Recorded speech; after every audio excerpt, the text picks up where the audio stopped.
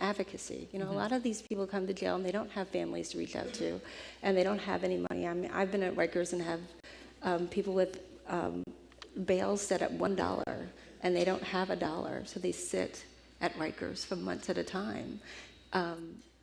If they had, but they don't have anybody to reach out to. They're for the lack of that money. For lack of that money, right. And I really think if they had an advocate, somebody that could go with them to court, explain to them what's going on, if they have $1 bail. I mean, maybe we could have some kind of fund to help them get out. And we see stories on the outside. I mean, whether, inside jail, it's just increasing their mental illness.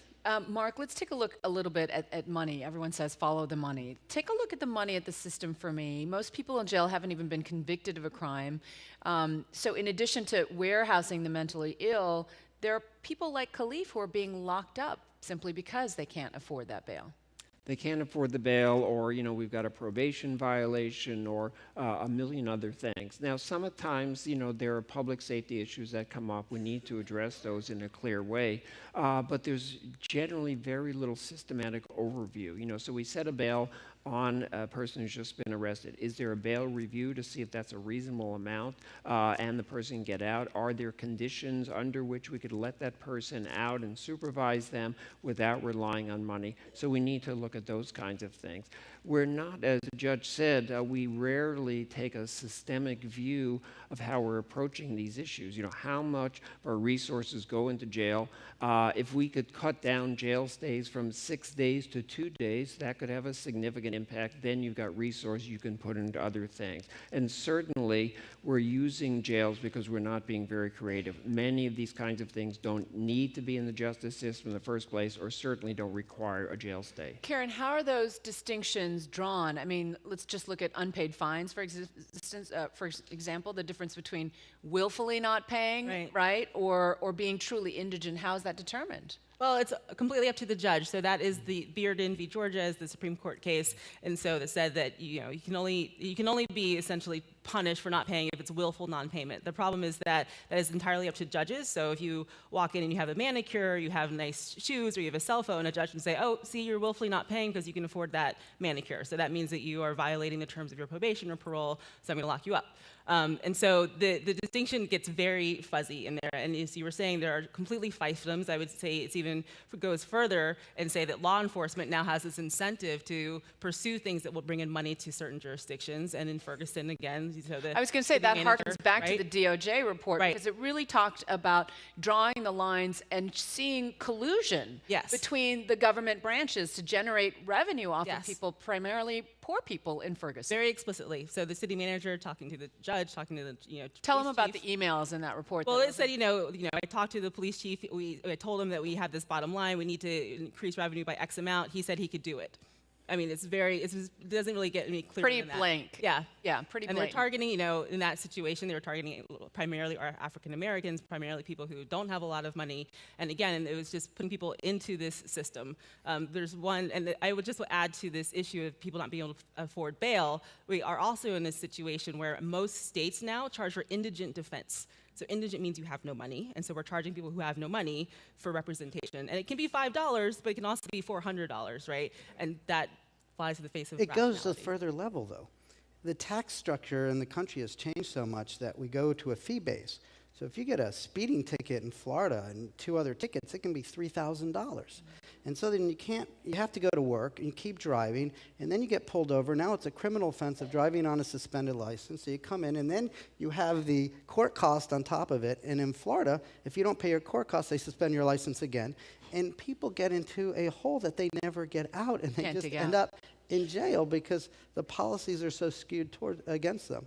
We only have a minute left. I want you each to give us your final thoughts. Where do we draw the political will? Look towards the future for me. What should we all be thinking about, Stephanie? I think really just an attitude, thinking of mental illness in general, just our attitude that people need help, regardless of where they are, and to be able to have people believe that money is needed in that area. I mean, people think about, if you ever read the comment sections, but if they're in jail, for some reason they need to be punished. And regardless of whether they're ill or not, there's an attitude in the general public that these people don't need treatment. And I think if we could work on changing that attitude, that we can get money to these systems and hopefully not house severely mentally ill people in the jail. We can have separate facilities like they do in Miami. Judge Leifman. Look, people with mental illnesses are just people who happen to have an illness. They have the same needs and desires and dreams of everybody else. And they unfortunately have been so marginalized and abused in our society, it's hard for them to even want to get help at this point. And so we have to make systemic changes in the community that offer them a way out and an opportunity for hope. And when you do that, it is absolutely remarkable the results that you can have. We've gone from deinstitutionalizing them and then putting them in a different institution, There's no doubt about it. basically. Mark. You know, I work on policy change every day, but I think one of the things we really need to do is tell stories. You know, the courage of Khalif's mom to be able to tell that story. I think there are far too many people in this country who just refuse to believe or won't accept the reality of what's happening in the justice system every day. We need to bring that home, and not everybody's going to read the policy reports or go to the legislative hearings. So we need to make that come alive, and sometimes it takes a tragedy, but at least we can get something out of it, I think. Mark, thank you. And I would just add that, the best way to denigrate your own dignity is to denigrate somebody else's, and that's essentially what we're doing in the criminal justice system right now.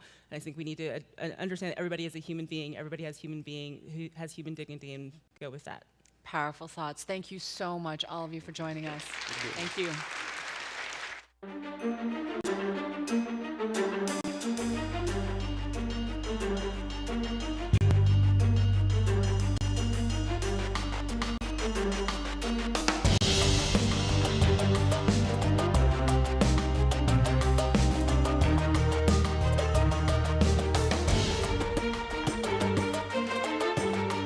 Your cronies are going to see that they better not trade on inside information or abuse their position, or they're going to end up like you. Broke, humiliated, and incarcerated. As per the law.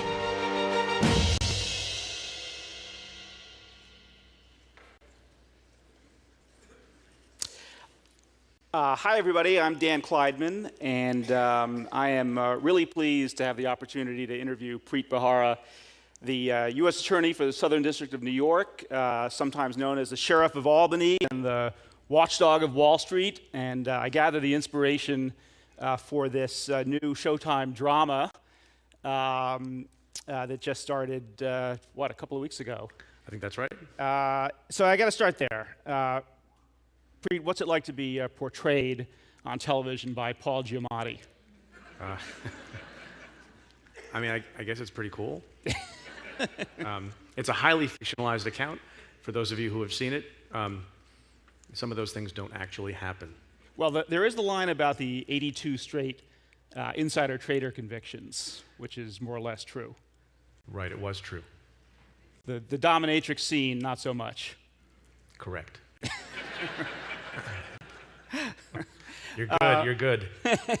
But look, there actually is an interesting point here. I mean, there's a reason that your job gets the Hollywood treatment. And it's one of the few high-profile legal jobs that really captures the public's imagination. And you saw some of the words, you didn't see them, but the headlines that were up there, words associated with this job: brash, dangerous, white knight, headline grabbing.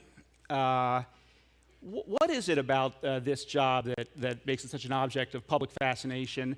And what is it about your upbringing, your personality, your values that made you really want this job?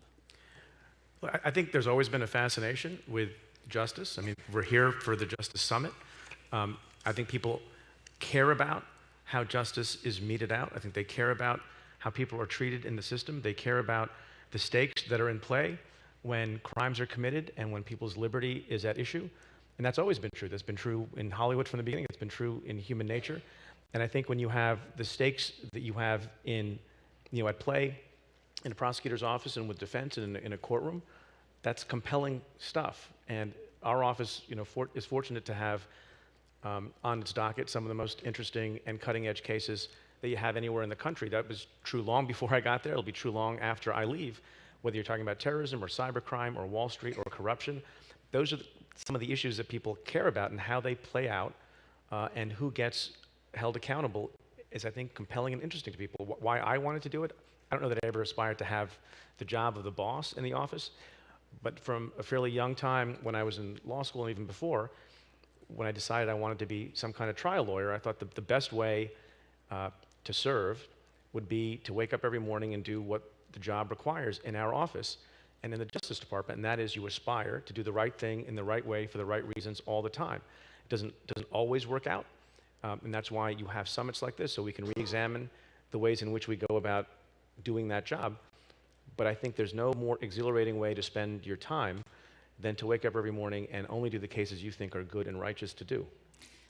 You have a reputation as a pretty aggressive and tough prosecutor, but I'm curious, before you took the job, did you anticipate the sort of depth of criminality and the kind of impunity of behavior that you found, and particularly among the sort of well-heeled, well-educated, people on Wall Street and in Albany, let's say? I don't think you find it surprising. I had been a line prosecutor for 5 years in the office before, doing mostly mob cases, Russian organized crime and Italian organized crime.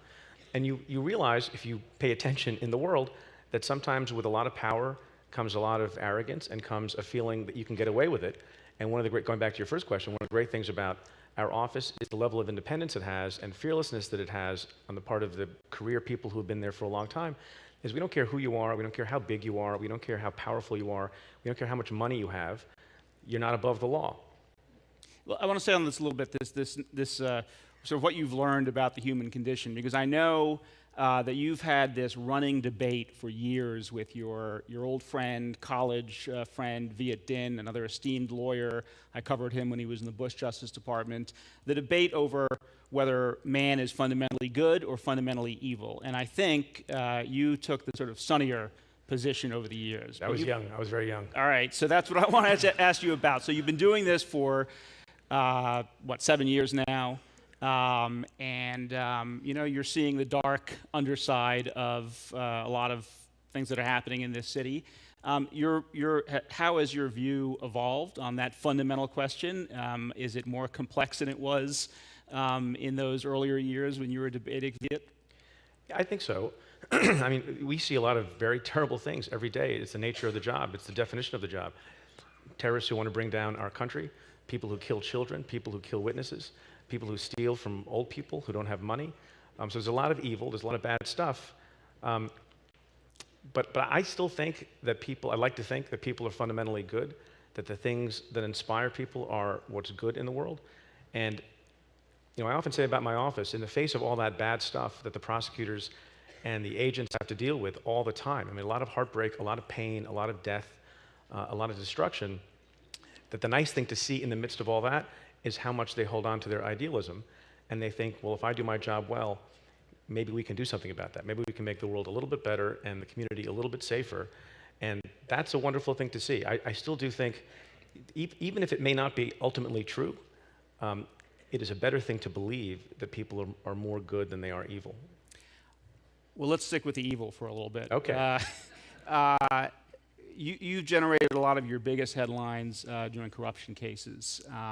And I'm curious, what makes a person corrupt? What's the essential ingredient, the sort of Achilles heel?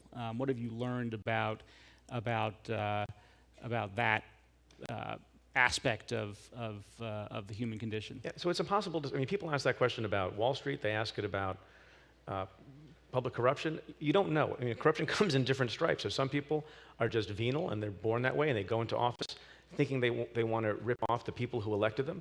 Some people, after a period of time, feel like it's owed to them because they're not making the kind of money they thought they were going to make.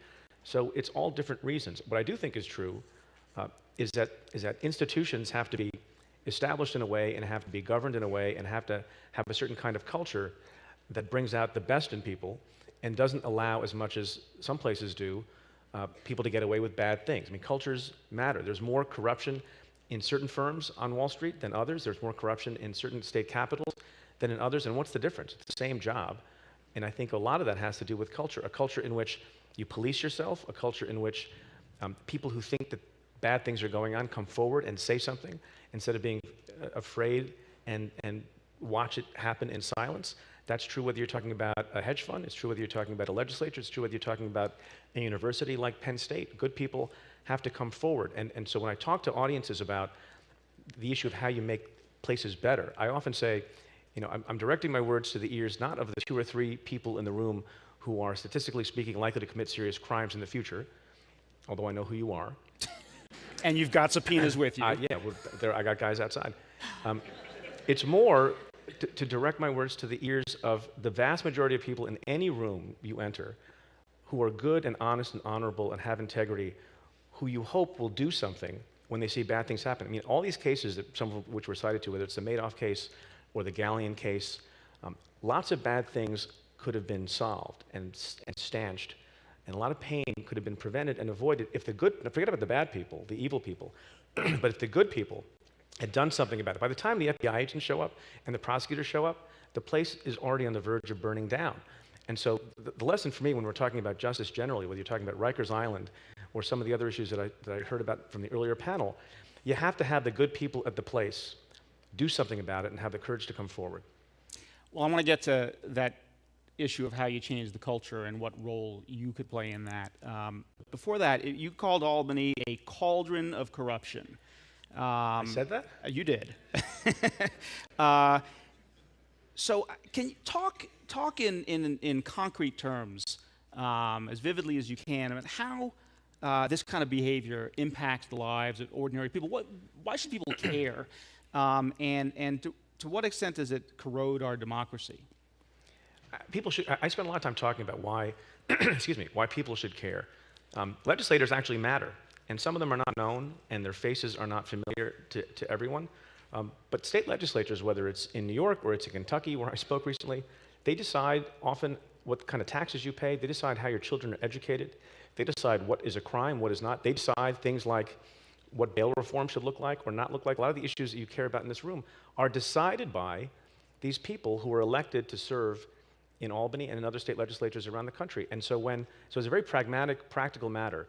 If you have people there who are on the take, and if you have people there who are in a system that is rigged, then you're not getting the benefit of your vote, and you're not getting the best results that you could possibly get. And we have a case, we have charged, I think, 12 state legislators, and there was a time, it might still be true, when you're more likely to be indicted as a state senator in New York than be turned away, than be defeated at the polls.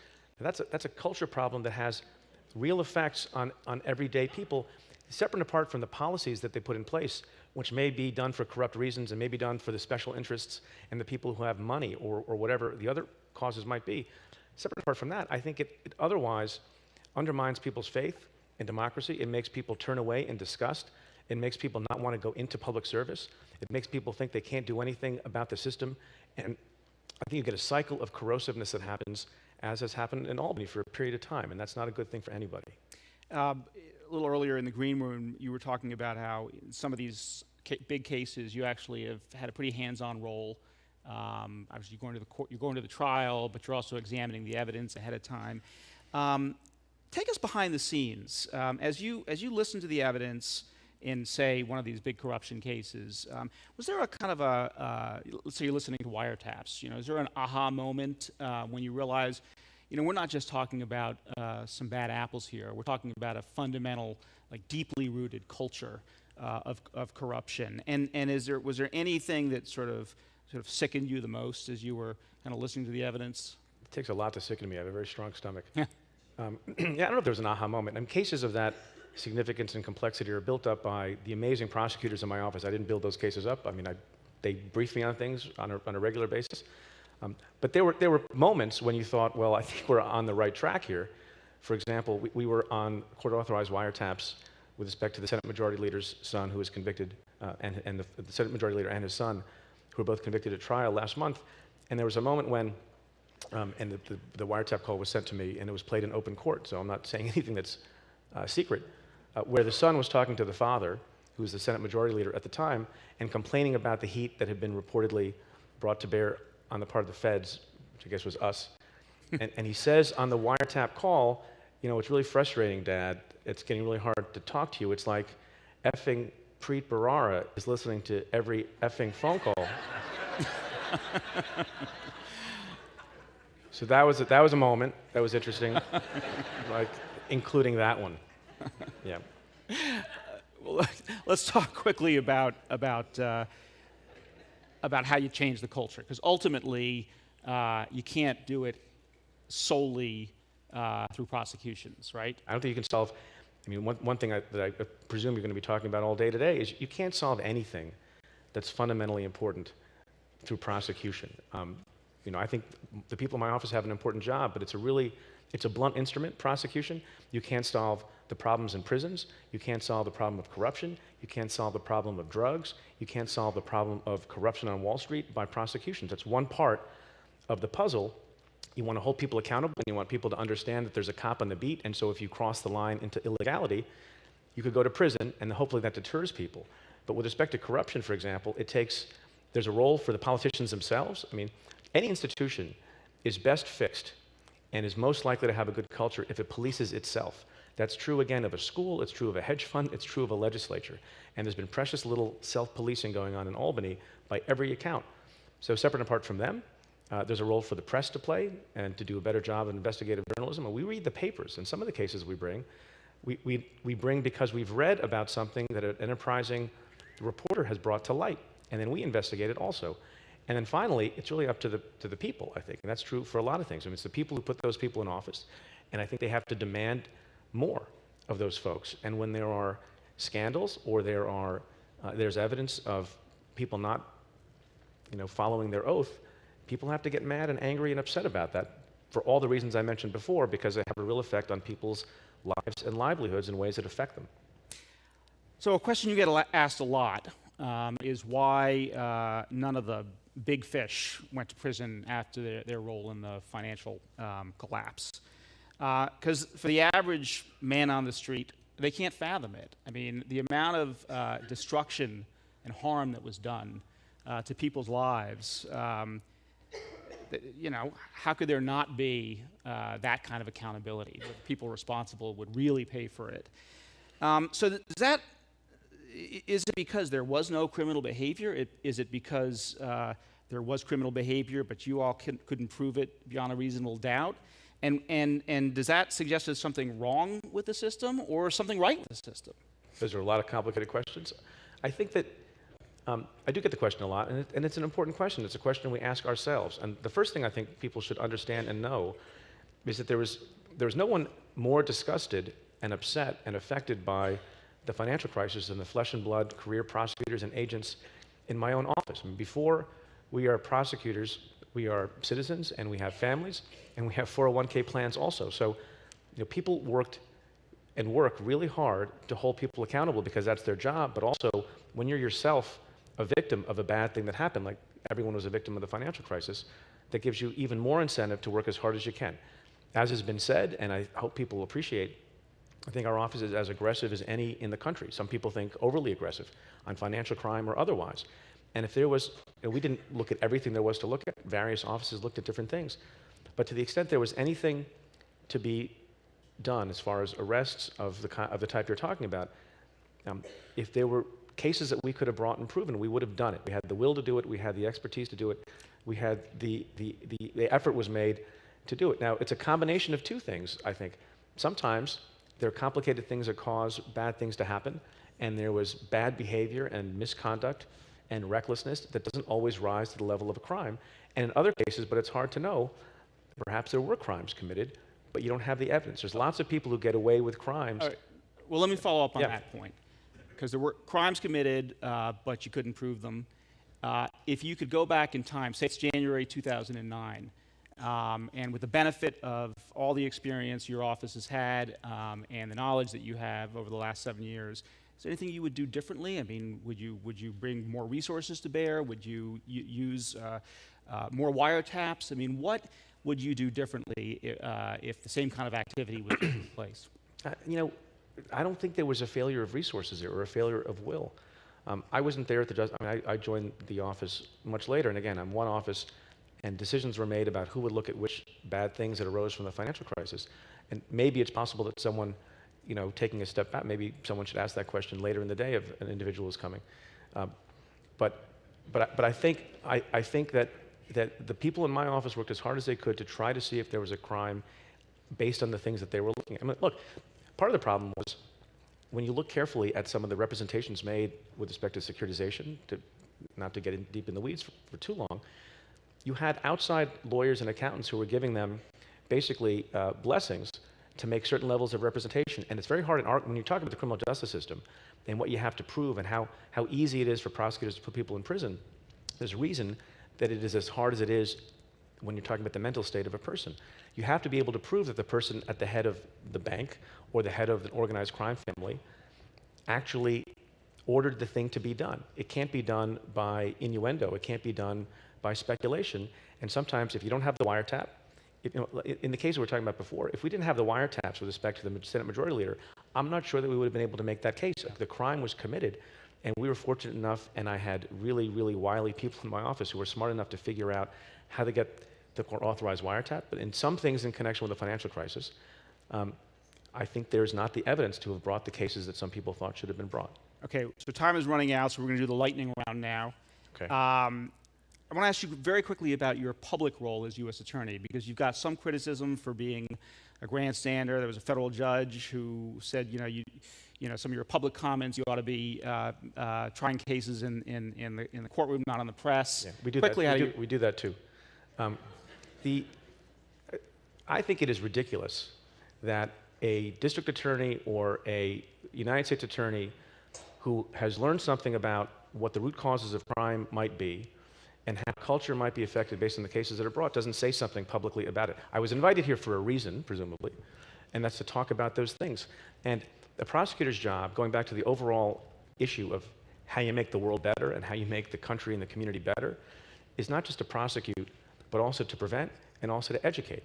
So whether you're talking about the prescription pill and heroin problem that is rampant everywhere in the country and especially here in New York, it is important for public officials to talk about why that's a problem. It's important to talk about how you can improve culture on Wall Street.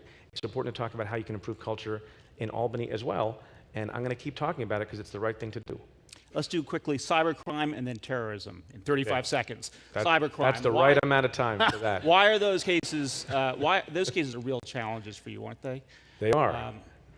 So quickly, speed talk. Cybercrime is really hard because not only do you have to prove a crime was committed, that bad guys somewhere infiltrated servers in a computer system and took customer data out, or stole trade secrets or stole intellectual property, you have to prove who did it. And most of the time, it's from somewhere outside the country. Often it's a nation state, really, really sophisticated people, and you have to connect those things. And that, it doubles or triples the level of difficulty sometimes when you're talking about proving cybercrime. Terrorism, New York, ISIS is still on the minds of a lot of people. New York, what's the biggest threat right now in this city? And to what extent is New York still the biggest target? I think New York always remains the biggest target in the world for a lot of reasons, because people want to take us down, and we always have to be vigilant about it. I think the lone wolf issue, the ISIS issue, FBI Director Jim Comey talks about it all the time. It was once upon a time, I think people were a little bit more sanguine about being able to know that people who were doing bad things were trained abroad in Afghanistan or somewhere else, and you might get a tripwire that they would hit, and you would know that people were buying certain kinds of things or training in certain places or having certain kinds of communications. You don't know if you're going to find that out this time around, and so it's a much harder thing to probe. I want to ask you a question about something that's near and dear to my heart. Khalid Sheikh Mohammed, the mastermind of 9/11, he was supposed to be tried in your courthouse, by your office in New York City in civilian court. New York politicians essentially pressured the Justice Department to change that. It went back into the military system, and it's now been 15 years since Khalid Sheikh Mohammed has been, he hasn't been tried in 15 years. What do you say to the victims, most of whom reside in your jurisdiction, the relatives of the victims, for not getting justice? Yeah, I say I'm sorry that you haven't gotten justice yet. Another good question for Mr. Holder, who's coming later. It was 6.5 years ago that he called me in November of 2009 and said that your office will be prosecuting Khalid Sheikh Mohammed. And then obviously for reasons that you describe and other reasons, that didn't end up happening, and he remains in Guantanamo Bay, Cuba. In those 6.5 years, my office and the great career prosecutors in my office with the Joint Terrorism Task Force have convicted terrorist after terrorist after terrorist, including Osama bin Laden's son-in-law and a whole host of other people who were involved in acts of tremendous violence, killing Americans over and over and over again, while I think Khalid Sheikh Mohammed is awaiting his first pretrial conference or something like that. And it's unfortunate that that's the case, but I hope that I know you care about this and you've written a great book about it. I hope that part of the legacy of the last several years after the controversy surrounding the decision about Khalid Sheikh Mohammed is that quietly and with the track record of my office and others, that we have been able to prove that the Article III civilian justice system is the best in the world. We should be incredibly, notwithstanding the problems that it has, we should focus on and try to reform, but it's the best in the world.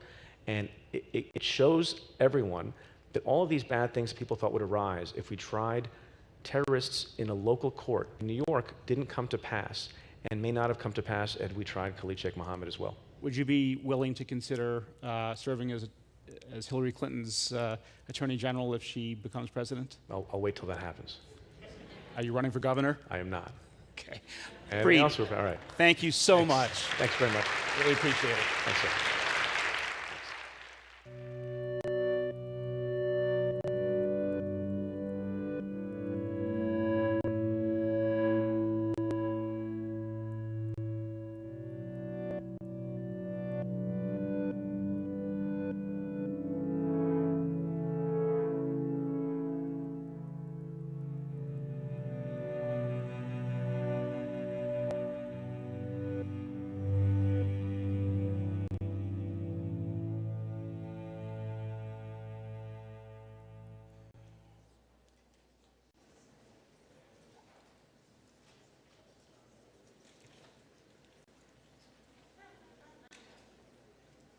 These are the words of Taurus Buchanan, who at 16 years old threw one punch during a neighborhood fight. He was charged with homicide and is serving life without parole in Angola, America's largest maximum security prison. Taurus will be 39 years old today.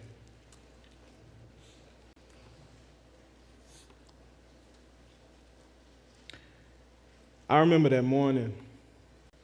I was scheduled to go on a gospel tour with my dad, you know. I was supposed to be taking a bath, ironing my clothes, packing my stuff, getting my stuff ready. But then I heard a commotion outside. That was my cousin. You know, they was outside with some friends. Now I'm really going down there to brag, you know, about the trip. We started shooting a breeze about a party that was coming up Saturday. Jacques and his friend, they were up the street, and I didn't recognize him at first, so I asked my cousin, did he know him? My cousin told me, yeah, that's one of them that jumped on me and threw me in the canal.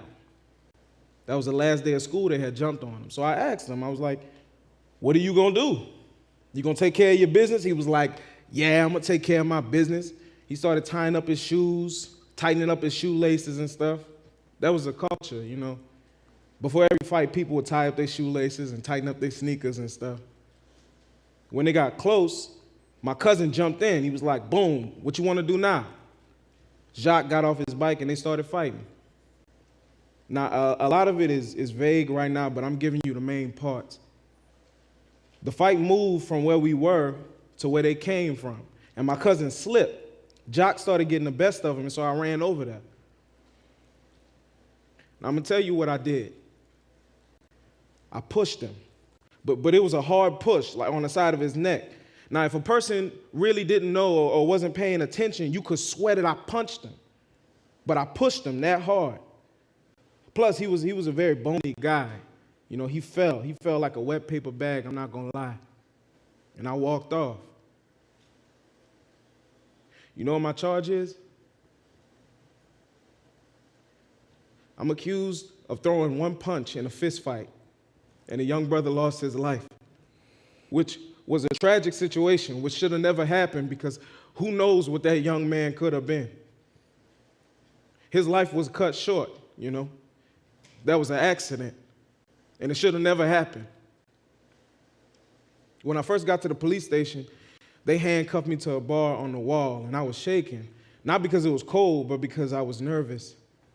I had been in trouble before, but at that moment, I realized that I wasn't ready for what I was facing. I had never been in nothing that serious. You know, I'm thinking somebody's dead. And while they was taking pictures of my hands, I was crying, telling the cop, you know, we ain't intend for nobody to die. We didn't want to kill nobody. We was just fighting, you know, what he died from, what happened. The whole time I was in that cold tank. It was dark in there. The light barely shone through the clouded film. I started praying to God. I was asking him to deliver me from my situation, to vindicate me. I was praying whatever prayer I knew. They came and opened up the door, and we went to trial. And I was found guilty 3 days later. Yep. Judge didn't even ask me if I had anything I wanted to say, which if he had, I would have told him the same thing I've been telling everybody for years. I'm sorry it happened. Jacques could never have lost his life, you know? Nobody intended on that happening. You know what I'm saying? I'm sorry it happened. It should have never happened. I had this thought many times over. If I could have blown breath back into his body so he could live again, I would have done that. Even now, I wish I could do that. We was kids, you know what I'm saying? We were young. We didn't realize how much of a child we were until we ended up in some grown situation.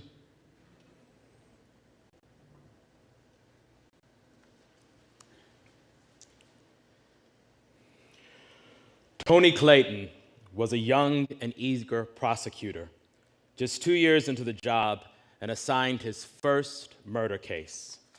These are his words. One punch. It wasn't beating him up. It was a one-punch case. I was a young, braggadocious kind of little kid. I said, oh man, I can convict, I can do it, just give me the damn case. I took the file and I worked it up. I went out into the neighborhood and I was able to get a conviction on it. This case has forever haunted me because I've constantly questioned myself. If I had it to do all the way over again, I don't think I would prosecute him for murder. I would offer him 21 years and let him do 7. That's what I would do. The reason being, I would deem it as manslaughter, and that has a provision in it that says, any misdemeanor affecting a kid of a certain age that results in the death of a kid is considered a manslaughter. Here is a simple battery, punching him in the head that resulted in death. I don't think the Louisiana murder statute was designed to lock up 16-year-old kids for throwing one punch. I should have not prosecuted Taurus for murder. I think I went too far. If the state of Louisiana lets him out, I would fall on my knees and thank God. This is a time the system would work if they let that kid out. I love my kids. I don't want anything to happen to my kids. I don't want Taurus Buchanan to beat one of them up, but I also know that people make mistakes and there are second chances and they should let Taurus go. He's paid his debt to society. For all practical purposes, he's been a model prisoner. He should get out and he should be able to prove himself. I did see him several years ago. I went to a boxing match and I talked to him. I forget the gist of the conversation, but he was cordial to me. He was respectful and said he understood. And I said, man, just let me tell you, I was young then. And I left it at that. I didn't apologize to him. And I'm never going to apologize to him because I didn't do him wrong. I think I did myself wrong because I have to live with what he's going through.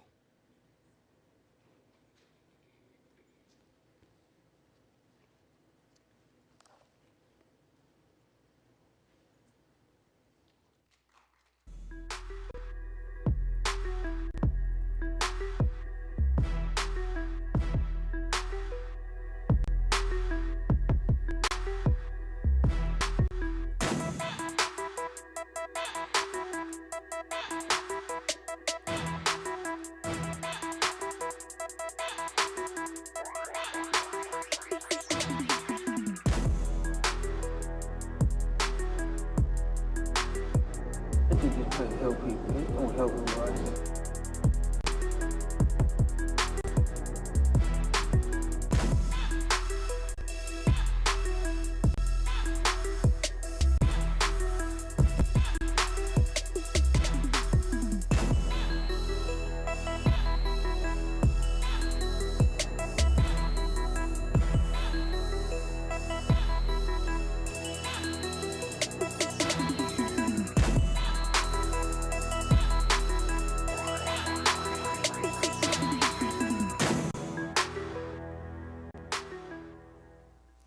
Hello, everybody. I'm Bianca Goldriga from Yahoo News, and those indeed are some depressing facts. But the news is not all bad. In fact, juvenile incarceration has fallen dramatically over the past few years, and as you all know, this has been a huge week for juvenile justice. Just days ago, President Obama banned solitary confinement for juveniles in federal prisons, and the Supreme Court ruled to enforce its ban on mandatory life sentences for juveniles. However, 14 states still have no minimum age to try children as adults. And as we speak, approximately 10,000 children sit in America's adults' prisons. So for many young people, the path to prison begins at school. Or more accurately, it begins with being ejected from school. Suspension or expulsion vastly increases a person's likelihood of ending up in prison later in life. And in America, Black and Latino youth are expelled 3 times as often as white students, and they make up 70% of in-school arrests. The panel beside me here is to talk about how this is happening and how they are working to course and correct the situation. Actor and playwright Anna Deavere Smith, her latest play, Notes from the Field, Doing Time in Education, is a brilliant bird's eye view of our failing education and justice system. In it, she brings issues to life with testimony from judges, teachers, doctors, parents, students, and activists, and of course, many more. To her left is Judge Jimmy Edwards. He's a circuit court judge from St. Louis. He founded the Innovation Concept Academy, a remarkable school for at-risk youth. The school is a lifeline for hundreds of young people who would otherwise be denied an education. And to his right is Adam Foss. He's an assistant district attorney from Suffolk County in Boston. He is trained to become a defense attorney in law school, but quickly decided that he would be more positive of a force as a prosecutor, and we'll get into that decision later on. And last but not least, Joanne Jaffe is the chief of the Community Affairs Bureau for NYPD. Under her purview are the Juvenile Justice and School Safety Divisions for New York City Police Department. So thank you all for joining us in this very interesting topic and what will be an interesting conversation.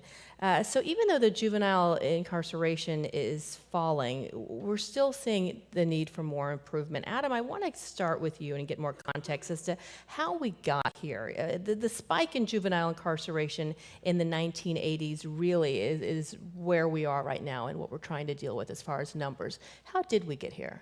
As you saw in the video, there was a phenomenon that sort of was generated in the media and circulated throughout the public that in the late 80s, early 90s, and into the new millennium, there would be this thing called the super predator, which were the kids of parents who had been incarcerated, parents who had been disenfranchised, and this whole section of kids was going to terrorize the United States of America. So that, in combination with Columbine school shooting and other such events, there was a confluence of those events that created policies which really started in the schools with zero tolerance, which got us to where we are today.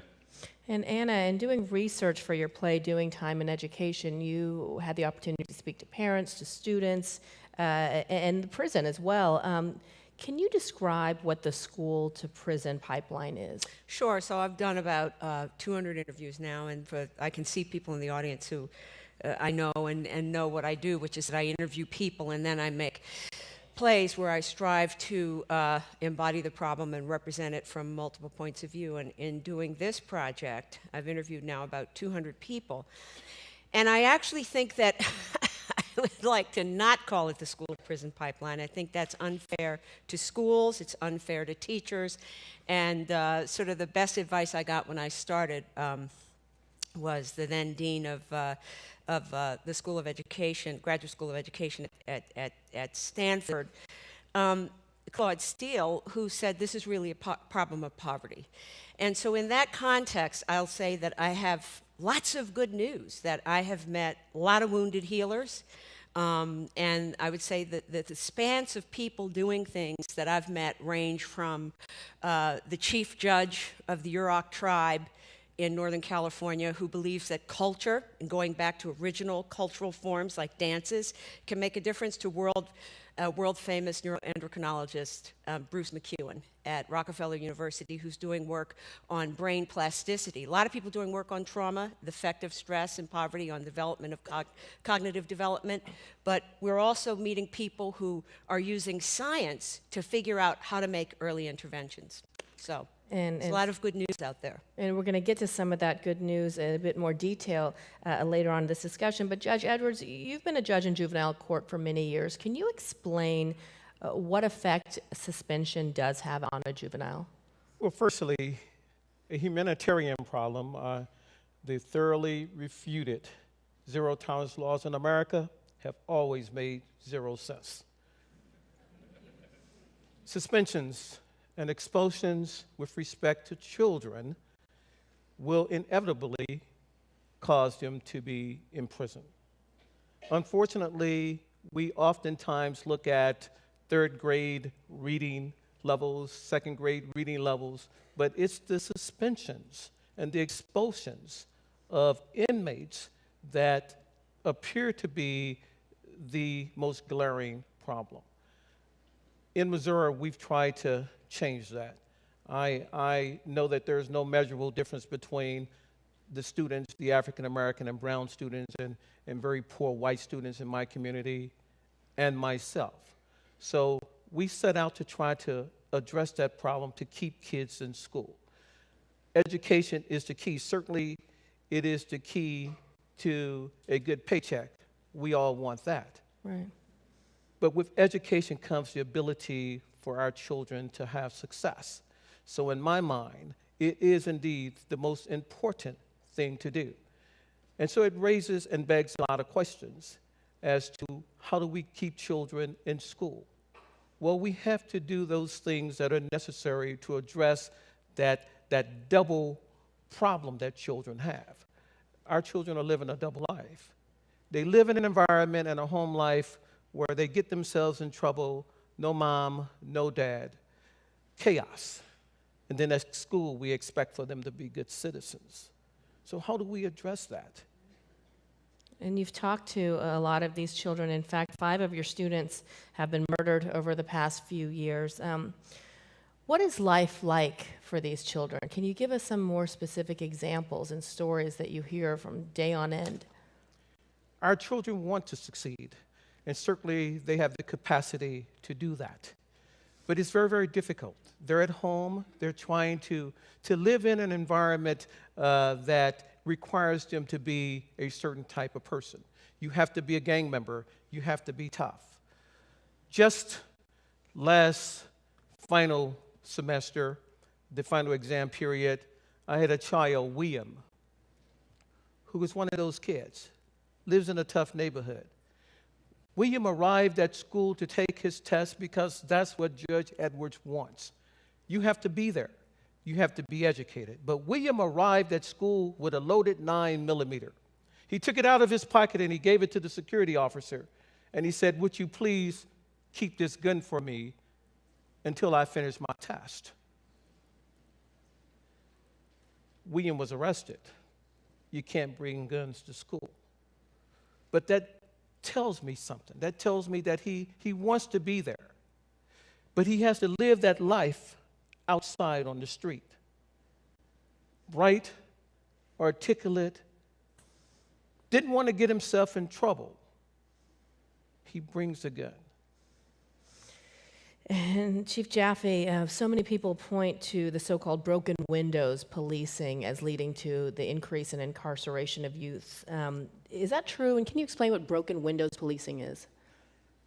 In general, broken windows is dealing with the small things so they don't manifest themselves into bigger things. You know, if you go back into the 1980s and early 1990s in New York City, We saw what we called wilding incidents in the city. It was plastered across every newspaper, every front page, 25 kids running through Times Square, beating up people, robbing people, and it put a lot of fear into the citizens in New York City, and government officials reacted to it. In the early 80s, we saw the crack epidemic in this city, and we saw a lot of people's behavior turn more violent. So there was a lot of fear, a lot of perception of victimization, and then the police department, city agencies decided to be tougher on crime going into the 1990s and being more assertive and aggressive in dealing with people that are involved in some type of not only illegal behavior, but behavior that could be interpreted as like harassment or disorderly conduct. And do you see those arrests making the streets of New York City any safer? Back then, I think they contributed to making them safer. Of course, when you work really hard and get people that are robbing people off the street and they go to jail and they stay in jail, in some ways that temporarily helps. It's like a Band-Aid. It's a short-term solution, but it's clearly not a long-term solution. As we heard earlier, 95% of people that go to jail get out of jail, and we as society have a responsibility to deal with that. We have to think of these problems as long-term, not short-term. And these juveniles, Adam, are entitled to defense as well, and you've defended many of them, though at some point in your life you thought you'd be more effective as being a prosecutor. That, to many, would sound counterintuitive. Can you explain why you made that decision and what you've seen as far as change along the lines? As I started out sort of in law school and going through law school, I felt, I'm sure the same way a lot of people in this room do, that there was a problem in the criminal justice system, and a lot of it ended up having people going to jail that shouldn't be there, young people being in jail that shouldn't be there. And so I thought the best way to combat that would be a defender. What I realized through that experience is that as a defender, you're sort of powerless. You're asking all the time. You're asking the judge for something. You're asking the prosecutor for something. You're asking the probation officer for something. What I came to realize was that the prosecutor had all the power. It was the house if you were gambling. And I wanted that. And so to shift from trying to keep people out of jail as a defender, I'm trying to help kids stay out of jail, because our kids are no different than the young people that are here at John Jay. It's just the impediments to their success are so great that they need advocates on both sides to help them navigate that period of time. And Anna, I want to get back to your research and the people that you've spoken with. As you mentioned, you spoke with a neurologist, and one of the characters in your play is a neurologist. And I think a lot of people don't spend enough time talking about the impact of trauma and what these children see day in and day out, what impact that has on their lives and their young brains as they are developing. Can you give us more insight into that? And also the attention that white young children receive compared to those of Latinos and African Americans? Well, I would say that, first of all, I just want to pick up on something you said, Adam, which makes me think of a young man that I met in a facility outside of Washington who was talking about all the services that he gets when he's locked up. He's now 18 and he'd like to stay inside till he's 21, because when he goes back on the street, he won't have a mentor, he won't have a tutor, he won't have possibility of a job. And his only fear is that if he decides to stay in or do something else to come back in, they could send him anywhere they want, you know, anywhere in the country that they want. But he's actually thinking about doing something where he can be assured of services. Otherwise, as he says, I'll be back on the streets robbing people, stealing cars, selling drugs. Doesn't really want to do that, right? So this idea of what happens before and after is so important. Yeah, well, I mean, there's a lot of discussion now of trauma. I was invited to be in a fireside chat at the White House with Valerie Jarrett on school discipline this summer, and I was surprised at how many people are taking this notion of school discipline and talking about trauma. So one of the people I perform is a psychiatrist, a child psychiatrist, and what they know is that, in fact, trauma is passed down generation to generation through DNA. And the good news is that people are paying attention to this now, and that there are ways to increase what's called brain plasticity. neuroplasticity. And actually, the research on that can help poor kids, but can happen that can help all of us who are over a certain age, right? So that there's actually benefits from looking at that which we would like to discard in terms of the overall well-being of everyone. And so I think that this work that I'm coming across is really about how to improve not just test scores, but mental and physical health of children, and all the money that we're spending on the back end, which this day deals with a lot. How about if we put that on the front end and really make schools places that can, you know, build lives and save lives? And that mental, that's right. And that mental stimulation that you say children need and they crave, as we all know, and as experts suggest as well, applies to what you're doing, Judge Edward. Your program runs from 8 a.m. to 8:30 p.m. every day. It's so hard to keep these children occupied and preoccupied when they're not in school. Why is it so important to stay in school, and why have you extended it to even longer hours than most schools across the country? Tell me what you're doing in those schools. Well, certainly in my mind, there are three pathways to being in prison. The first pathway is a lack of adult supervision. Secondly, too much idle time. And thirdly, economic constraints. And I can tell you that if any two of those exist in a child's life in any combination, that child will inevitably end up in prison. And so my job at Innovative Concept Academy is to try to eradicate at least two of those in any combination. So if I can provide the appropriate mental health services in school, the drug interdiction and treatment in school, if I can provide anger management in school, and if I can provide the appropriate tutorial, serious, compassionate folk to give our kids hope, give them an opportunity to understand what's expected of them and a realistic opportunity of getting there, then our kids will have the ability to succeed. And I'm happy to report that the judiciary, the court system, is starting to understand that. We're starting to understand that at the National State Courts Center.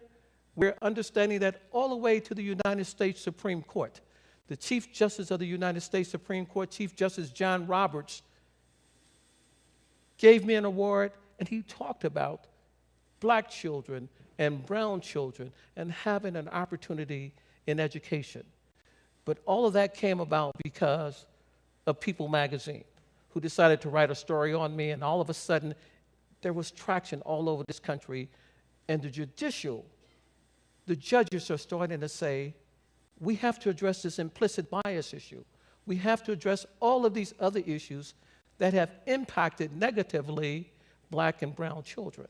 And I'm pretty happy about that, because there have been a lot of negative things coming out of Missouri in the last year and a half or so. And I'm very, very happy to say that we're going to take the lead on this whole issue with trying to stem and or eradicate zero tolerance in education for children. Good for you, Judge. But Judge, how can we not have you make a shout out for art? If what I read about you is right, you've got drama classes going. I do. Yeah, and you know, they've taken art out of the schools, so you need to campaign to bring it back. One of the first places they cut funding, Yeah, exactly. Chief Jaffe, I think we all know that it's in society's interest to keep children in school and in out of prisons. What is the NYPD doing to reduce the number of summons and school arrests? I know that you're starting to issue more warnings. Right. So in the past couple of years, under the mayor's leadership, there was formed under the Criminal Justice Coordinator, Mayor's Leadership Task Force, to look at school-related issues. It involves the NYPD, the Department of Education, many other city agencies, and advocate groups. And we've changed philosophy of how we deal and address with, so has principals in schools, and this is going on as we speak through our training, through our hiring practices, related to arresting, suspending students is up to the Department of Education. But for us, issuing summonses in school and arresting students. So over the past 4 years, our arrests and summonses of students are down like 70%, 65 to 70%. At the same time, of 7 major crimes in schools in the city, 1.1 million students, is down about 25%. We just embarked on a warning card program in 38 schools in the Bronx. They're in 5 separate buildings, but many schools under Department of Education have been combined. And we're doing a warning card program for students 16 years of age and older who would normally receive, say, a criminal court summons for possession of marijuana and/or disorderly conduct, and we're giving them a warning card, which is a piece of paper. A copy goes to the adult, the parent in their life, and also the Department of Education, and it's Department of Education's responsibility to then address the behavior. So, in effect, they're not getting a criminal court summons, which if they don't appear, they then would be issued a warrant. Then when they have a warrant, if they're ever stopped again, they're getting arrested. So it hopefully thwarts the beginning of that cycle that could then perpetuate itself and make it worse after, worse and worse. And that long process that you just described. But as the judge mentioned, I think people fail to think about the impact of many of these kids having double lives at home, at school, and what they see in both places. There's only so much that teachers and judges and folks like yourself can do to help these children and protect them. Some do fall through the cracks and pick up guns as well. Chief Jaffe, you've been working on powerful education to prevent this from happening. Before you tell us more about it, we have a short video we want to show you. There is nothing you can do to make it right. And it's that fast, and it's over, and it's done, and you don't even know what you did. And by the time you understand, it is too late. Wow.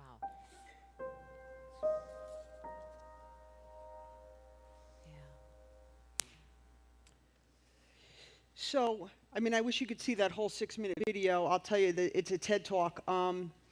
But my experience in the housing developments, just to put this in context, I was the housing chief for 10 years, so we're talking 600,000 people, 334 developments in the city, 1 development, 50 buildings, 20 buildings. You're dealing with lower income, issues, all societal ills, by and large, that are affecting people in different ways in public housing. And then you have your cluster areas of public housing like East Harlem, Brownsville, and the South Bronx, where there's a tremendous amount of public housing in a very concentrated area.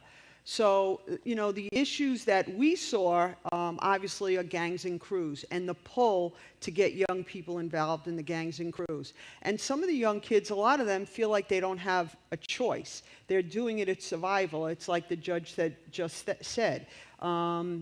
We see, the disease that permeates these places, and not all of them, of course, is hopelessness and despair. And we have to work to take that hopelessness and despair and turn it into hope and dreams. And we have to affect these young children's lives. And we have to do it in different ways. We have to do it through the educational system. We have to do it through law enforcement. We have to do it through all the social service agencies and my partners in city government.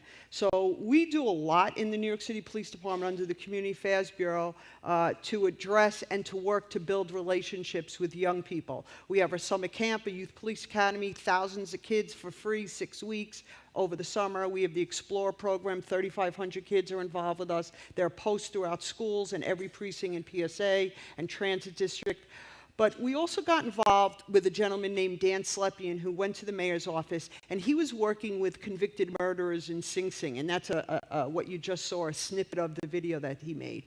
And convicted murderers in Sing Sing, there was altogether about 15 of them, and I had the opportunity to meet with them last year up at Sing Sing.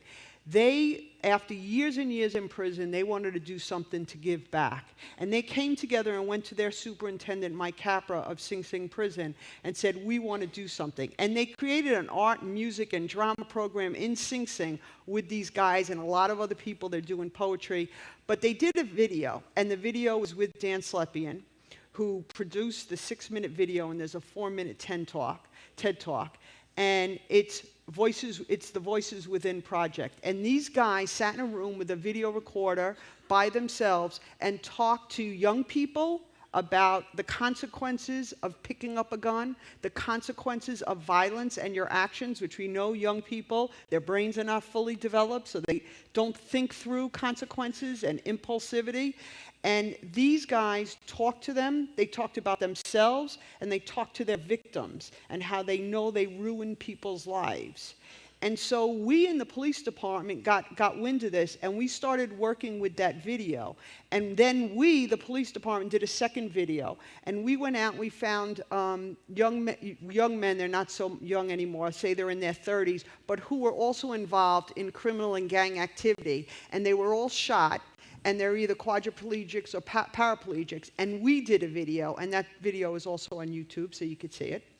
And we spoke to them, and we asked those 3 guys who were willing to participate in this program with us, the police department, if they would talk to young people, and what would they say. And throughout the whole thing, it's stay in school. Don't let the streets eat you up. Fast money ain't good money. And those are just quotes. But it's all about the educational system and listen to the adults in your life. So we took these 2 videos and we started training people in the New York City Police Department on how to facilitate discussions with young people in all the different communities. So it could be a school setting, if we had the opportunity to bring only 15 kids together.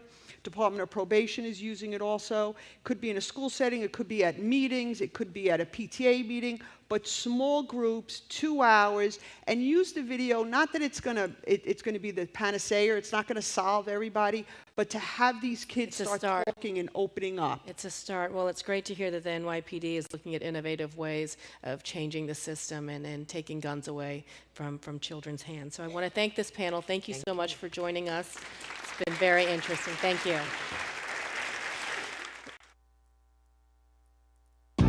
American school, now we in church too. Shooting, shooting, shooting, we to pray, always shoot. I'ma be trail, you should be trail too. Shooting, God, only time we can shoot. And I am so tired of being insecure. To sum it up, don't give a fuck. Light it on fire. Yeah, yeah, yeah, yeah. Yo, check. I am Sugar Ray Robinson, Booker T. Washington, W.E.B. Du Bois. I'm the modern one, yelling at senators, presidents, congressmen. We got a problem that needs some acknowledgement. I am no prison commodity, not just a body you throw in the cell for any reason just to bother me. Just for your quota, so is rest in peace of Sean Bell. Sleep in peace, every Ghana, every street, every corner. Conspiracy, new order. I spoke to Tamir Rice's mom and she told me be strong. It won't be long till it's justice. They want to vote for refuse the discussion on how certain cops face shooters for nothing. Revolution is coming. You want like a change. The land of opportunity. Put me in change. The land of unity. The land like the same. Brotherhood, trust. It's the same. America. Man, I like I made it up. You blaming us. We could keep it 100. Y'all gave the name to us, nigga. You feeling change. You feeling change. You feeling change. You feeling change. You feeling change. You see these shades. I can see a difference from how it used to be. Oh, feeling change.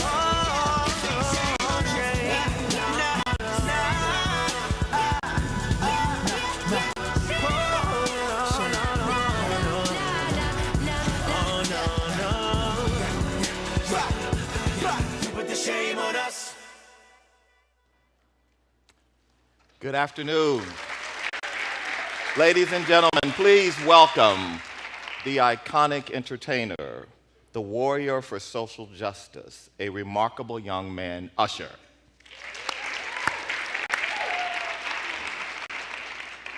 So, what is this about? What's the meaning of what we just saw, Usher?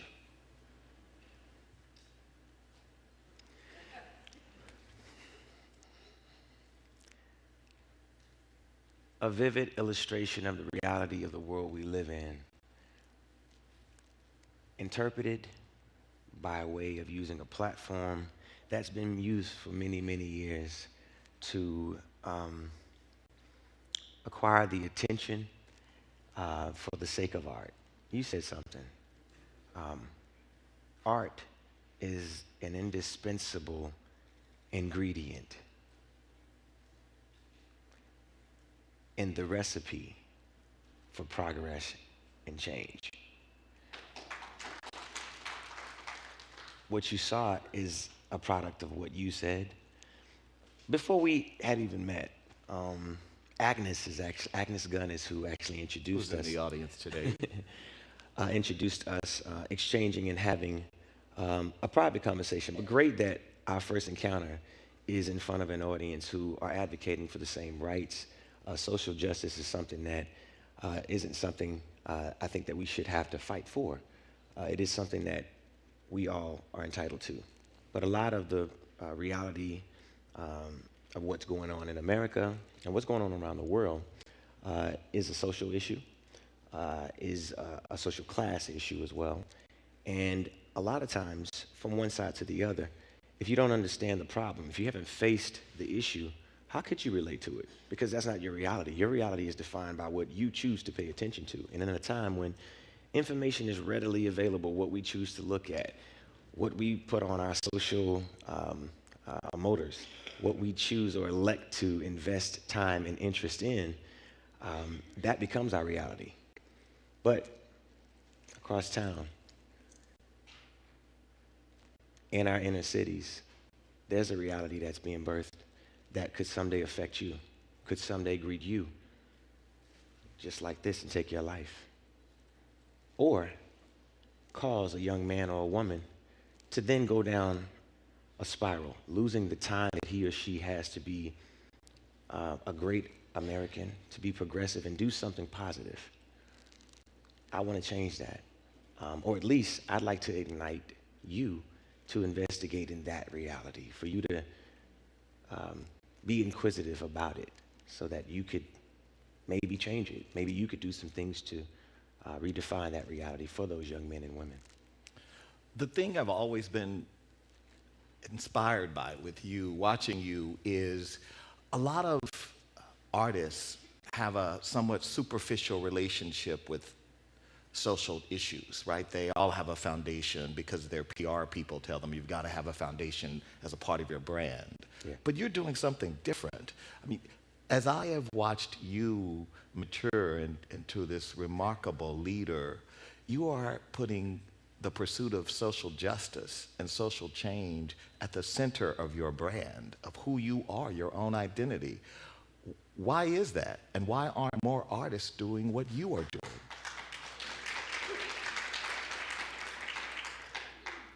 Oh, man. Well, first of all, philanthropy is cool, you know? You make philanthropy cool. I don't. They don't say it's cool when I walk in the room. When you walk in the room, you change the conversation about philanthropy. Well, I think I have to go back to my upbringing. And maybe there is some validity in the idea that lack thereof sometimes gives an opportunity for a greater perspective. And the men and women, or boys and girls, who were just like me at the age of 12, 13, and 14, in a time when I was very easily, or could have been very influenced by my reality. I didn't have a father in the house to tell me the difference between right and wrong. I had a mother who definitely made sure I stayed on a path of the straight and narrow. But it then gave me an opportunity to investigate and look out for what at the time was just considered motivation. I then recognized that what I was looking for was a mentor, someone to speak positivity into my life.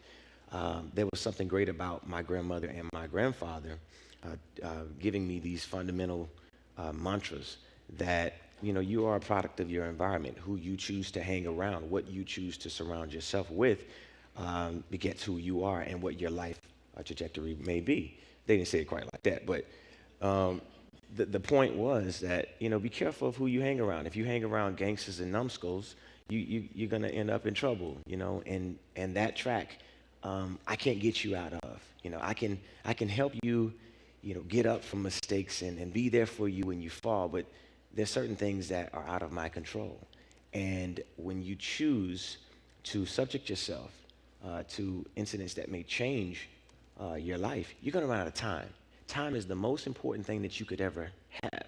Don't waste it. Use it properly. Use it in the right way. But when we talked the other day on the phone, we were talking about there are a lot of young brothers and sisters out there who don't have someone. They don't. And so we were talking about what was happening in Chicago. Yeah. And the gang. Yeah. The black on black crime, and how people who are outside of our community look in and say, why are these black people killing each other? Why are all these gangs engaged in this kind of warfare that's just hurting their own people? And yet, often these young men and women are looking for community. I think we're looking for community. I think that those young men and women, and by the way, I don't think I have one solution. Again, what I am hoping to do is ignite you to take interest and care and maybe invest in some young man or woman or boy or girl who could potentially go in the wrong direction or down a bad path, right? Through 501c3s or just adopting a kid, whatever it may have been. If you look at the idea of the community and how it's changed from when my parents or my parents' parents were being raised, it was a community. It was in some way tribal, right? Because if you got in trouble, I used to hear about this, and I actually took some of those whippings too as a kid. You too, huh? Yeah, but as a kid, it was a community effort to raise a child. And if you saw a group of kids going in the wrong direction, they then took the initiative to speak because it was an effort for the sake of community. In a lot of ways, I do feel like our communities have begun to fail us. And it's a systematic issue, or either a lack thereof, our taking ownership of our communities in that way to begin to change that idea. And I gave you the perspective that was mine, right? So for the young man or woman who doesn't have a father or mother or father or heavily abusers of narcotics or whatever it may be, they just are not available. So who is available for them? It's the gangs. It would be some man or woman who would say, hey, if you slang this dope, you know, hey, listen, it's short money. I mean, it's fast. It's good money fast. But the reality of what you're doing is you're putting yourself in a position where you could lose it all. Kids don't have that. They're not developed enough to even understand the reality of that until it's too late. But that, in a lot of cases, is the only sense of community or family or tribe that our young men or women have. And then as it relates to teen pregnancies for young women who just want love, you know, they look and then they're kind of lost. Obviously, there's many, many issues to unfold within the inner city. But in a lot of ways, I just think that the community may be failing us in some ways. And we need to work harder to build a better idea or a better perspective of what's available for our kids. So let's talk about your philanthropy. So you've got a foundation called New Look? The New Look Foundation, yes. So what's New Look's mission? And talk about some of the programs that you have. Well, one of the programs that we are very excited about launching in Atlanta, it's up and coming very, very soon, is a Spark Lab. Imagine an environment that's like the Silicon Valley for young men and women who are eager to change their community or eager to change issues that are affecting them. Or simply to give them the tools that they need to be leaders, to give them the ideas that they need to take on in order to begin to position themselves for success. Education, career service is something that we do focus on. Their talent and helping them find their spark. We call it the Spark Lab. It is a community effort. So the men and women, I call them men and women because we're raising future adults. We can call them kids, boys and girls, but the reality is we're raising future adults. What I'm hoping to do with my Spark Lab is to make them innovative, active young men and women, you know, to become disruptive innovators who find ways to communicate an idea or use art and some way of articulating themselves so that they can then put the information out about what's happening in their community, how they'd like to change it, the effects of it. Take, for instance, it's a young lady by the name of Mary Pat Hector. She's a Spelman student and a sought-after young activist in Atlanta, Georgia. She won a Peace Prize in Atlanta. There's a first Peace Prize in Atlanta. And what that gave her was an opportunity to fuel a campaign that she had about gun violence. So they put bulletins up all through these impoverished areas, and it basically shared statistics about what it was to think twice. The name of the campaign was Think Twice. And it's social active opportunities like that that begin to not only empower them, but give credence to the idea that it's not just our responsibility, it's their responsibility. This is their community. They're taking control of it. They're becoming the future leaders. They're becoming these young men and women active in changing their future. And do you consider yourself an activist? I mean, a lot of people today recoil, oh, I'm not an activist. I'm just doing my bit. What do you consider yourself? I'm a human being who cares about my planet, who cares about people, who cares about, the reality of our children's future. If that makes me an activist and puts me in a position to be considered that, I'll take that on as another title. But it's also true in some ways. You realize, you as a young black man in America sit in a very privileged position. Doesn't mean things that I could choose to focus on. The same way I needed a mentor, the same way I needed someone to motivate me, that became my reality. I want to be that source for Mary. I want to be that source for Dewey. I want to be that source for men and women who feel like no one can hear or understand them.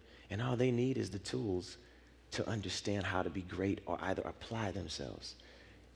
I started that effort when I was 16 with the idea that the most influential role model for a child is a child. If I come into your school and I talk to you about what I could do, that's a point of reference.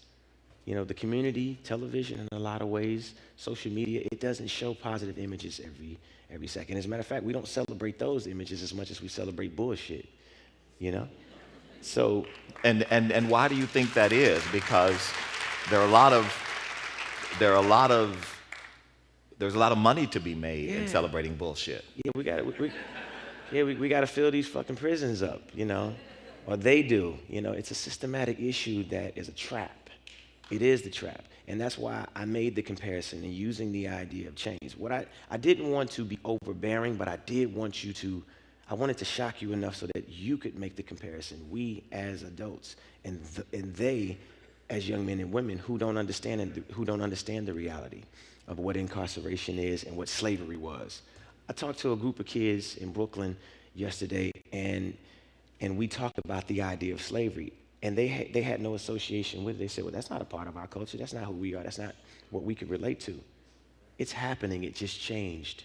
It is our incarceration system that is enslaving you. So, what is your message to young, black, low-income, white, anybody in this country who is poor, we know, feels trapped in a system that is working against them? Are you hopeful? I think we all are hopeful, correct? That's part of the reason why we're here. We're here because we're vying for a solution, and there's no one person in this room who has it. It's a collective effort.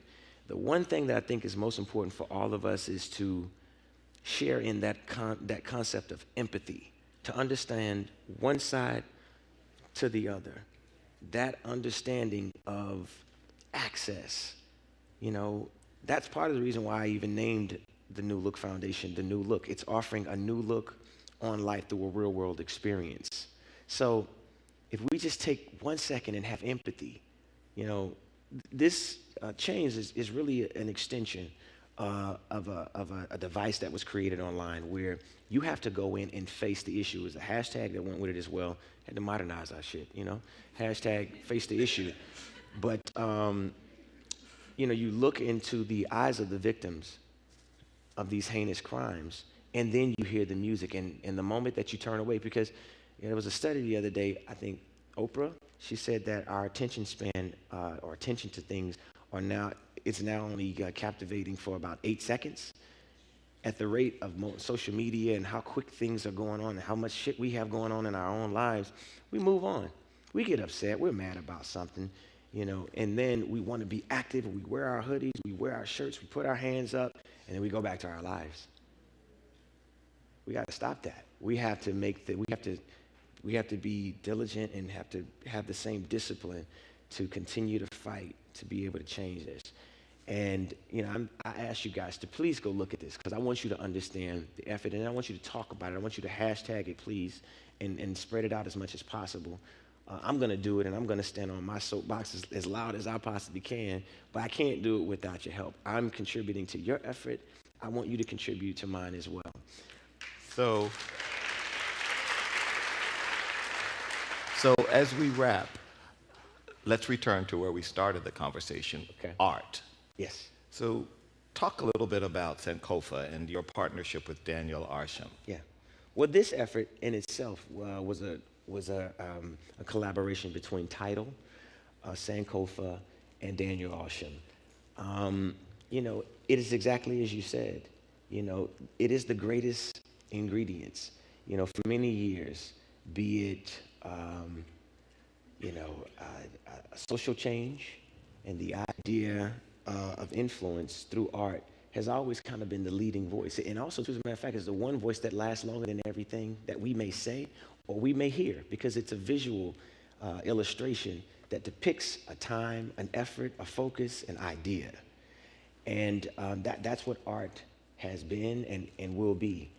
I choose to use it in this way, and I engage other artists, other musical artists, other men and women of influence to not only invest, but also to do the same.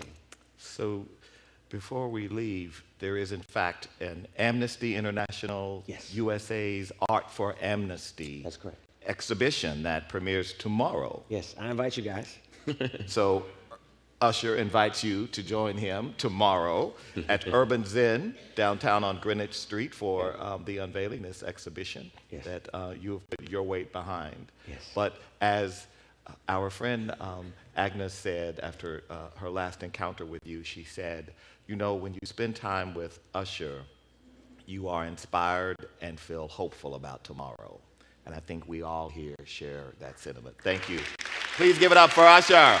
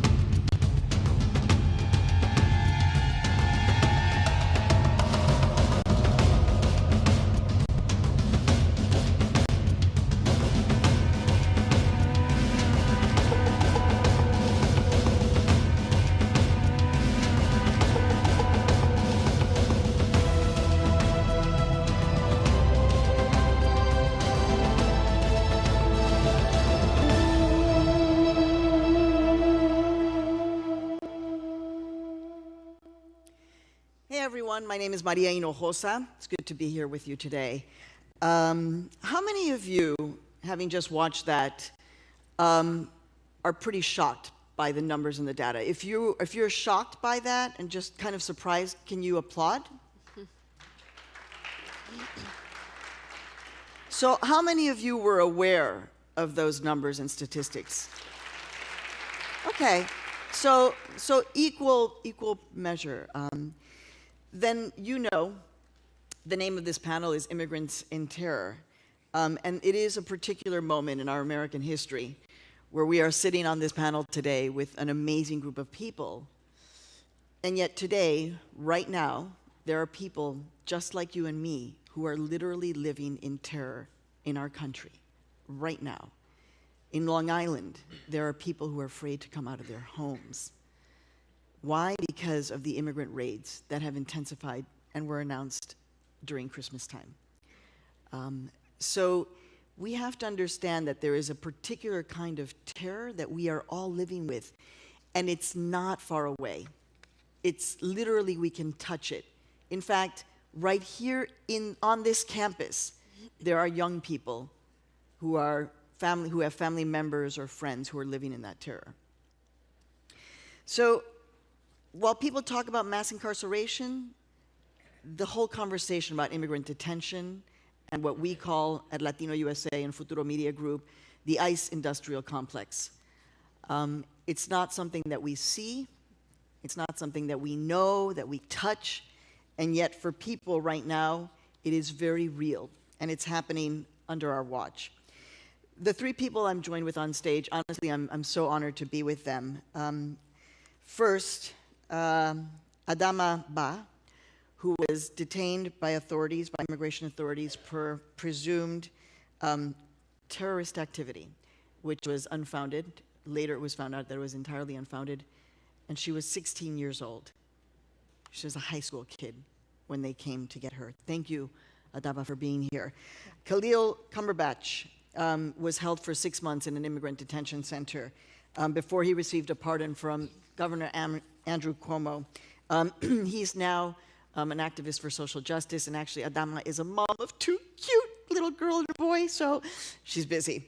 And also joining me is Layli, who is the head of the Tahrir Center, it's Layli Miller-Muro, who is the founder and executive director of the Tahiri Justice Center, and she's been working with immigrants, women and children fleeing violence in their homelands. So let's start with you, Adama. Just paint a picture. You're 16 years old. You're a sophomore, junior in high school?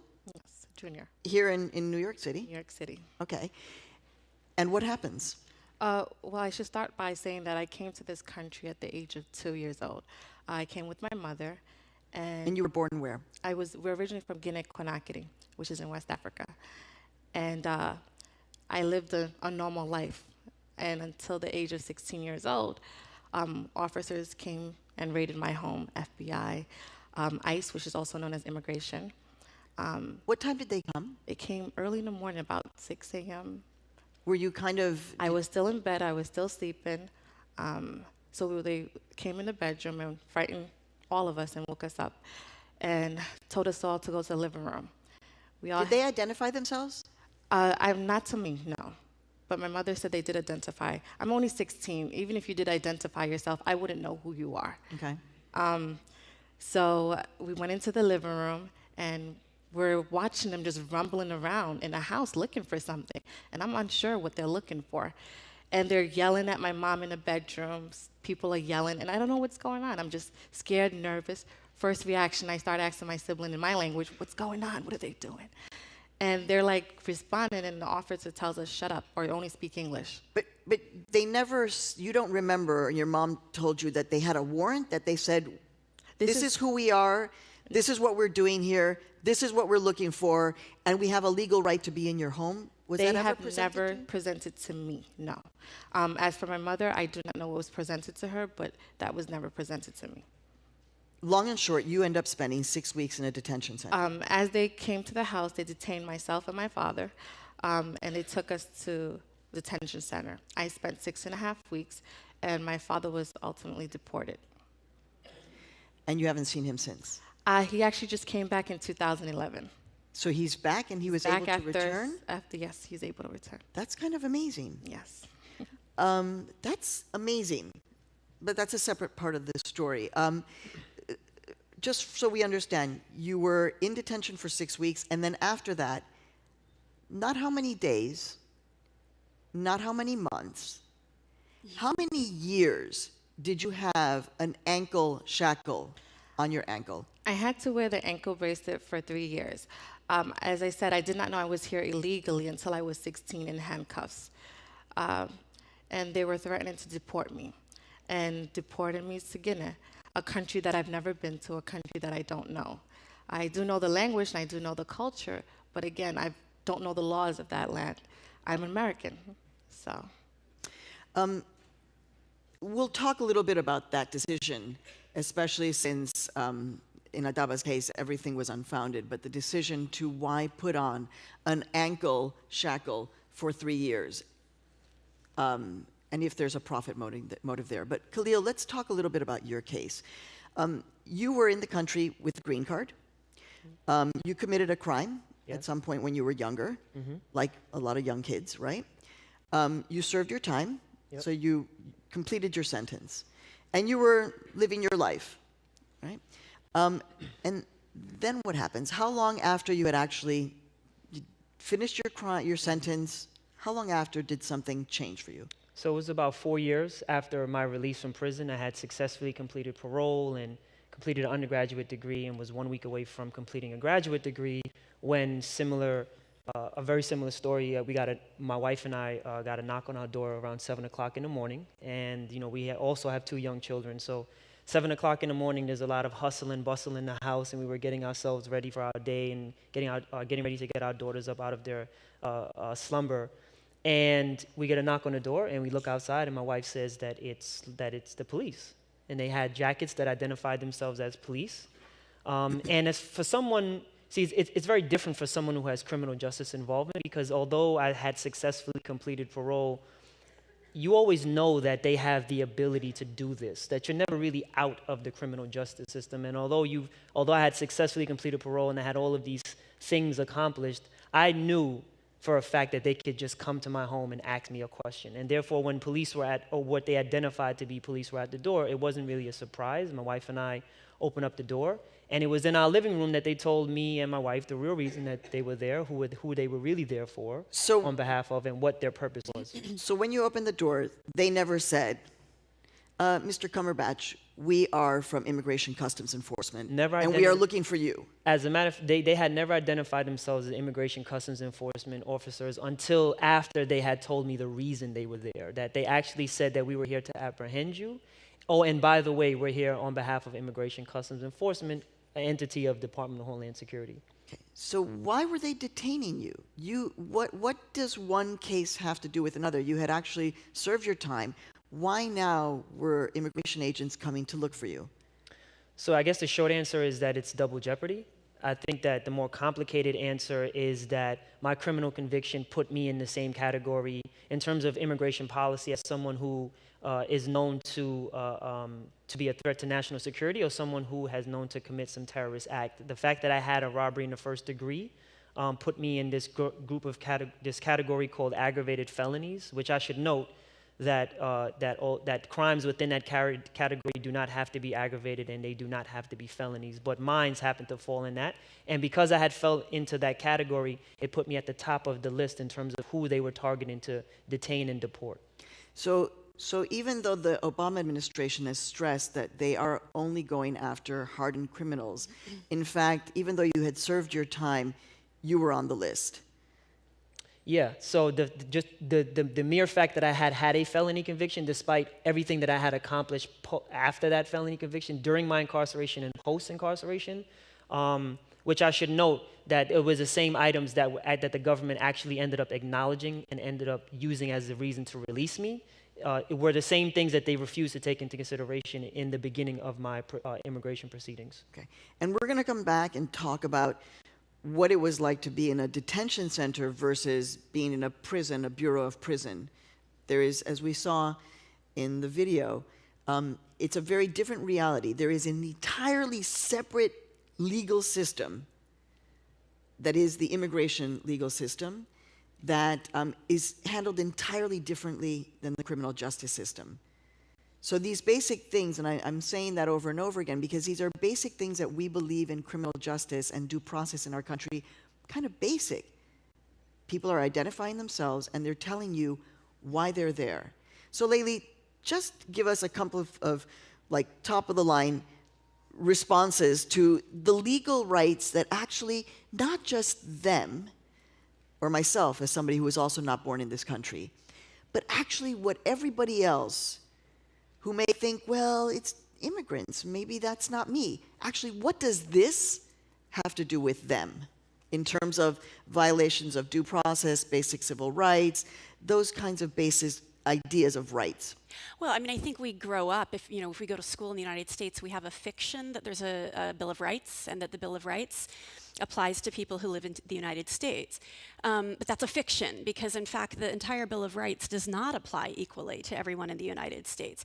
There's a hierarchy of rights and who gets them. And if you are a lawful permanent resident entitled to be here, as both of you were, there's a lesser degree of due process rights that you're entitled to. But God forbid you are a refugee, you're undocumented, and you're fleeing for your life from Central America, for example, and you cross the Texan border, you're placed in incarceration. There are 100,000 children who have fled the border, over our border over the last 2 years, fleeing violence. They are refugees under US and international law. They're entitled to be here. And we incarcerate them in jail conditions with no access to legal representation. What are the first things that the children tell you when they get into custody, into immigrant detention centers on the U.S.-Mexico border? Do you know what the word is that they use for the place where they are put, where they are held? Hieleras, they're ice boxes. Hielera. Hielera, which means refrigerator or ice box. This is what the children know is the place where they're put when they first are come into contact with immigration But actually, it's not the children. It's Border Patrol themselves. Border Patrol calls it that. So when they're saying to you, we're bringing you into detention, it is a phrase they have coined. Wow. It is a reality they have designed, and they threaten people with these ice boxes. They then put them into them. Their lips turn blue. They become chapped. Their fingers turn blue. They take out their outer garments. They're given no sanitary napkins, no personal items. 20 women and children are placed in one place for days at a time. The lights are kept on. They don't know whether it's night or day. There's one toilet in the corner that's public to everybody and 4 sanitary napkins that are given for 20 women at one time. People are stained in blood. People are stained in urine. And they're given sandwiches 2 times a day that they have to grab in order to get. And one thermos that's placed there with water that smells like bleach and burns their throats. And this is happening today. This is happening every day to thousands and thousands of people.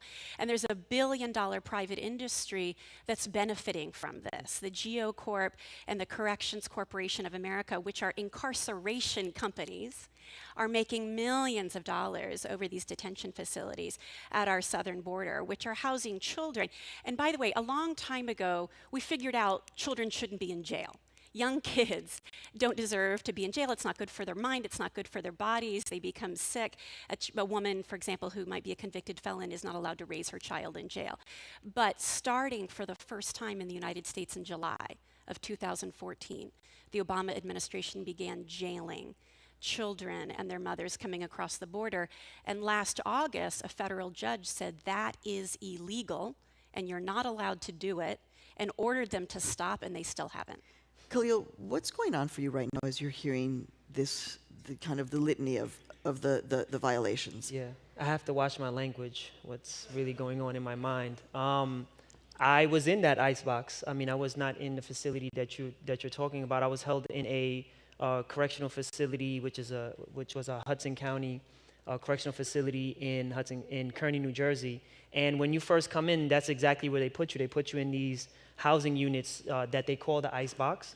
They keep the temperature low on purpose. The air conditioner is running constantly, regardless of the time of year. And for those who know, even with central air, maybe some of the students here know any building at central air, it's always either or, right? It's either really, really warm or really, really cold. And when you're exposed to that 24 hours a day, 7 days a week, for what could be potentially months or years, it has a physical effect on you. So I remember actually sitting in that icebox and covering myself with 2 blankets, and the officer asking me very sarcastically why I had on 2 blankets, knowing very well that herself was wearing 2 jackets. But it was really just a way to show you from the very beginning of your process in immigration detention that you are less than a human being and that you're not deserving to even have any comfort such as body warmth. Why did they say you were, why did you believe that they treated you as, or thought of you as less than a human being? Was there a term that they used, or what would they say that? Yeah, I think any term that's used that takes away a person's humanity, felon, inmate, detainee, immigrant, anything that refuses to acknowledge a person's humanity is something that is degrading. And from the time that you come into immigration detention, they make it known that you are a detainee. And there's a whole bunch of connotations that come with that, but one of them that are made very clear is that you do not have control over yourself, and therefore you do not have control over the environment. Did they call you, did they say that you were an illegal? I can't remember anyone saying that I was here illegally. No, that they actually, because that's something that we've heard in our reporting in the detention centers in Arizona and in Texas, that, you know, you're illegal and therefore you don't have any rights. But let me ask you, Adaba, what was your understanding of why I mean, this happened 10 years ago. You're so beautiful. You have an amazing, beautiful face and smile.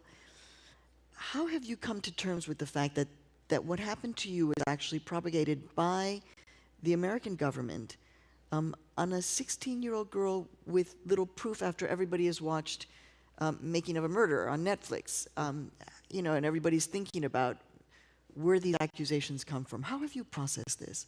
As a 16-year-old, it's impossible to process it. I knew once I came out, I had to live reality that my father's not here, and I have siblings dependent on me. So I had to get up, and I had to move on.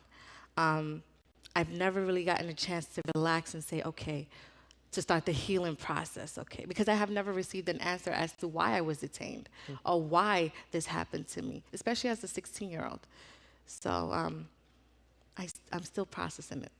And has anyone, so there's never been a recognition, any kind of follow through with you? No apology, no follow-up, no, oh, the reason why we detained you is so, no, nothing. And what's it like for you to be here on this stage speaking about this? Well, this is important for me because there are 16-year-olds out there, maybe your children are out there, and they're waiting to pick them up one day. You don't know who's next. And unfortunately, I lived in a fairy tale thinking that no one would ever arrest me. No one can imagine something like that. So as a mother now, I have to think about my children. They're American citizens, but will they ever come for them? Will they ever say, oh, because they're Muslims, oh, because they're blacks, or because of this? What is the next excuse? So there are all kinds of humanitarian due process issues that we've talked about, which are very impactful, right? When you realize that right now, in this very day, there are people who are being held without understanding why, which to me is kind of a violation of, what is it, the Fourth Amendment? But, you know, not understanding why you're being held. Due process violations, human rights, but let's just talk for a moment about the money. So we know now that the entire budget of immigration detention enforcement now is actually a budget that is larger than all other federal law enforcement agencies combined.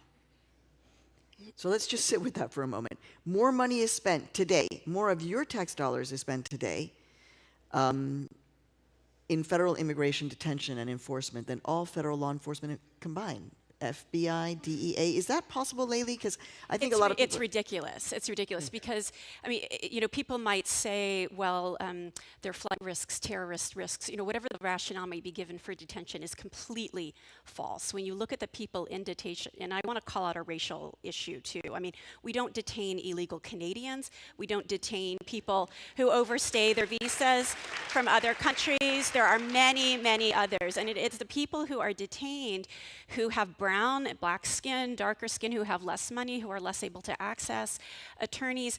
But in terms of what's effective, there is a 98% compliance rate with immigration court appearances and everything that they're supposed to do to be compliant with immigration status when they have legal advocates and legal representation. And there's no need for an ankle bracelet. It's ineffective and it's expensive. It costs $300 a day to detain an immigrant in detention, and there's no need for it. But this industry spent $25 million last year alone lobbying for the system we have now. They benefit from it, and their lobbyists are more well paid than the nonprofits. They have a bigger budget than the nonprofits like us, who are advocating on the other side for humanitarian treatment and due process rights. We're wrapping up here, but just briefly from each of you, why do you think that this issue has not connected? We are not, this is not front of mind, and oftentimes when I speak to people and interview people, they just say, well, they're here illegally, therefore who kind of cares? From each of you, why do you think it hasn't pushed through, and what do you want to leave the audience with in terms of what their responsibility is in this? And Adaba, let's start with you. I think for someone like myself, I suffered because my parents brought me here, but I suffer for that consequence. And it's not fair for people who don't know their rights. It's something that we have to tackle. It's because it never happened to you, you won't understand. Because it didn't happen to your loved one, you won't look into it. So let's avoid other families from being separated and look into immigration reform. Thank you. Yeah, thank you. For me, I think that when we talk about immigration detention, we're not I think it's important, and I want to leave the audience with this, is that we're not talking about a separate system. We're talking about a system that is heavily intertwined with what we call the criminal justice system. And as a matter of fact, that system feeds another system.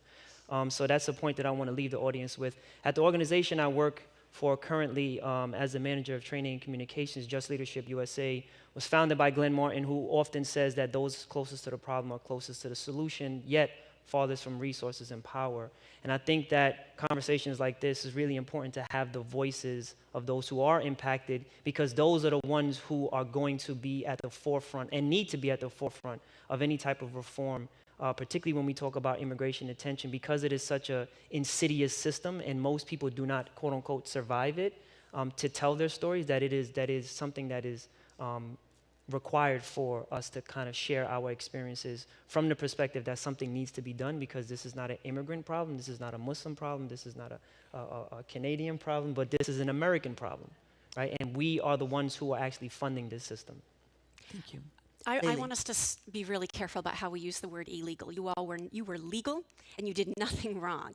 The women and children at the border are refugees fleeing extreme violence in Central America. What we are doing to them is tantamount to jailing and punishing someone who's fleeing a burning building because they accidentally jaywalked to get to the other side of the street, even when there was a law on the books that said you're actually allowed to jaywalk if you're fleeing a burning building.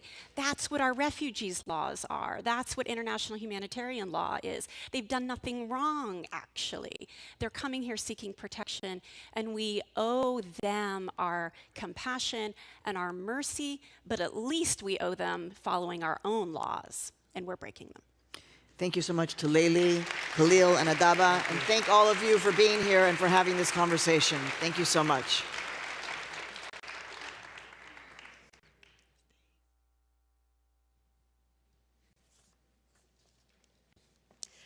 Good morning. I'm Pamela Thomas-Graham. I'm the chair of new markets at Credit Suisse, and I have to say the discussions so far this morning have been absolutely riveting.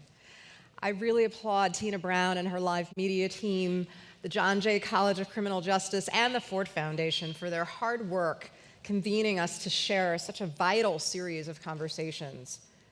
Now, I wouldn't be surprised if some of you are wondering why a bank executive, particularly from an institution that's headquartered outside of the United States, is even interested in an event like this.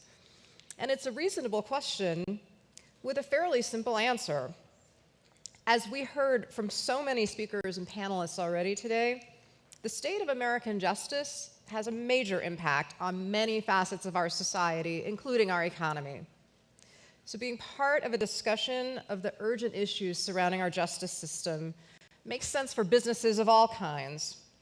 As employers, as corporate citizens in New York City, and as leaders of global institutions committed to fostering economic growth and wealth creation, every business leader has a lot of skin in the game here. As a financial institution, we have a particular interest in ensuring that the communities in which we live and work and offer our services are healthy and vibrant. And economic opportunity and advancement can't be maximized in a society unless all of its members are offered the same resources and opportunities to reach their full potential. At the bank, we're always thinking about authentic and innovative ways to accelerate economic progress in all communities, particularly among entrepreneurs, which led us to a discussion about what the barriers are to economic progress in each community and deepened our interest in learning more about the issues we're talking about today.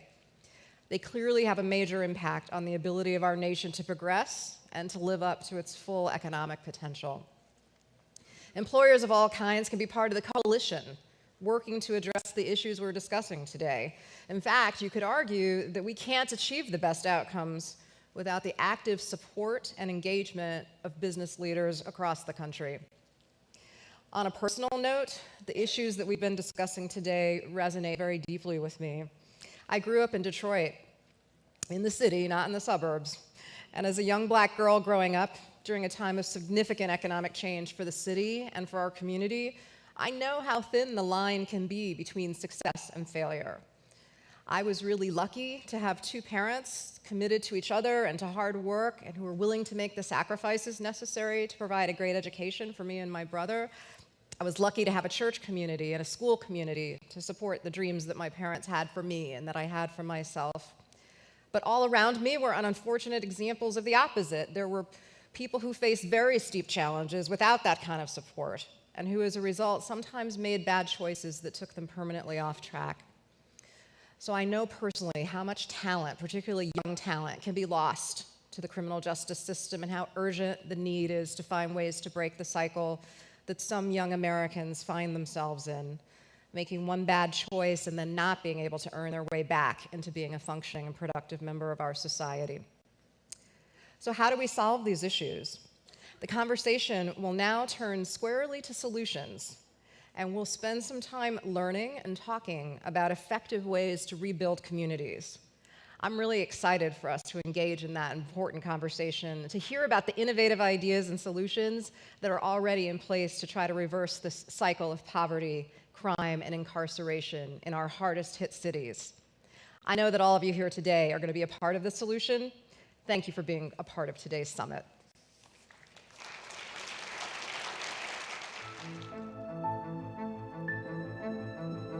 There are millions of people throughout this country that, through no fault of their own, are not getting to realize their potential. They are not yet living an American dream that other millions have.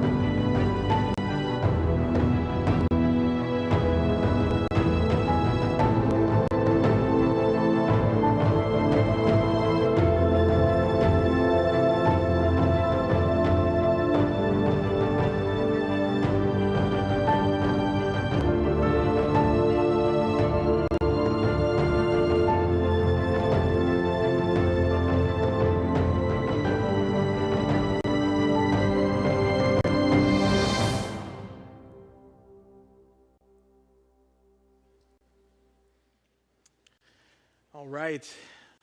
Well, hello, friends. My name is Joshua Dubois. And for the next few minutes, we're going to have a conversation about starting over.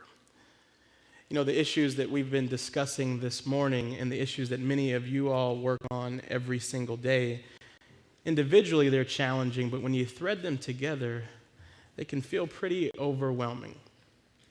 Our complicated racial past as connected to the living present for so many Americans, unemployment, which leads to poverty, which leads to crime, our broken criminal justice system and immigration system that, again, many of you all are working to fix. Many communities are facing all of these at the very same time. And that can sort of lead to a climate of despair in a lot of places. And a question that a lot of folks have, is it even possible to turn the page, to flip the script, to start over? Well, the folks on this stage would say, yes, it is possible. It's hard, but it's possible. And they're going to share with us some insights, some ideas, and some stories from their own lives that illustrate how we start over. We have joining us Shirley Franklin, the former mayor of Atlanta and the executive chairman of Purpose Built Communities.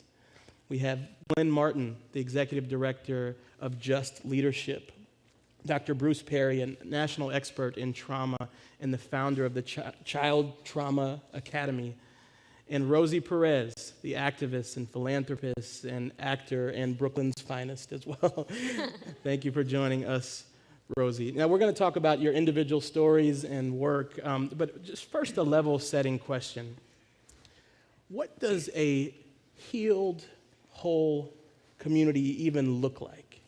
What does it look like? What does it feel like? I don't know if a lot of us have the answer to that, but based on the examples from your own work and from your own lives, what does a started over community look like?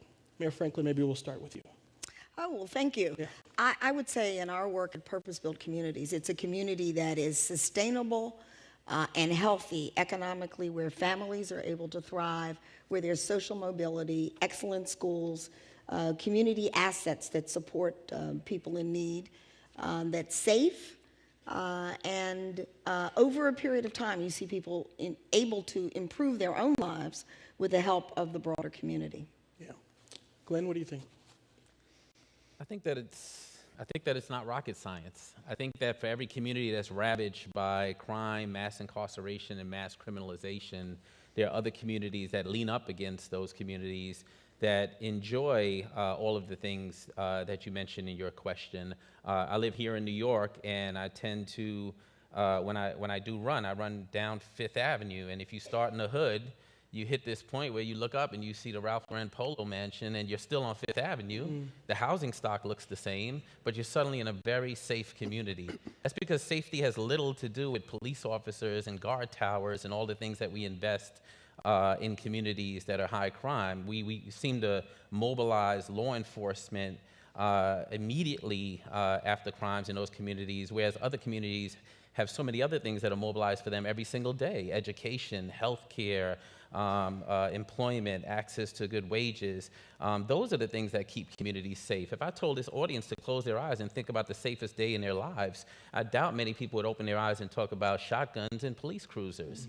And so I would urge us to look closely at what we're doing for other communities and realize that those are some of the things that can help these communities be whole and safe. So look at the healing that exists in other communities and model from that. Rosie, what does a healed, whole community look like, feel like to you when you think about that? I'm close to it. Literally. Yeah. I think I embody that. And I feel that I don't think that a community that has been injured and been tainted and been struck down by poverty and crime fully heals, right? But that said, there is room for healing, and the healing process can be continued and nurtured and continue to grow. And for me, it all starts with education. I think that's one of our last civil rights issue, is a comprehensive, well-balanced, fair, and challenging education. And that's not the case. He talks about going down Fifth Avenue. If you start at a public school where you're starting out, it's crap. You go down by Ralph Lauren, it's amazing. That shouldn't be in the United States of America. We're supposed to be one for all for one. We're supposed to be about equality and the pursuit of happiness. And if you are injured coming out of the gate, when you enter kindergarten or even nursery school, right there you're at a disadvantage. Yeah. And so I think that a healed community is a community that provides excellent education and an education system that provides a community. Yeah. In the sense that Mayor de Blasio has this school initiative of making our schools a community-based school where your parents could come in and get helped on resumes to get a better job. You can go in and get an eye exam. You don't have to go and wait into a crappy Medicaid office, or what have you. Or wait till you're really sick and go into the emergency room. You have, psychological advantages inside your school. The children can seek therapy. The family can seek therapy. All of these things, I think that, we can talk about aesthetically how things look, but I would love to talk about a community who is healed internally. Yeah. And then that starts the conversation from there. So it's a process of internal healing with education at the heart. Bruce, what does a healed whole community feel like? Well, talk about a tough question. I come at this from a somewhat different perspective because I'm a neuroscientist and I'm a physician, and I've worked with maltreated children and families that are struggling in all parts of the world. And one of the things that we've come to see over the years in visiting indigenous communities in Australia that are just struggling with terrible poverty and transgenerational racism and overt genocide and then cultural genocide. And we see this in the First Nations people in Canada. We see this in different ways in communities throughout the U.S. But within all of these different communities, there are these interesting examples of health. Even when there's no money, even when there's no support from government. And the thing that emerges as the powerful principles that emerge are pretty simple. Just like you said, it's really not rocket science. It's about relationships. A community that has relational wealth is able to tolerate stressors and heal from past stress. A community that has relational poverty, no program, no amount of money, no amount of infusion of people from the outside is going to make that happen. So healthy communities have rhythm, healthy communities have relationships, healthy communities have respect. And those three things create a climate of safety where people can meet their potential. Rhythm, relationships, and respect. I like that. Shirley, back to you for a minute. Now, you all had to do some significant healing work in Atlanta in a community called Eastlake, I believe. Tell us a little bit about what Eastlake was like back in the day before you launched a pretty intensive redevelopment process. Talk to us about Eastlake. Well, 20 years ago, Eastlake was known as Little Vietnam in Atlanta. I worked for Andrew Young in his administration. It was the one neighborhood I wouldn't go into alone. Police didn't want to go, fire didn't want to go, postal workers didn't want to go. The crime rate was 18 times the national average. The student achievement rate among elementary schools was in the lowest percentiles in the state. It was a community that where people really did not have the kind of relationships, did not have access to first quality education, didn't feel safe in their own homes. 95% of the people who lived in Eastlake were victims of felony. So they were being preyed upon by others. So this was a community that was in complete disrepair. And the community was built around a public housing neighborhood. And our founder got interested in it, actually reading about Rikers Prison and the whole story about that, and started calling around Atlanta, and decided to, Tom Cousins decided to dedicate his philanthropic effort to helping this community to rebuild. And out of that came what we call the Eastlake model, or the purpose-built model, which is built around bringing together leaders across sector, private sector and public sector, heavy influence of local residents in defining what is a healthy community for them. And the tenets of that are having a not-for-profit or a community quarterback that helps to implement the kinds of plans that come out of such work. Focused on education, builds on pretty much everything that's been said. The school, which was underperforming, is now one of the top performing schools in the state and in the city. Started with a school of less than 300 students, now has 1,700. Start at 6 weeks old, go all the way to the 11th grade, and we'll graduate our first class next year. A real focus on education excellence for every single child, regardless of their background, regardless of what their needs are, but making sure that every child can succeed. And then you add to that housing, mixed income housing, and community programs. And at the heart of that was a connection between community leaders and the business community, right? Tell us about No Eva question. and Tom. How did Well, they come Eva together? Davis was, we have three founders. Tom Cousins, who was a philanthropist and a businessman, built his own business. Renee Glover, who was the head of the Housing Authority, who was looking for solutions, and Eva Davis, who was the tenant leader. And the three of them and a small group of people labored to get to know each other over 2 years. I use the word labored as a polite term. Labored and worked to get to know each other so that they would trust each other enough to embark on this community transformation. And Eva Davis was a very, very strong leader at the local level, known across the state for her leadership skills, grassroots leadership skills.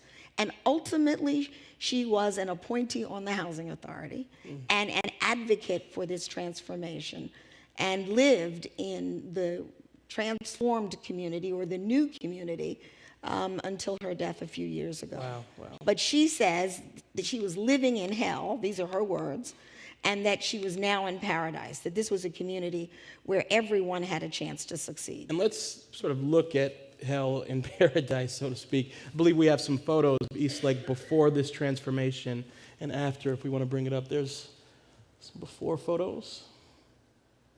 And another. And let's show what East Lake looks like now. Wow. There we go. Awesome. Joshua, would I just add that, I mean, the physical transformation is such that you would not believe the earlier statistics if you drove through. Wow. But the transformation of a community with leaders and respect and collaboration and partnership is really what will sustain it. Yeah. So go visit East Lake. Bruce, I want to come to you next, and we're going to keep all of our comments relatively brief so we can make sure to get to everyone. This is a sort of macro level change, but it starts with individuals, right? And you have really looked into the impact of trauma on people's lives, particularly on children, and how that plays into the challenges they face later. And talk to us about why we need to understand trauma to turn around, to start over. Well, I think it was mentioned earlier that one of the things that's emerging sort of in the neurosciences is an understanding of the power of experience in shaping how your brain organizes. And I think most people kind of know this, but one of the things that we're learning more and more about is how unpredictability, chaos, overt threat, significant exposure to violence changes your stress response system. And now there's a lot to that, but one of the core problems with that is that if you're really, really tuned up and you have this continuous state of sort of fear that you're living with, when you go to school, even if it's a good school, you can't learn very well because parts of your brain that would normally be open for learning are shut down because your brain's saying, that's not that important right now. What's really important is who's connected to who, what's going on outside there, am I going to get hurt? And so when I said rhythm, the reason I said rhythm is that anybody who feels dysregulated, if you move, if music, rhythmic conversation, relational connection, all these things quiet your stress response system and make you capable of learning. And so, you're saying that hip hop heals? Absolutely. I am saying hip hop heals. Yeah, I am saying you can learn more lines of text in rhythm than you can if it's straight prose. You know, they would tell me that they'd have these kids. They'd say, "This kid's illiterate. He's got no cognitive issues and blah blah blah, and he can't read." And then I'd start talking with him, and I'd say, "Do you know any music?" And he'd spit out like 25 lines of rhyme, and I go, "There's nothing wrong with this kid's brain. Yeah. This kid hasn't been regulated enough. He hasn't been taught the right way." Absolutely. Rosie, I'd love to come to you next. You know, many folks know your work in Hollywood. I have to say, White Men Can't Jump, one of the best comedies of all time. Can I get some agreement there? But you've also been working, sometimes behind the scenes, helping kids who have endured some really tough times. Based on your own experiences, you went into the foster care system at 3 years old, and that's really shaped your later work. Tell us about your life growing up and about your work now in arts education. Well, first of all, the arts education organization that I'm with is Urban Arts Partnership. Yeah. And we work only with Title I schools, only public schools. And we service over 100 public schools in New York and over 15,000 kids per year. Wow. And part of creating the organization, what was very important to me was that, one, we go to the kids. We go to the problem. We don't make the kids work to get help. The other thing was that no child could ever be kicked out of our organization. It's voluntary, but once you're in there, regardless of your behavior, we don't condone bad behavior, but we don't punish it either, in the sense of kicking a kid out and making them feel worse about themselves. For me, also what was important was understanding the stress factors that a kid from poverty has to deal with. You're inside your home, you probably got beaten last night, or you didn't have a good meal. You can't concentrate, maybe your lights are off. You're by the stove trying to keep warm if your gas and electricity is on. When you wake up in the morning, you probably don't have any food to eat, so you want to hurry up and get to school so you can have a decent meal, but you have an anxiety attack because you're embarrassed that you have the free lunch ticket, and you're embarrassed because you have holes in your shoes, I did, and you're exhausted because you can't afford a MetroCard. So by the time you walk in the door, and maybe if you live in an abusive home, you're sneaking to get to the bathroom so you can avoid maybe your parent or your sibling or whomever's in the house from sexually molesting you. And these are realities. This was my reality. So by the time you walk into school, you're a nervous wreck. You're a nervous wreck, and you're absolutely right. Your main concern is that you do not want to get hurt anymore. And so a teacher will look at you and immediately label you as a problem child. So in Urban Arts Partnership, it was very, very important to me that we create arts ed integrated curriculums that not only help kids comprehend the academics, but also help kids with their psychological issues, with their self-esteem issues, with knowing that they have a safe environment to go to, that people actually care, and also offer programs that teach them in a different way, because every single kid is different. When I was in the foster care system, I was a ward of the state. I was property of the Catholic Church as well. Every time I went to public school, I was labeled, I was ostracized, and it hurt. For someone, a kid who's 5 years old, that's just too much to bear with. Yeah. So by the time I was in 3rd grade, I was very angry, and if you looked at me wrong, I'd punch you in the face. I'd be sent to detention time and time and time and time again. So I would fall back on my studies. I would walk back into school thinking that I'm a loser. And from the grace of God, by the grace of God, when I went to a different school and there was a principal, Mr. Sanchez was his name, I'll never forget him. And he wasn't in the city, it was actually upstate because that's where the institution was. It was Brinkerhoff. And Mr. Sanchez, they took me to his office and he asked me what was wrong. And I said, nothing. And he was just silent. And the tears started to come down. He closed his door, he gave me a tissue, he goes, you want to stay here for the rest of the day? I said, sure. And I stayed in the principal's office for the rest of the day. He walked me back to class holding my hand. I felt so special. I felt like somebody cared about me. He took the teacher outside in the hallway, and I heard him reprimanding the teacher. Wow. That's what I'm talking about. And so And Rosie, for the urban arts, I want to finish this Yeah, because it's very, very important. We teach kids in different ways. We use hip hop music. We also use R&B music, and we're going to start using country music too. 'Cause we don't want to ostracize anybody That's out right. of the conversation. It's you know? inclusive environment over there, absolutely. We have a wonderful program called Fresh Prep, right? Fresh Prep breaks down the Regents exam, which is an exam in high school that you have to take in order to graduate from high school. We get kids that have failed that exam 5 to 10 times. I am not lying. They're in public school. You can stay in school until you age out. Literally, there's 20-year-olds who are seniors or juniors or sophomores in our public school systems. They take Fresh Prep. We break it down into hip-hop songs, interactive play games, and word play games. 3-week course, they pass the exam. Wow. We have an 85% success rate. And the beautiful thing is, Rosie, you know, the depth of challenges that you walk through in your life, that turnaround moment with that principle, but also just your own human spirit. Now you're able to pull all of that hurt and pain and let it inform the work that you're doing now with Urban Arts Academy. Thank you so much for that. And let's give her another round of applause. Then we're going to wrap up with you, my friend. There are so many things that define you and so much tremendous work you're doing, but one part of your story is you spent 6 years in the New York State penal system.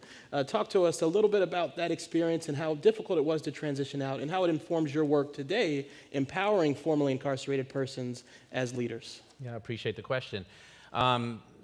You know, when I went to prison, you know, people assume that if you're engaged in criminal activity, then you have a sense of what you're going to experience when you get to prison. And for me, it was a shock. It wasn't a shock because I got there and I met the animals and wolf packs that we tend to talk about on television. It was a shock because I got there and I met some of America's best and brightest.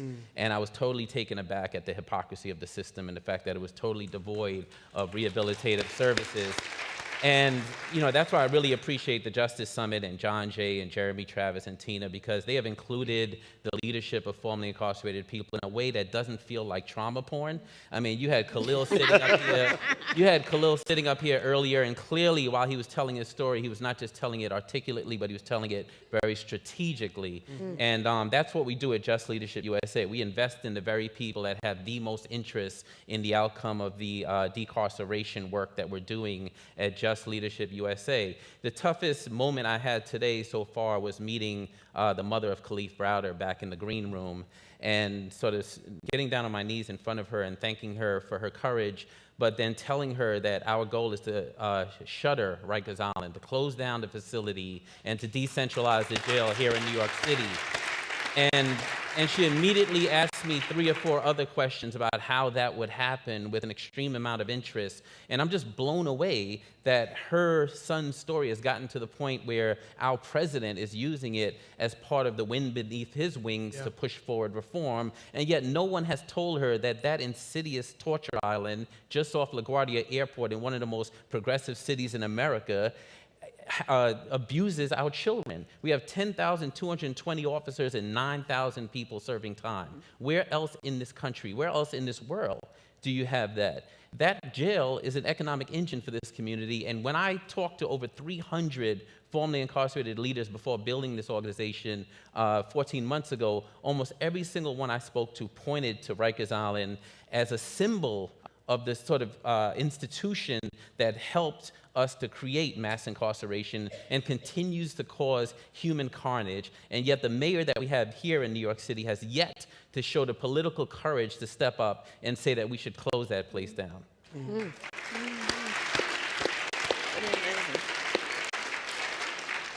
Friends, I have often said I wish I had more time, but I've never meant it more than right now. My goodness. Tina, could I have 5 more minutes? The key takeaways, as I've heard them, and we could spend another hour on this, Bruce, understand the importance of trauma and give our kids access to the rhythm and relationships they need to stabilize and emerge as whole. Shirley, know that turnarounds like the ones we saw on the screen can happen if you give communities access to their own leadership and connect the business community as well. And you can find out more about what she's doing at Purpose-Built Communities. Glenn, empowering formerly incarcerated persons as leaders, knowing that they're the best and the brightest, and also shut down Rikers Island, right? Thank you.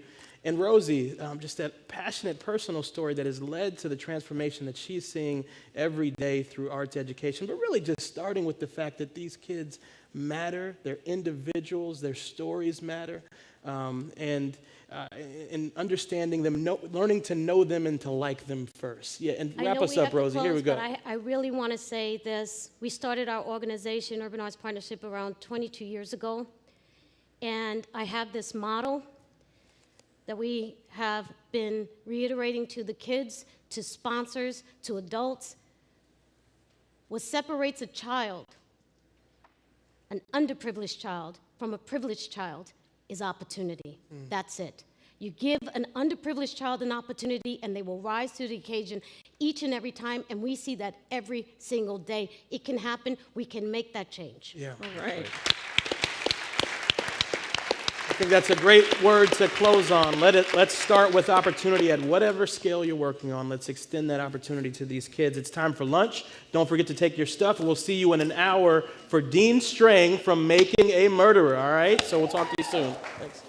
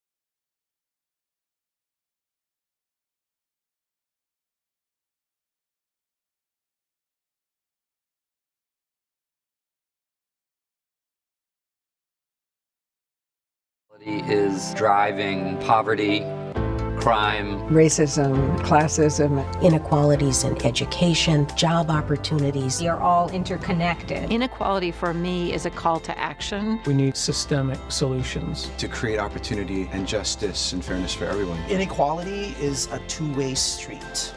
My equality is tied to your equality.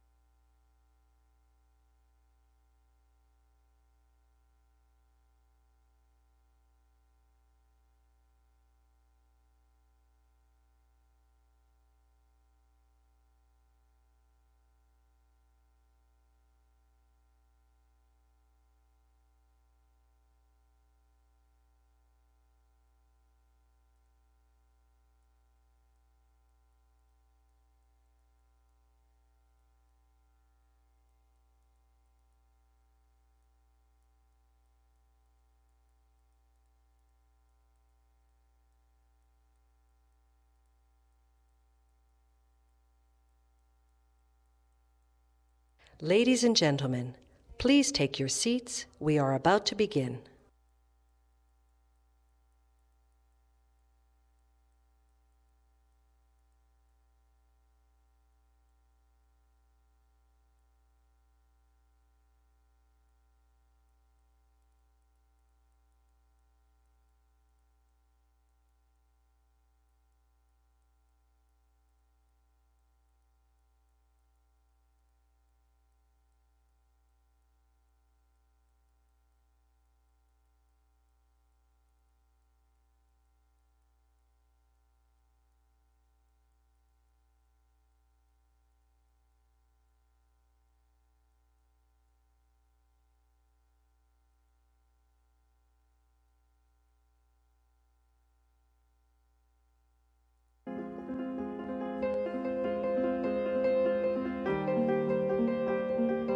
Either go to the Peace Corps or join FEMA or other government agencies. To work with youth through music and other forms of art.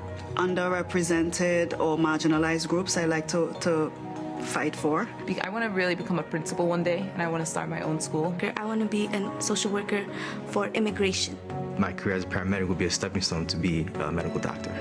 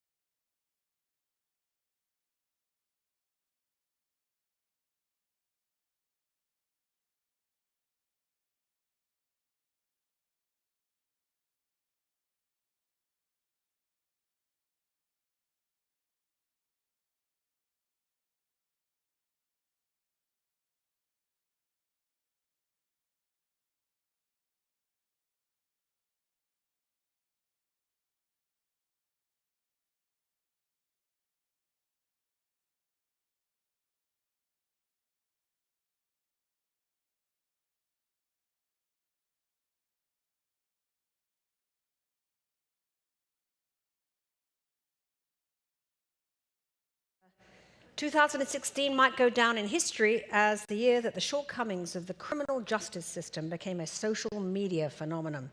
And that's thanks, at least in part, to the man who defended convicted murderer Stephen Avery, the subject of Netflix's runaway hit, Making a Murderer. Dean Strang has spent over 30 years defending the accused in Wisconsin's courtrooms as a public defender, as the state's first federal defender, as assistant United States attorney, and shareholder in 2 prominent criminal defense firms, and founder of his own, including Strang Bradley in Madison. He's also, by the way, a terrific writer, and you should check out his excellent biography of Clarence Darrow. So we're delighted that he's here today. Please welcome Dean Strang.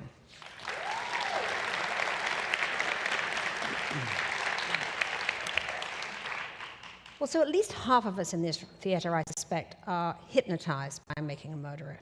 And before we talk about other things, we have to talk a little bit about Making a Murderer, obviously. So what attracted you to take on Stephen Avery's case? Well, he was easily the most high-profile detested person in Wisconsin after he was arrested for a murder. He'd been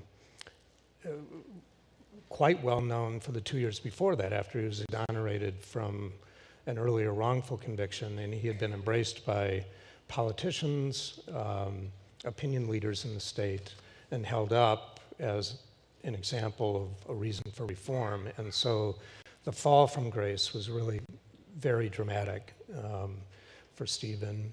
And I think both Jerry and I saw it as a hard case because the public opinion was so galvanized about it immediately, but also one that just had the compelling elements that you see if you have seen the documentary on Netflix. So it's where we both wanted to be. Oh. Well, the great tragedy of Avery's life is very hard, in a sense, for us to comprehend, because what is it about this man, this family, in this community that caused this calamity to happen twice? Wrongfully accused the first time, and if we're to be, if we think in that way, certainly very questionably convicted the second time. Why was Stephen Avery, do you think, the subject of so much hatred and focus in this community? Well, his family is sort of clannish in some ways, easily identified as part of an underclass in a rural county that's not all that affluent anyways, where I think in many ways the class distinctions then become even more sharply drawn. So some of it really was about Stephen, and locally, I think, lingering suspicions about whether he really was innocent of the 1985 case, in spite of irrefutable DNA evidence that not only cleared him, but implicated the actual rapist, or identified the actual rapist. And some of it, was about the family, I think, more broadly. Yeah. Well, it's hard to imagine that corrupt cops actually planted a key in Avery's bedroom and that bullet in the garage. So however much they hated him. From your time as a defense lawyer, how often does that happen? How often do you encounter suspicious evidence that might have been part of a framing? Suspicious evidence in the sense of, physical evidence that you wonder whether it was planted there or moved, altered in some way. Not that often. Now, I don't know how often I miss it, but not that often. I think if you look a little bit more broadly about the ways in which police officers can succumb to temptation to augment a case dishonestly. So if you include exaggerated testimony or outright false testimony under oath, deceptive police reports, and that's a much more common phenomenon. I think anyone who works in the criminal justice system down at the case level bumps into that sort of a phenomenon more frequently than probably actual planting of evidence. So how possible is it that in the case of Stephen Avery, a guilty man was also framed? I'm sorry, how? Is it possible with Stephen Sure. Avery that a guilty man was Sure. framed, that it was still Absolutely. bad evidence and planted on a man who actually did it? You can frame a guilty man just as easily as you can frame an innocent man. And indeed, in some ways, it's more likely. In this sense, I think that it's really an unusual and abandoned act of evil when a police officer sets out to frame someone he knows or believes to be innocent. The real temptation is when the police officer has a hunch or a belief or sort of an anticipation that the person is guilty and then harbors a fear that he'll somehow escape justice in spite of his guilt. That's where I think the much more common, temptation, or at least the succumbing to the temptation, arises to augment a case dishonestly. Sure. Well, if Stephen Avery and Brendan Dassey, his nephew, who's also been convicted, didn't murder Teresa Holbach, I mean, who did? I mean, were there any other suspects in your mind, and have anything happened since this airing of the TV show that has sort of surfaced new clues? Jerry Budin and I at the time identified 4 other possible suspects as to whom we thought there was a reasonably strong case that they may have been the actual culprit. That evidence was not allowed by the trial judge. And so I've never named those people, but out of the field of possible third-party culprits, we had narrowed it down to 4. Mm-hmm. Wow. It's very provocative out there, you investigative journalists out there. I was personally really much more moved by the case of Brendan Dassey, the nephew, because, he was 16 years old, severely learning disabled, and neither his mother nor his attorney was present in the interrogations. Do you come across that often, that such a person who was so, had such a low IQ, so mentally challenged, it seemed to be such a clear sort of forced confession? Is that something that you encounter? Sure. The people who are drawn in and accused in the criminal justice system disproportionately are ill-equipped, impoverished in a number of ways, not just financially, but impoverished intellectually, impoverished as a matter of, their fund of general knowledge, impoverished often emotionally or in terms of the support they've received from the people who should love them. And learning disabilities are very common, both in juvenile justice and in the adult justice system. So the journey that people see Brendan undergoing through Wisconsin's criminal justice system is unfortunately not at all uncommon, and indeed could be transplanted to almost any county or any city in the country. It's very, very heartbreaking to watch. And what is also heartbreaking to see is how inadequate his lawyer is. And, is it absolutely sort of just a given that a public defender can be this badly equipped to defend someone like Brendan Dassey? Well, he did not have a public defender, right, in the sense of somebody employed by the Wisconsin State Public Defender, as a state employee. He had court-appointed counsel because in Wisconsin and everywhere, if there's an institutional public defender, that agency can't possibly handle all cases. There are conflicts of interest, and there's just staffing shortage. So the slack, if you will, the excess is picked up in Wisconsin in most places by court-appointed counsel. Wisconsin is near the bottom in its compensation for court-appointed counsel. $40 an hour hasn't gone up since 1994, and indeed it's only gone up $5 an hour since 1978. And as I say, we're near the bottom, but not at the bottom, and this is a pervasive problem in United States justice, the undercompensation or underfunding of defense of the indigent, because our courts survive on and thrive on the indigent. You've probably learned that more than 90% of people charged with a crime in this country haven't the money to pay for their own lawyer, let alone the other costs of defending themselves. Mm-hmm. Well, of course, Stephen Avery memorably said on a prison phone call, the poor always lose. And it is a theme again and again that we hear at this summit. Have the odds gotten any better or is it worse in the 30 years since you've practiced law that the poor always lose, as you're really saying now, with the whole question of, for instance, bad lawyers because there's no money to pay them? Honestly, I have not perceived much change, for better or worse. That's depressing, but I really have not perceived much change at all in the time I've been practicing. Now with court-appointed counsel, what's remarkable is that you get any good lawyers at all working for that money, and it says something for the pro bono tradition of the profession. It says something for the altruism of some of the people doing that work, that they're doing it today in 2016 for the same $40 an hour that they would have made 22 years ago during the same case. That's really stunning.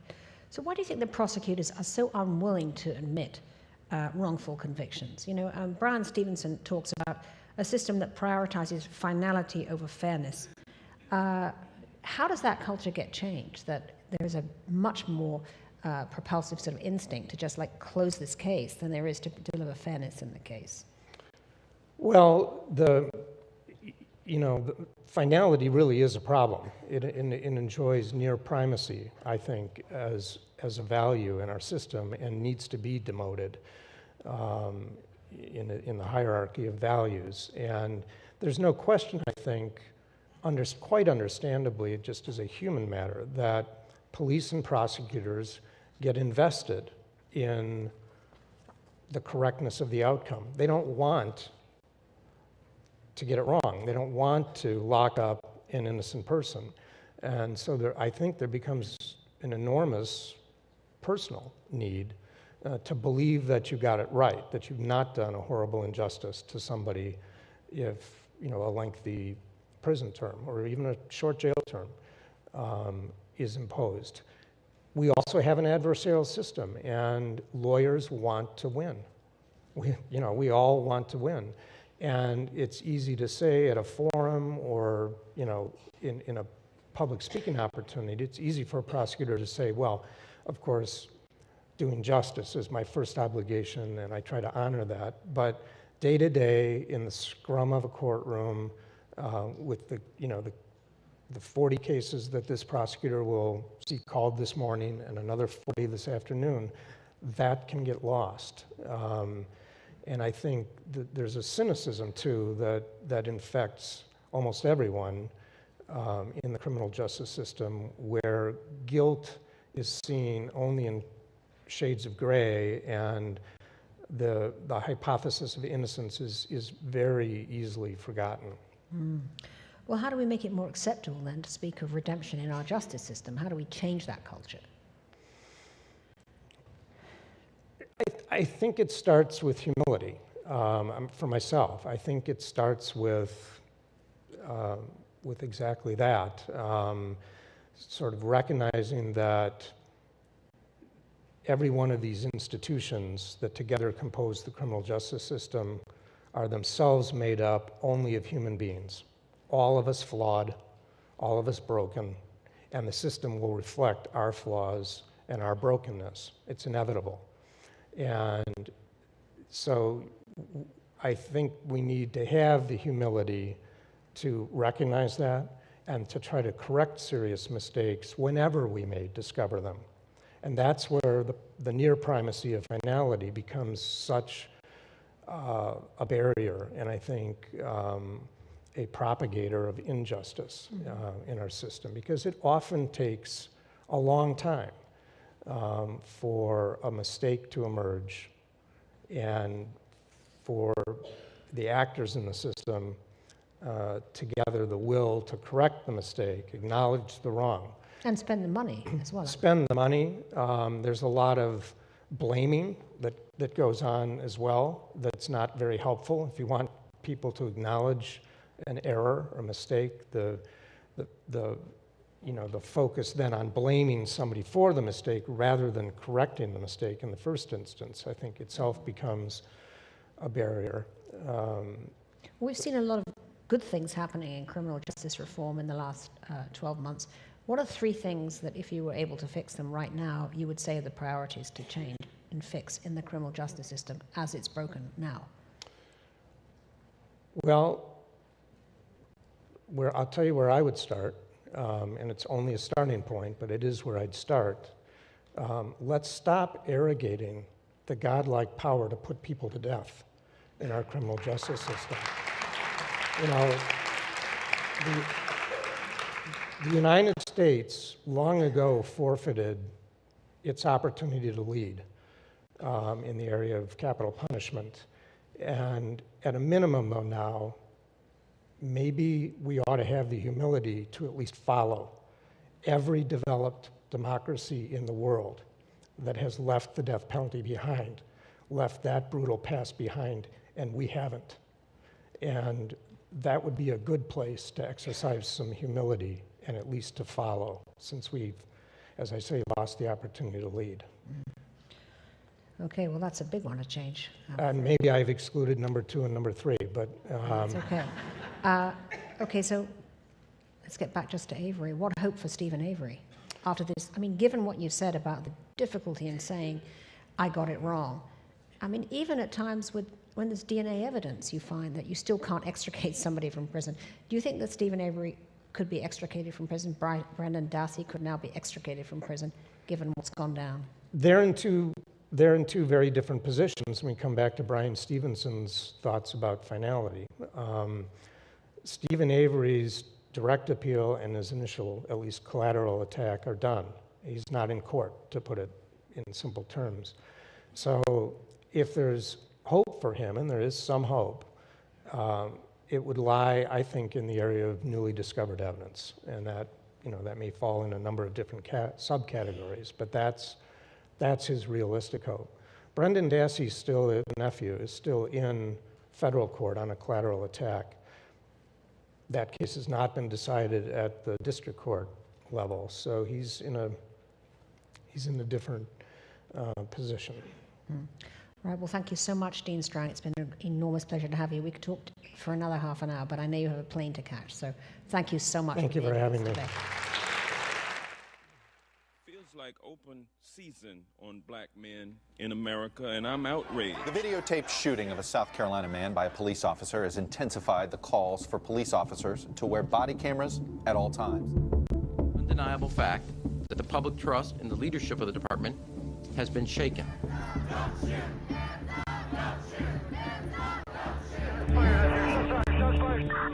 Officers shot and killed LeGrier, a college student, home for Christmas break. In this case, my only son is gone, and I don't know what to do.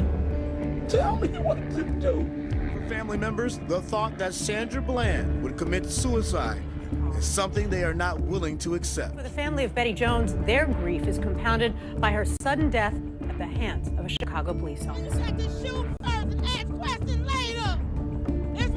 The families are demanding answers. At this point, Chicago police have not explained exactly why the officer fired his weapon. Disrespect after you had took my son's life, that broke my heart.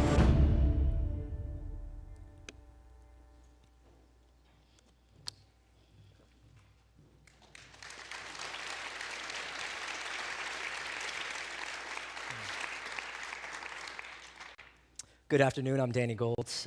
Joining me on stage right now are 3 panelists who have one tragic thing in common. Geneva Reed Veal and Sharon Cooper are the mother and sister of Sandra Bland, who was found dead in a jail cell after a routine traffic stop in Texas. Jamal Cole is the nephew of Betty Jones, who was shot dead by Chicago police in her home the day after Christmas. He is also the founder of My Block, My Hood, My City. Thank you all for joining me. First question, I think we'd all like to know a little bit more about Sandra and about Betty. So Geneva, if you could tell us a bit about your daughter. Oh, Sandy, of course, was a 6-foot diva. She was very, very, very bright, very smart, very assertive. Sandy had come to realize that she had a mission, and she was actively engaged in that mission. She was about the rights of people. She was about the rights of the underdog. And so wherever you were, whatever was going on with you, if you weren't being done right, Sandy was going to stick her face in there. And whether it be protest, whether it be grab signatures, she was going to speak out for the underdog. Sharon? As her older sister, we are one of 5 girls. She was one of 5 girls, so she was number 4 in the pack. She was just someone who was very, a beautiful girl, very intelligent, and I never missed the opportunity to call her unapologetically confident and assertive, because the last time I checked, in this day and age as a woman in America, it's okay to be assertive and to speak up for yourself in a world where others do the same. So someone who was more than the mugshot that the world met her as. I often tell people that she was a beloved daughter, she was a sister, she was a friend to many, and an aunt, and dearly missed by so many people 7 months later. Has there been any updates into the investigation into her death? The most recent update that we can share with you guys, which is probably what you saw if you didn't allow it to get nestled into the holiday break, is there was a no indictment by the grand jury who was responsible for investigating what happened to her in custody. So there was a decision on December 21st by a Texas grand jury not to indict any of the jailers with regard to any connection to her death. But conversely, the following week, there was a perjury indictment of, I'd like to call him Brian Encinia. He definitely does not deserve the title of officer as far as I'm concerned. So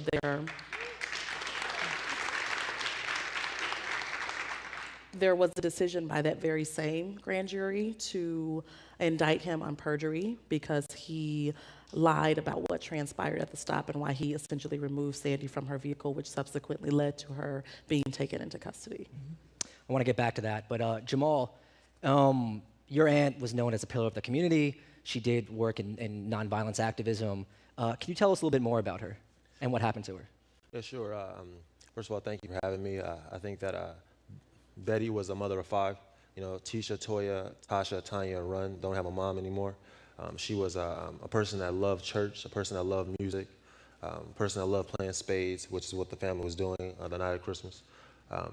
And she was gunned down by a Chicago police officer the morning after Christmas. The Chicago Police Department has said that this was an accident.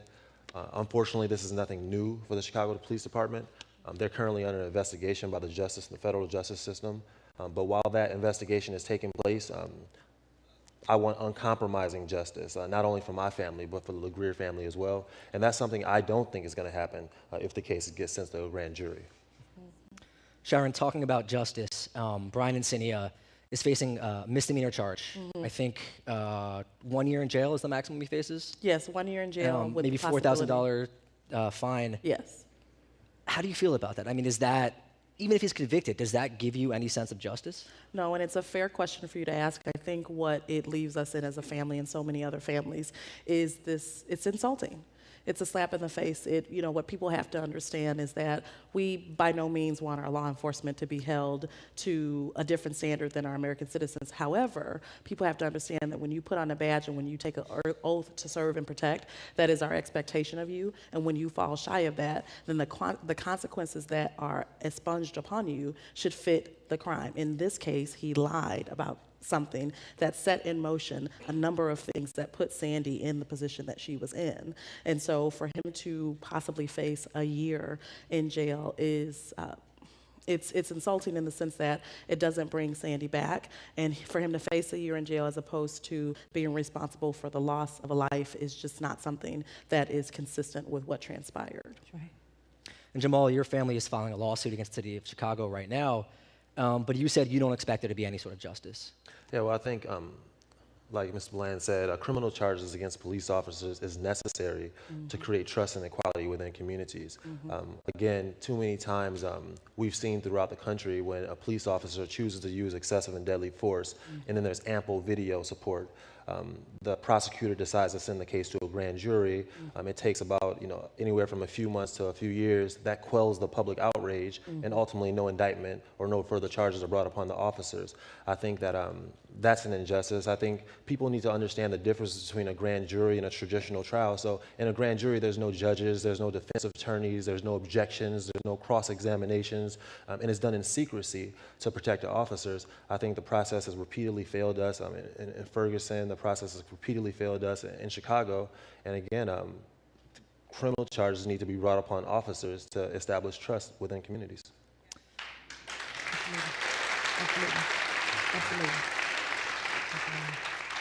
And then speaking of establishing trust, I mean, you couldn't find a more blatant example of when police were actually called to create a situation, to diffuse a situation, to make it safe. And this is what happens. I mean, how do you even start to get back that trust? I think that understanding and leading with empathy, but first of all, just understanding having a police badge either is going to provide you a platform that is going to promote your positivity. If you're a good person, wearing that police badge is going to give you a platform to elevate your good spirit. If you're a bad person, having a police badge is going to give you a platform to elevate your stage for wickedness. And so police officers are not above the law, but they are human beings. So just treat people the way you want to be treated and love before anything.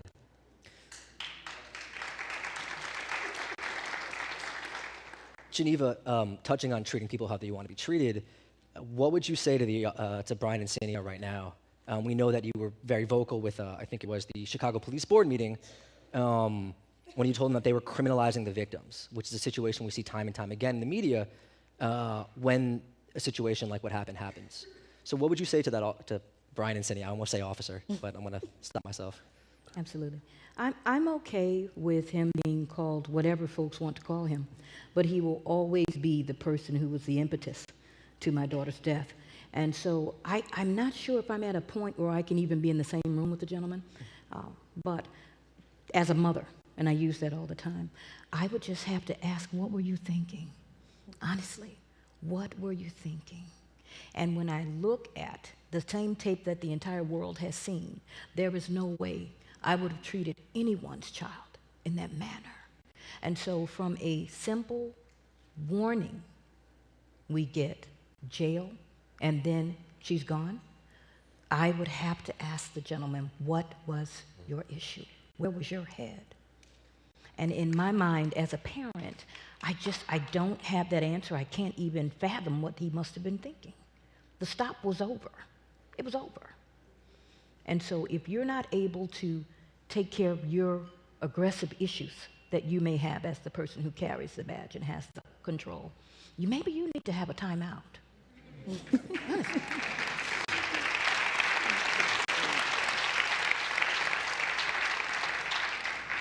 We're talking a lot about how police interact with the community. And I think that's one of the bigger pictures at hand. Obviously, these are two horrific cases. But Jamal, you grew up on the south side of Chicago, a neighborhood that has a reputation for a lot of gun violence and a lot of police presence. How can the police do a better job in these neighborhoods? You know, I used to work in crime reporting, and you go into some bad areas, and residents want police there, a lot of them. They do. They want safer communities. But when you have a situation when you're calling police and where police have a systemic harassment of residents, it pushes people away from law enforcement. So how do you rectify that situation? Well, I think one of the things that stand out about the west side and south side of Chicago is the overwhelming presence of the criminal justice system within a community. If a teenager lives in East Garfield Park, North Lawndale, or the south side in Chatham, where I stay, seeing a squad car is like a defining social structure of their life. You know, they see them so often. When I jump off the red line, the elevated train in Chicago on 79th, German Shepherds are there sniffing my dogs, sniffing my knees. You know, my daughter at 2 years old, she knew what a helicopter was. So I think that when I think of what can be done in Chicago, I think there's work being done all across the country, and I think that the answers are there. The information is there, and if they truly want to find out solutions, they could survey communities. You know, they could say, how do you want to be policed? They could police the police. There's a few different things that could be done in that regard. Absolutely.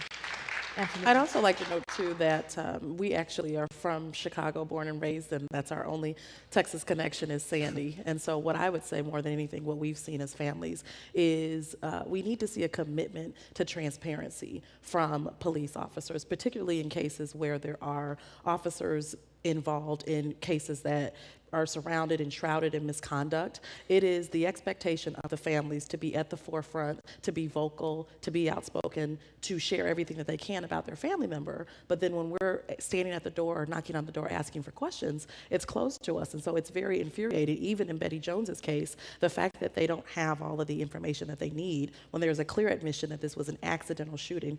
Everything should be furnished to them. In Sandy's case, every single piece of paper that had anything to do with her detainment in the field to the time that she was found in custody, expired, should be provided to the family. And so there are these delays, and there was a panelist who said it earlier, there are delays that I personally feel are utilized as stall tactics to make you, get yourself into a situation where you become, despondent or you get discouraged. And so I just want to encourage people, and John Jay Justice College has given me so much courage today to say what I continue to say, is that the pursuit of justice, it is a marathon. It's not a sprint, and it's imperative for you to stay in the race to get to the finish line. That's right.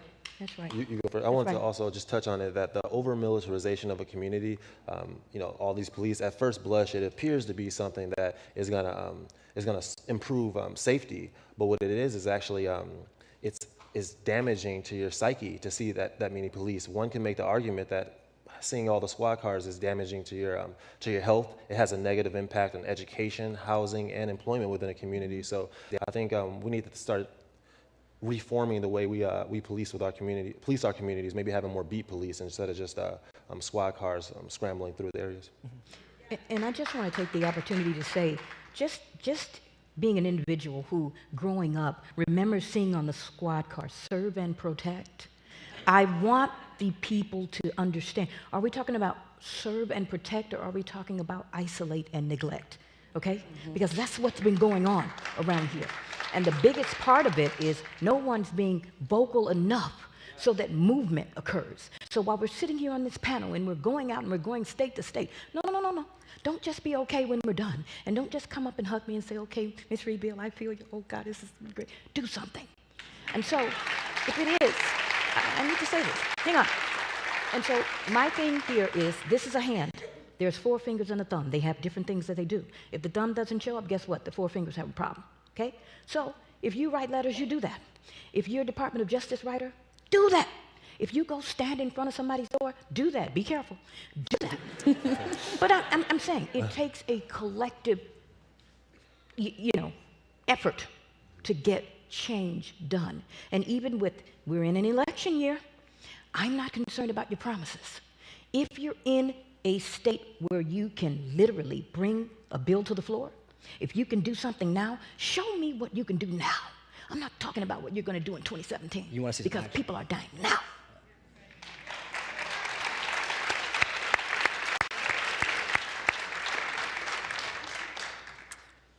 Research has shown, and we look at Sandra's case, you look at places like Ferguson, they've done reports there in the St. Louis municipalities, that African-American drivers are pulled over way more than white drivers. And you were talking about harassment and how it affects people's psyches. How does that affect you when you get behind the wheel of a car? Are you kidding me? Oh my God. Since Sandy's, issue, if I'm in anyone's car now, I make sure the blinker's being used. I make sure I'm looking in my rear view. I make sure I'm right at the speed limit. And unfortunately, you could do all those things, and you will still, this is my case, be stopped, asked for your items, you present your items, and you're stalled there, okay? So I don't know if there's anything you can do to ward off this treatment, but I tell you what, if you're driving around without your proper paperwork, please go get it. just have it when it's there. Because for me, this is a whole different thing. And as I run into women across the world, they say to me, you know what? Now I look in my rear view. Now I use that blinker. Now Sandy comes to my mind every time I see a squad car. And so for us, we go out and we continue to keep her story out. In July, 7 other women died in police custody. What are their names? You understand what I'm saying? Mm-hmm. So we're going to keep speaking. We're going to keep talking about this because it needs to happen. But after the talking, action needs to take place. And each one of us has the power to do it.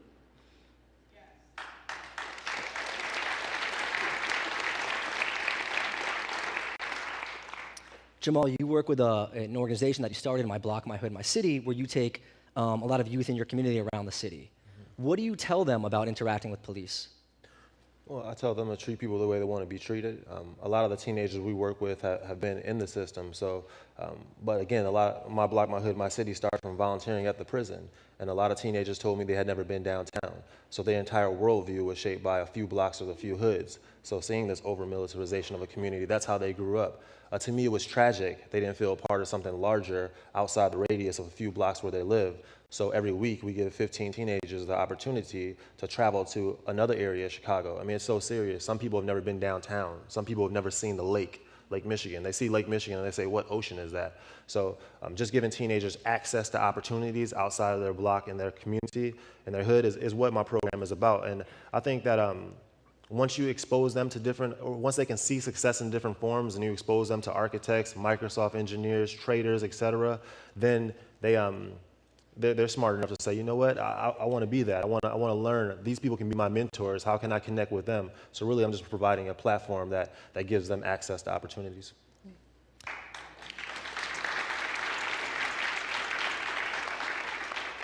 I think I could listen to all of you for like another hour, but more probably. But unfortunately, we're out of time. So I just want to thank you guys for coming down and talking to us. Absolutely.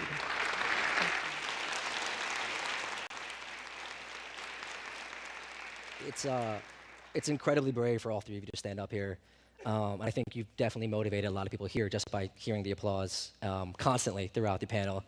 So thank you guys very, very much. Thank you for having me. Thank you, John Jay. Yeah, I've got eyes on the back of this truck. Let me know if you need more info.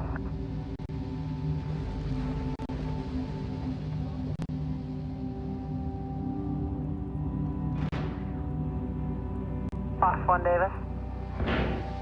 Go ahead. Did you need negotiators also? I believe they're en route. Just need to confirm. Affirmative. 10-4. Just 10-14, female fathers at the PD.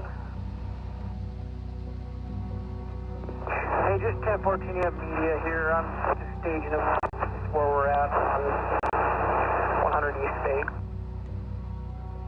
701.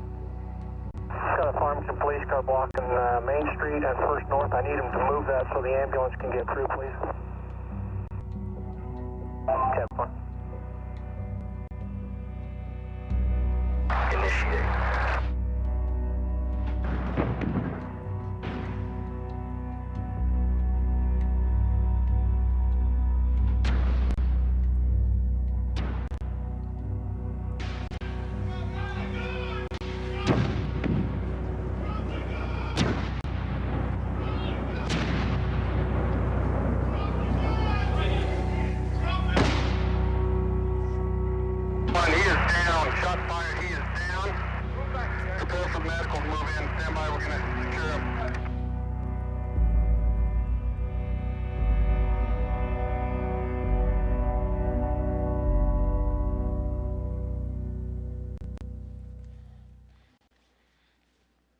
Hello, everyone. I'm Jeff Toobin, and we're going to talk about the police, sort of following on to the last panel, and talk about some of the solutions. And let me just start with some numbers for your consideration. 1,138 people were killed by the police in 2015. 965 of them were fatally shot. 235 were unarmed.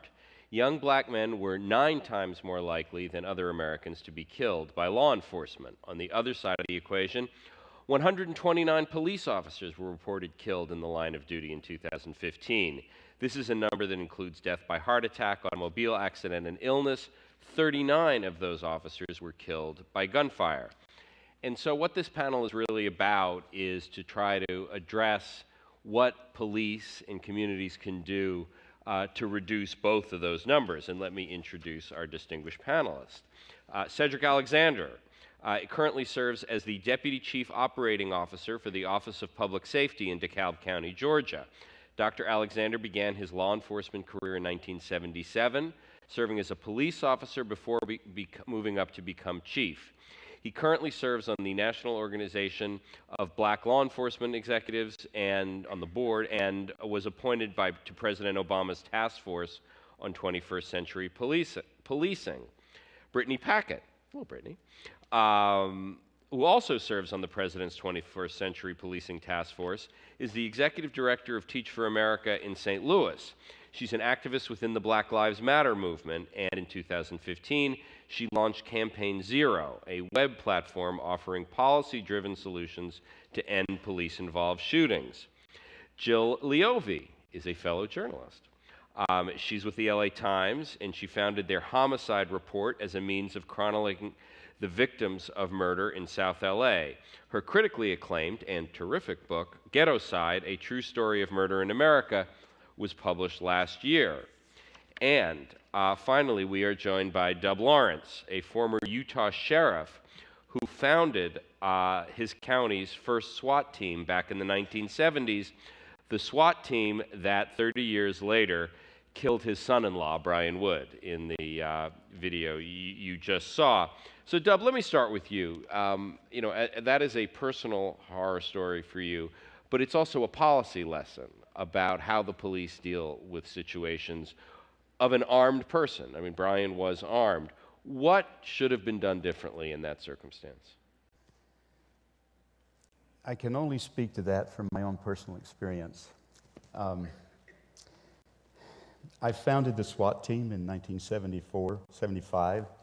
I was elected sheriff in 1974, so it was a new thing. In the 60s, I was in the Marine Corps during the Watts riots. A lot of the things were happening that were more violent in the country. But when I left the Marine Corps and became a police officer and then was elected county sheriff, that was something that seemed to be the right thing to do, considering the events of the times. But I had a philosophy. I took an oath as a Marine, I took an oath as a police officer, I took an oath as a county sheriff, and they're all similar. But on my honor, I will do my duty. Excuse me. Back up.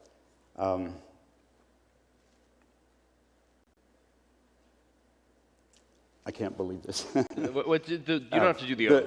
The oath of office that was that I took included, when I swore in my officers as deputies, as sheriff, I can remember the part of the sheriff, but I solemnly swear that I will obey, support, and defend the Constitution of the United States and the Constitution of this state and discharge my duty with fidelity. And then I also added the first paragraph of the Law Enforcement Code of Ethics. And it states, as a law enforcement officer, my fundamental duty is to serve mankind, to safeguard lives and property, to protect the innocent from deception, the weak against oppression or intimidation, the peaceful against violence or disorder, and to respect the constitutional rights of all persons to liberty, equality, and justice. And that was the philosophy back in the 70s. That's the way we trained our officers. Every SWAT operation the whole effort was to neutralize, to diffuse, to negotiate. If we had had a failed operation, if somebody got hurt or killed, it would have been a failed operation. The changes that have occurred over the last 45 years, those changes have impacted our society tremendously. And when I watched and witnessed my son being shot to death by the police, and then the police actually put over the press for 20 hours that it was a self-inflicted gunshot wound to the chest. It was the misinformation. It was a practice. There were 46 SWAT officers within 50 feet of him. He was totally contained. There was no reason whatsoever to use deadly force. So let me just stop you there. Cedric, when you think about you're responsible for outfitting your officers as well as hiring them. One of the striking things about the scene there was the extreme militarization of the process. We certainly saw it in Ferguson. What's your approach to the kind of equipment your police force needs? Well, first of all, let me put things in a little historical context as it relates to your question. Very long standing in this country, particularly communities of color and police have had this not so good of a relationship, if you will. We also have to own and accept the fact that also in policing, we have done a number of things historically that have oppressed people throughout the history of this nation, going back to the beginning of police departments. So we fast forward up. We all know the history of police and community. Some communities it has been far greater than others, but we know that there are communities that still struggle a great deal with developing those relationships. And if we move fast forward again now to Ferguson, and in Ferguson what we saw was a misuse of specialized weapons and tactics, better known as SWAT, with M4 rifles being pointed down range at American citizens who were just merely exercising their constitutional right. That for us was a unique experience and embarrassment for this entire nation, from the White House right to Main Street. And around the globe, people did not accept that, whether they were Republicans or Democrats, liberals or conservatives. Nobody liked the idea of American citizens being threatened by the local police for merely exercising their rights. That was a horrible optic that set the tone that the conversation we're having right now as it relates to demilitarization of policing. So we do have to demilitarize, and we cannot use that type of force in any and every incident or event that we may come in contact with. Now, but let's be very realistic as well, because we also live in a time post 9/11 where if you think about San Bernardino, California, where local police had to respond to a threat, a live, active threat. They needed the equipment, they needed the weaponry, and they needed the training, and they also needed the policy that the sheriff talked about that needs to be in place in order to carry out that act. But that is not in each and every call you go to. You don't take, in my opinion, you don't take a SWAT team just because you go into a crack house. That's a little bit over the top. Even though there may be some indications of guns that may be inside, and we understand that, but I think we have to be a lot more conservative in terms of that approach going forward. Because what the American people expect is a police department that is trained to protect them, have all the necessary equipment and resources in order to do so, because that's the time that we live in. We can be in a theater, we can be in a mall, we can just be somewhere minding our business where we want police to be able to respond to rescue us. And to do that, they have to be safe, they have to have the necessary equipment in order to do so. But we cannot, as we saw in this video and many other images we've seen across the country, allow that type of force being used in any and all circumstances. Brittany, you feel free. Brittany, you see the scenes of the militarization. Is the problem what the cops have or what the cops do? I would say it's a bit of both, right? And I want to be clear that we're operating in a reality, because the reality is we're not just talking about optics or images, right?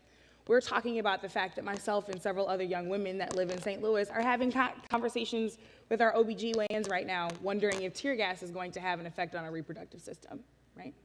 We're talking about children and wondering if tear gas, and then, well, not if, how, tear gas, M16s, and the psychological and physical damage that they have endured on the streets of Ferguson and, quite frankly, on the streets of St. Louis, how that will affect their educational, employment, and college outcomes, right? So I want to just make sure that we are situating this in more than just an image on a screen, because this is real for you, right? I know this is real for everyone up here, and so I want to start off that way. But Dr. Alexander is exactly right in saying that we were out there in Ferguson engaging in our democracy in the way that people tell us to, right? In the way that the great founders of this country did. But when we did it in our black skin with our rap music and our young selves, we were considered threats instead of patriots. And so at the end of the day, it's about what the cops have, it's about what they do, but it's also about how American society draws up young people of color as people to be seen as enemy combatants instead of the full citizens that we are and the respect that we deserve. Now, Jill, you have written that Black Lives Matter, but also Black Deaths Matter. And you have written about how African Americans are overwhelmingly the victims of the crimes that you have written about in LA. We talk about this context, this story a lot in the sense of over-policing, too much, but do you suggest that under-policing is also a big part of the problem? I do. I think one of the things we have to look at when we look at both the number of police officers who die and the number of people who are killed by police in this country is it's part of the big picture, the large context, is that the U.S., relatively speaking, compared to other developed Western nations, is extremely violent, strangely violent, and has been all through its history. It's a very peculiar thing about American history that you see great wealth, you see elaborate development of institutions as you do in European countries, but you see this very high rate of violence. I think that you have to conclude that both deaths at the hands of the police and the death of police officers are part of that overall context of violence. And to say the obvious, we cannot talk about policing without talking about crime. Crime is what police do. And so it always has to be part of the conversation. But what do you mean by under-policing? So when you look at the American exception, you say, what is it about America that makes it exceptional? One of the things that stands out is weak policing throughout our history. We have very fragmented police. Think about it. Our highest crimes, murder, our state crimes, our law enforcement agencies, our municipal bureaucracies, for the most part, they're different from place to place. I was thinking of Freddie Gray, you know, the paddy wagon was outlawed in LA in about late 70s, early 80s, I think. So you're talking about decades of difference in practice in different police departments around the country. It's a fragmented system, and we have a very strong tradition going all the way back through the 19th century of communal justice, of posse justice in this country. This is cowboy country. I think everybody knows what I'm talking about. That is of a piece with very threadbare, very weak law enforcement. And when I say weak, I think sort of the focal point of that weakness is solving crimes. And I use homicide in my book partly because it's the most countable crime and partly because it's the most important crime. Violent crime against persons is a political force. It has to be controlled in a society if there's going to be control. And you see, the John Jay students and professors here can argue with me, but I think you see a very strong pattern of very low rates of solving both homicide and assault going all the way back to the 19th century. And this is a fundamental problem that really we need a lot of research and we need a lot of work on. Cedric, I know you want to jump in, but I mean, it is a fascinating and little known fact that most homicides, particularly in poorer communities, there are no arrests, there are no prosecutions. I mean, they just don't these cases don't get solved. That's right, and violence is different. Violence is a very particular thing. If you do not have a state monopoly on violence, it is dispersed, and you have violence elsewhere. And what was so gripping to me about researching Ghettocide is to see the similarities between South Central, Northern Ireland, South Africa, favelas of Brazil. They all tend to have similar traits, these environments. They're rumor-rich, there's communal justice. It's very clear that there's underlying forces. Cedric, you wanted to... Yeah, let me speak from the position of an active duty police administrator. The juxtaposition here that both police and community is in many communities that are very much challenged. Whether they're challenged by socioeconomic conditions, poor education, whatever the case may happen to be, we have them throughout our communities, throughout this country. So that being the community, those are the communities oftentimes that require and call for the most police service. That is a data-driven fact. And in those communities where you have those challenges, where you may be challenged by violence, by gang activity, or wannabe gang activities, or murders or homicides, whatever the case may happen to be, these are the calls for service most police departments are going to respond to first. This is where they're probably going to put the greatest amount of their resources. Now, the problem is here, if police pull out of those communities where they don't look as so much of a force, then no police is ever present. If police is present in those communities, then we're over-policing. And part of this stems from, in my opinion, and my experience tells me, is that there is not a collective working relationship that is systemically consistent throughout the community. You may have one group over here saying one thing, what they need from the police, and another group over here saying another thing, and the police never gets it right. Brittany, when you hear Jill say that there's under-policing is a problem, do you agree? You know, I really think the problem is that we're not talking about what safety looks like in our communities beyond policing. So, you know, when crime happens in Georgetown, they don't send a ton of police out there, right? When crime happens in the wealthy parts of New York City, they don't send a ton of police out there. They send them to Harlem. They don't send them over there. And so I want to make sure that we're being thoughtful about how often policing is racialized, because I went to a private, highly affluent high school, and there were never any police at my school. Meanwhile, in South Carolina, we can see a police officer drag a young woman from her desk at a public school, right? And there were certain kinds of kids at that school that the community deemed needed to be policed.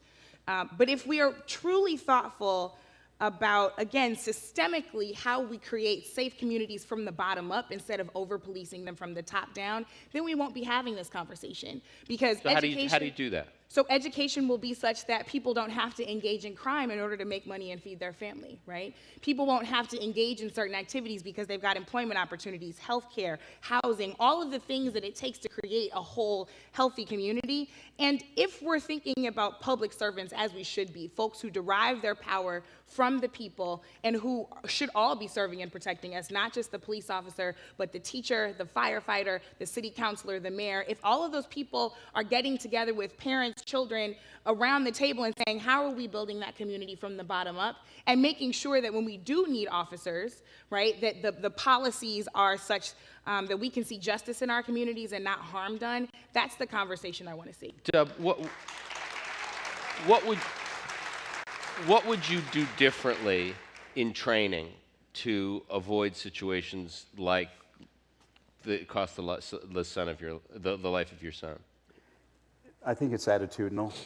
I think the attitude of law enforcement has changed so much over the last 3 or 4 decades. We're very adversarial. We use a lot of labels. The labeling is a process that probably started in the, certainly in the late 70s, early 80s. We label things, from the standpoint of constitutionality. Almost every constitutional amendment there is being violated in one way or another today. We have district attorneys who have the power to determine justified or unjustified. That's not due process. It's not guilt or innocence. But officers are not taken into the courtroom where the evidence is presented against an officer who has wrongfully taken some life. It's stopped before it gets to the court, the judge, the jury, with immunity. We have immunity for law enforcement personnel. If they qualify for immunity, then there is no prosecution. The evidence can't be used. So there's so many problems, and it's complicated. Jill, you, like all of us, have heard of the Ferguson effect, which is the hypothesis that law enforcement, in response to the criticism of the police in Ferguson and other incidents like it, has taken a more hands-off approach to their jobs and are, in effect, neglecting their duties. Do you think the Ferguson effect is real? You know, I don't know. It's so hard to know anything in criminal justice. There's so little really good information. I would suspect not, because again, when you say police department, you're talking about municipal bureaucracies, and they tend to have their own momentum. They tend to work in certain prescribed ways year after year. They're actually, every police chief I've ever known has talked about trying to turn the Titanic. It's very hard to change anything in these organizations. And so I would imagine they kind of go, the machinery kind of works the way it Let me ask you the same question, Cedric. Now, anecdotally speaking, I would say no, and certainly not in DeKalb County, Georgia, certainly not in Atlanta, certainly not in Rochester, New York. But for a brief moment, we saw that in Baltimore, and for a brief moment, you saw it here in New York City. So you can't you can't cover or paint all police departments with the same brush. But here's what's important I need to be able to convey, is that policing in this country needs major reform. And we got to reform our police departments. And where would you start? That begin with how we recruit, even how we advertise. We got to get away from advertising with SWAT gear and start advertising with this being a guardian profession and not an occupying force profession. So that in and of itself, how we start out, is how we're going to end up. And I think if we start recruiting better, if we start training better, if we take the lessons that we're learning every day and take these young men and women who are coming out of college, coming out of military, coming out of high school, coming out of wherever, they have a far greater advantage than I had 39 years ago when I started in this profession. They're much more culturally aware and sensitive. They're very much in tune with technology. Their minds are open to change and differences and to new ideas. And I think those are great opportunities that we all have to make sure in our own communities that that type of recruiting is taking place. Now, once you have them in your police environment, you also have to make sure that they're managed appropriately. They got to have good bosses. They got to have good role models, because they truly are your next generation of police officers that are going to provide that guardian relationship. But here, and I'll close with this, there is no public safety without police, and there's no public safety without community. You have to be partnered. You have to be married to each other in order to reduce crime. People could give less than a damn about what percentage of crime has been reduced in their community. What people are more concerned with in most cities across this country is, what is my relationship with my local police department? Do I have to feel feared of them because I see blue lights? People are more concerned about their relationship as opposed to reducing crime. And you're not going to reduce crime in this country. I don't care what technology you have. I don't care what data-driven information you're operating from. If you don't have that relationship between that police and that community, you will not see that reduction in crime that you're looking for. Brittany, let me ask you about the Ferguson effect in Ferguson, since you are right there at ground zero. I mean, Ferguson has symbolic taken on a symbolic resonance, but it's also a place. Yeah. And what changes have you seen after all the attention from the Justice Department, from journalists, from the state of Missouri? What are things like there now? Are they better? You know, there's been a lot of effort put in. And we've seen some changes. The city council is slightly more diverse. There's a new police chief in Ferguson. And yet, as much as things change, many things still stay the same. But I want to push a little bit on the premise of the question, because if we're going to blame something on Ferguson, we have to talk about what the roots of Ferguson were, right? The uprising in Ferguson and in Baltimore and the movement that we've seen spread across the country exists because institutional racism and oppression exists. And so if you want to talk about what happens because what is or is not happening because of Ferguson, you have to talk about why Ferguson happened. I'm not concerned about talking about the branch of the tree. I'm concerned about talking about what's at the root, right? And how we uproot the whole thing. And so what has continued to happen across St. Louis is, yes, a conversation about relationships, but I think we were talking about this earlier, I think we have to be thoughtful about what relationships get us. Relationships are important, but they only get us so far, right? This idea that an officer like Darren Wilson is just a bad apple is problematic, because we're really talking about entire systems that can be complicit in people's death. Now, when you talk about a system, that means that people actually have to face the fact that we're implicated too, right? That if you've been in this system for however many years, that you're implicated as well. But we have to talk beyond relationships, even though they're important, to systemic changes. And so some of the things we've been working on in Ferguson and quite broadly, quite frankly, nationally, are issues of citizen review and oversight of the police, are issues of demilitarization, use of force. We just put out a report, and you would be surprised how many major metropolitan police departments, not only is their use of force policy not available online, when they release it, it's heavily redacted, as the Houston Police Department did when we did a Freedom of Information request of them, and how many of those policies do not prioritize the preservation of life. I mean, that phrase is not even in there. So when you talk about using deadly force and assessing when it's necessary or not, the guidelines and the rules that you have going into that situation, some of them don't even talk about preserving life as the #1 priority. Jill, I'm sorry, I don't want to stop you, please. But I was just going to say, so this idea that we get to relationship and also get to systemic change is critically important if we're going to see a change in the Fergusons all across America. Jill, Cedric said people are concerned about their relationship with the police more than they're concerned about the amount of crime. Do you agree? That is probably generally true. The truth about violent crime in this country is that it's very, very concentrated into pockets, and many people never experience violent crime, and some people experience it as a daily part of their lives. In South Central LA, in Watts, where I was working, in 8 square miles, they were having 80 murders a year during the first. How many? 60 to 80 a year. So you can do the math. The people who were dying were primarily poor black men, not just, by the way, youth, not just 18 to 24, but all the way up into their 40s. And there were years where not a single one of those deaths made the paper or got any news coverage at all.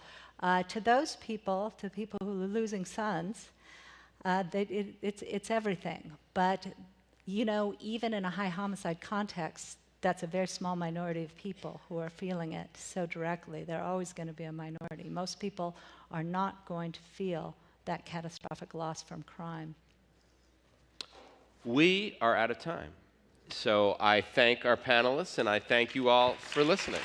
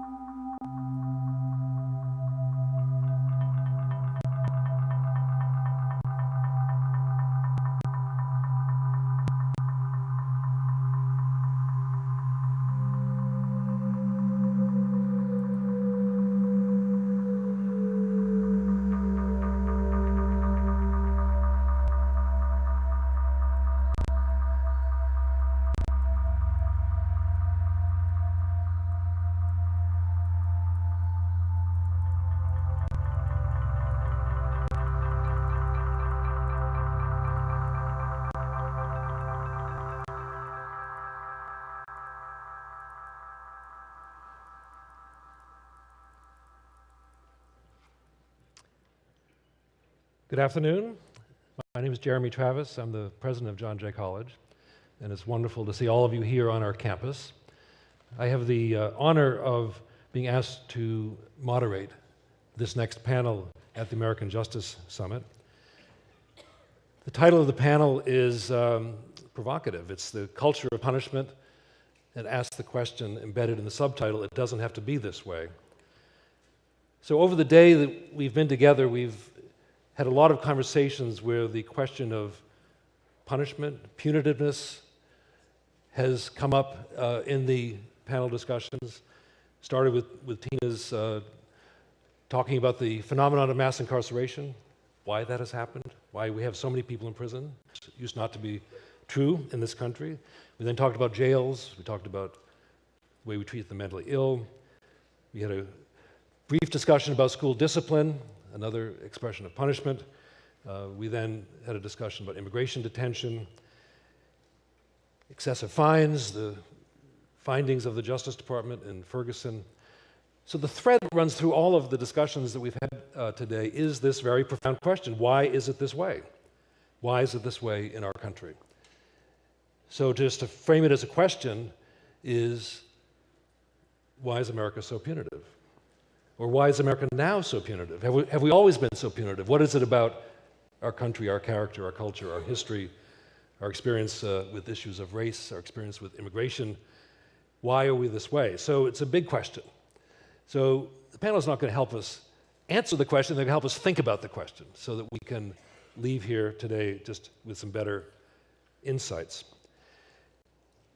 This is now a conversation that's underway in academia, a lot of writing on this question about punitiveness in America, trying to measure this, so scholars are looking at it in this way. But our hope is that this is a realization so that at this point in the summit, we're starting to tie some pieces together. So we are so fortunate to have the panel that's on the stage with me today to shed some light on this question, this phenomenon about punishment. Must it be this way? And we're going to go pretty deep. We're going to go deep inside of the prison experience with two individuals on the stage with me who have lived parts of their lives, years of their lives, in American prisons. In one case, we'll have a firsthand discussion of life in solitary, which we talked about briefly this morning. We also have two experts, corrections experts. I'll introduce everybody in a second, but one of them is a psychologist, the nation's preeminent psychologist understanding the effects of incarceration, in particular the effects of solitary. And to help us step outside of the American experience, we have a European expert, one of the leaders in the corrections profession in Germany, who is here to help us think about a point of comparison, a point of reference, so that we can take on some tough questions about our own history and culture. So my hope is that we'll ask the first presenter to help us really paint the picture of an experience that some of us have had, some of us have not had, but it's so important for us to all to understand, and that's life inside a prison. So the first person I'll call on in a second after I've introduced all of them is Ronald Simpson-Bay. Ronald is somebody known to many of us. He's actually a graduate of Just Leadership USA and now works for them, organizing an alumni network of formerly incarcerated individuals around the country. He spent 27 years in prison in the state of Michigan. He then took it upon himself to become familiar with the law, helped find a way to get his conviction overturned. Today he's a free man, an advocate for justice, spent time with the American Friends Service Committee, and now works at Just Leadership USA. Seated to my immediate left is Andrea James. Andrea is somebody who, in her professional life, is a lawyer, criminal defense lawyer, real estate lawyer, and then was convicted of a crime that sent her to federal prison for 2 years. She has come out of that experience as an advocate for the perspectives of women and mothers on the issues of mass incarceration and justice reform. She has created an organization called Families for Justice as Healing. I love the title, and she is now affiliating with a national association that's advocating for the perspectives of women. And at in the middle here, sitting next to Andrea, we have Jörg Jesse, who serves as the Director General of the Prison and Probation in Mecklenburg, Western Pomerania, which is in northeastern Germany, if you know your map, former Eastern Germany. Jörg was our host when a number of us went on a visit to Germany, sponsored by Vera and John Jay, to look at prisons and provide a comparative perspective. You've seen some press about that, and 60 Minutes is about to do something on our trip there. Jörg is also very active in prison issues throughout Europe. We're very fortunate that he is here. And finally, I want to introduce a good friend and close colleague of mine, Craig Haney, who is a distinguished professor of psychology and presidential chair at the University of California, Santa Cruz. And as I said before, is, I think, the preeminent national expert on psychological effects of incarceration, and particularly solitary confinement, and was a member of the National Academy panel that I chaired. So, what a wonderful group we have. Please join me in just thanking them for coming, and then we'll get right into it. So, Ronald, we heard this morning a very poignant description of life in immigration detention, using the word icebox. You probably have your own language for the experience that you want to share with you, but just, you spent many years in prison, many years in solitary. Just, what's a day like? Just help us imagine your life to give some context to this discussion of punishment and punitiveness. Thank you. Good question. Thank you for inviting me here. I'd like to first say that time in prison in and of itself is challenging beyond belief. But time in solitary is just like, it's mind-boggling. People lose their minds in solitary. Imagine having everything in your life regulated to the minute. What time you can get up, what time you can go to bed, what time you eat, how much water you can use when you go to the bathroom, how many days you can use the shower out of the week. Sunlight is even regulated in solitary. In Michigan, they'll close the shutters so you don't even get sunlight. Solitary confinement is one of the most dehumanizing attributes of prison. That's above and beyond all the other ones. Solitary confinement in and of itself is a unique form of torture that we should try to eliminate at all costs. Thanks. So, Andrew, if you could also share your thoughts, perspectives, insights on your time in prison, and just help us understand your perspective as a woman and as a mother. I went to prison after more than 22 some odd years of working within the criminal legal system, as all the way from a youth worker working on the streets to a trial lawyer, a criminal defense lawyer, and a real estate lawyer.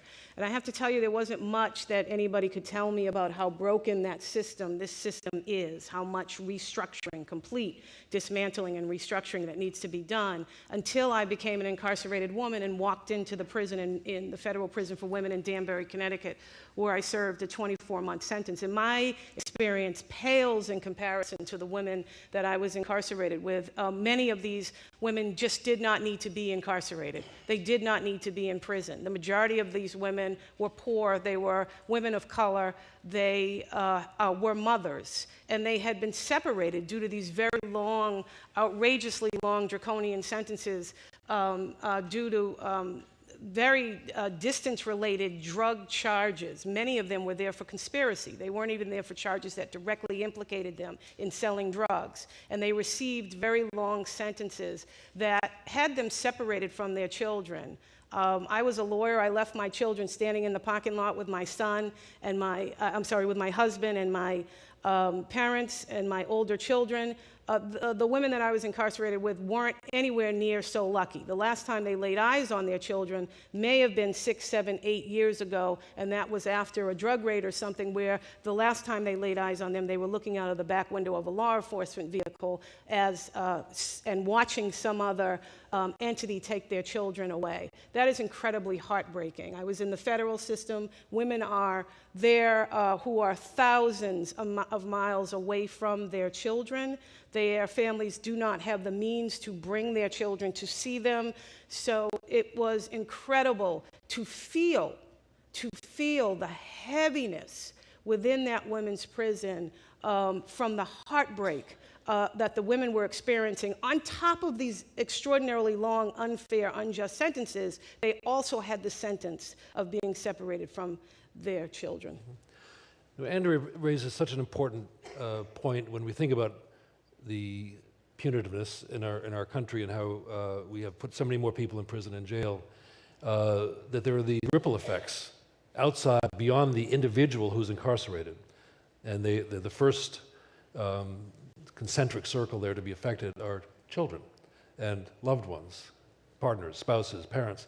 Ronald, just give me your sense to continue this thought about relationships with families and the outside world during your time in prison in Michigan, and what you experienced and how you talked about it with others who were incarcerated with you. I'd like to kind of spin off the ripple effect you just talked about.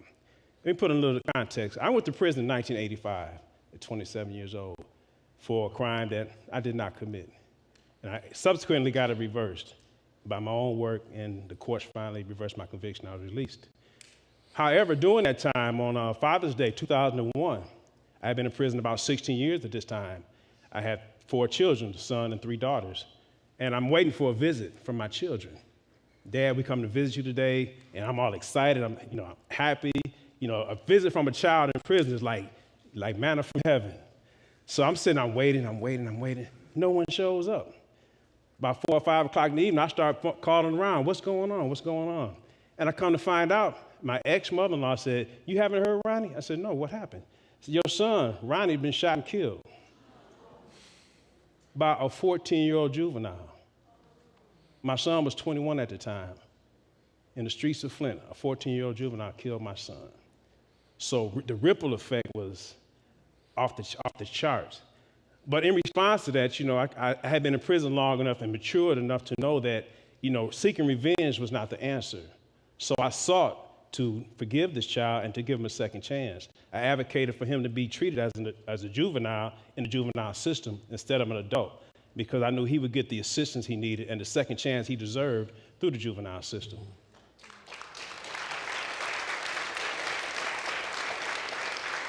So we want to come back to this theme that we've surfaced here. Your work with an organization that has healing in its name, your work now and after that awful incident on behalf of a different response to crime. But let's just stick for a moment with the issue of the effects of incarceration and particularly of solitary. So Professor Haney, just from your research and your scholarship over many years now, you've been looking at the damage caused by incarceration generally and particularly by isolation. So it's hard to talk about this with the objectivity of a scholar because it is so deeply human, what we're talking about, but just give us some top-of-line assessment of what your research has shown over the years.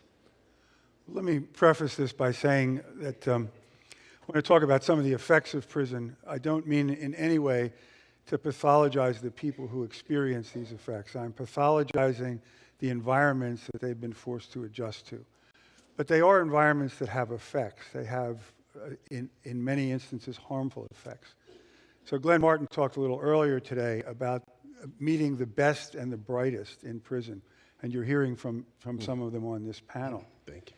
But what is best about them and what is brilliant about them was not really fostered in prison. They are the people you see and you heard from and you'll hear from later, and they're in the audience in spite of, not because of what happened to them in prison. Prison is a profoundly dehumanizing environment. Prisoners are treated as less than human. They are degraded by the procedures, by the physical architecture, by the rules and regulations to which they are subjected. Not even really treated as less than human, but sometimes treated as inanimate objects to be moved around and harmed without a thought being given to the reaction or the consequence on the person. Prisons are profoundly depriving environment. So the courts have ruled that people who are in prison have the right to the minimum necessities of life, by which they mean food, clothing, and shelter. But they most decidedly don't mean the kinds of things that sustain the human spirit or the human psyche. Very few, if any, prisons in the United States provide prisoners with those things. Prisons are dangerous places to live. There is an unpredictability and an uncontrollability to the danger that prisoners are vulnerable to. And they are punitive places, not only in the sense that all of that happens to you in prison as a result of the punishment that is inflicted on you when you go there.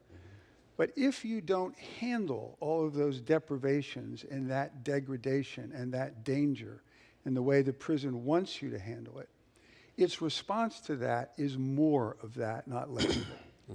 So it is an internally punitive environment. It's why we have in this country in the neighborhood of 100,000 people who were confined in solitary confinement, largely because they were unable to come to terms with the awful dehumanization and degradation and deprivation to which they were subjected, many of them mentally ill and who are responding with their mental illness to the nature of these conditions, but punished nonetheless for their inability to tolerate this extraordinarily harsh environment. So 100,000 people is a big number. And we've seen, certainly in the popular press, a lot of attention being given now to reform. I don't know if it's a movement or some at least active discussion on solitary confinement. So from your perspective, Professor Haney, taking into account the President's recent statement, our mayor here in New York City has limited solitary on Rikers Island for juveniles. Greg Marketel this morning talked about his reforms. National Association is talking about solitary. So is this real? And is it, how do we know whether it's moving? And is it going to make a dent in that 100,000? It is real. It is going to make a dent in the 100,000, but it is nowhere near enough.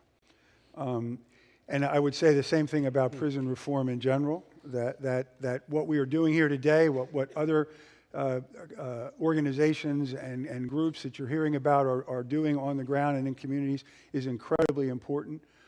Statements from the President are incredibly important, but we all need to keep in mind, it took us 40 years to get here. This will not change overnight. It is a problem of enormous magnitude.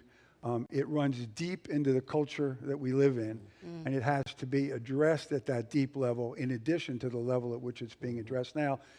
The people who are making changes in their prison systems, like Greg Marketel, deserve our admiration, but they are a minority of correctional leaders, still a minority of correctional leaders in the country.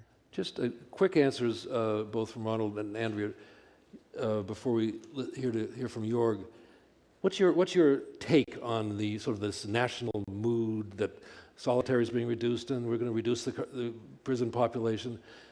Does this make you feel hopeful, or are you cynical about this, either of you, or both of you? What do you think, Andrea? Well, you have to stay hopeful, of course, and there's a lot of really good work, I think, that's going on, and I think the focus we should put on is what's happening from the grassroots, what's happening from out of the communities. Right. And that is that's not receiving enough of attention. A lot of the work so far has been done, or not done, but commandeered, I'm going to say it, commandeered by nonprofits that aren't including the voices of those who are most impacted. And when we do that, we are not creating a well-informed, restructured system. And we have got to create the space for those people who are the experts. We are always brought to speak, and everybody else but those of us who are there, who have the experience, are described as the experts. We are the experts.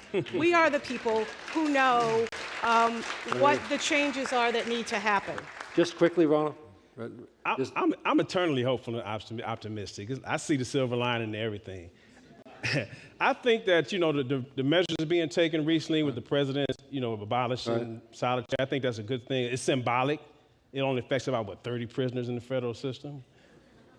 But it's a step in the right direction. Not quite 100,000 nationally, right? Yeah, it's a step in the right direction because it gives notice to the states that they can follow suit and feel safe about doing it, because politicians and people that make these decisions are real skittish. But if they see the leaders taking these positions, then they'd be more likely to take them themselves. So, Jorg, you know the American system to some extent. You've been listening to this conversation. We've had discussions over beer and Bratwurst in Germany. So, does the experience that's been described by Andrea and Ronald bear any relationship to the German experience for people who are, you have prisons, people in their prisons, in terms of length of time, use of solitary, the conditions of confinement, the relationship to family. Just reflect on what you're hearing. I've heard so many sad stories in this morning. It was a bit depressing for me, I have to say. So much anger and fear and aggression, and I think, or I ask myself the question: how can anything good come out of it? And what's the idea behind it? What about humanity? And what about chances, second chances? And on the other hand, I see the ones you talked about, the Director Generals, the criminologists in the US who want to change something. And to answer the other question, I'm hopeful, yeah. The German system is completely different. It starts with a constitution with the first sentence: human dignity is inviolable. To protect it and defend it is the duty of all state authority. So what's state authority? It's our officers. It's definitely, because they have to handle people who are incarcerated. Next step is our prison law. And our prison law says by serving his sentence, the prisoner has to be enabled to lead a life in social responsibility without committing further crimes. And also, it's a protection of the society during the time he's in prison. Then we have three principles. The first principle is the normalization principle.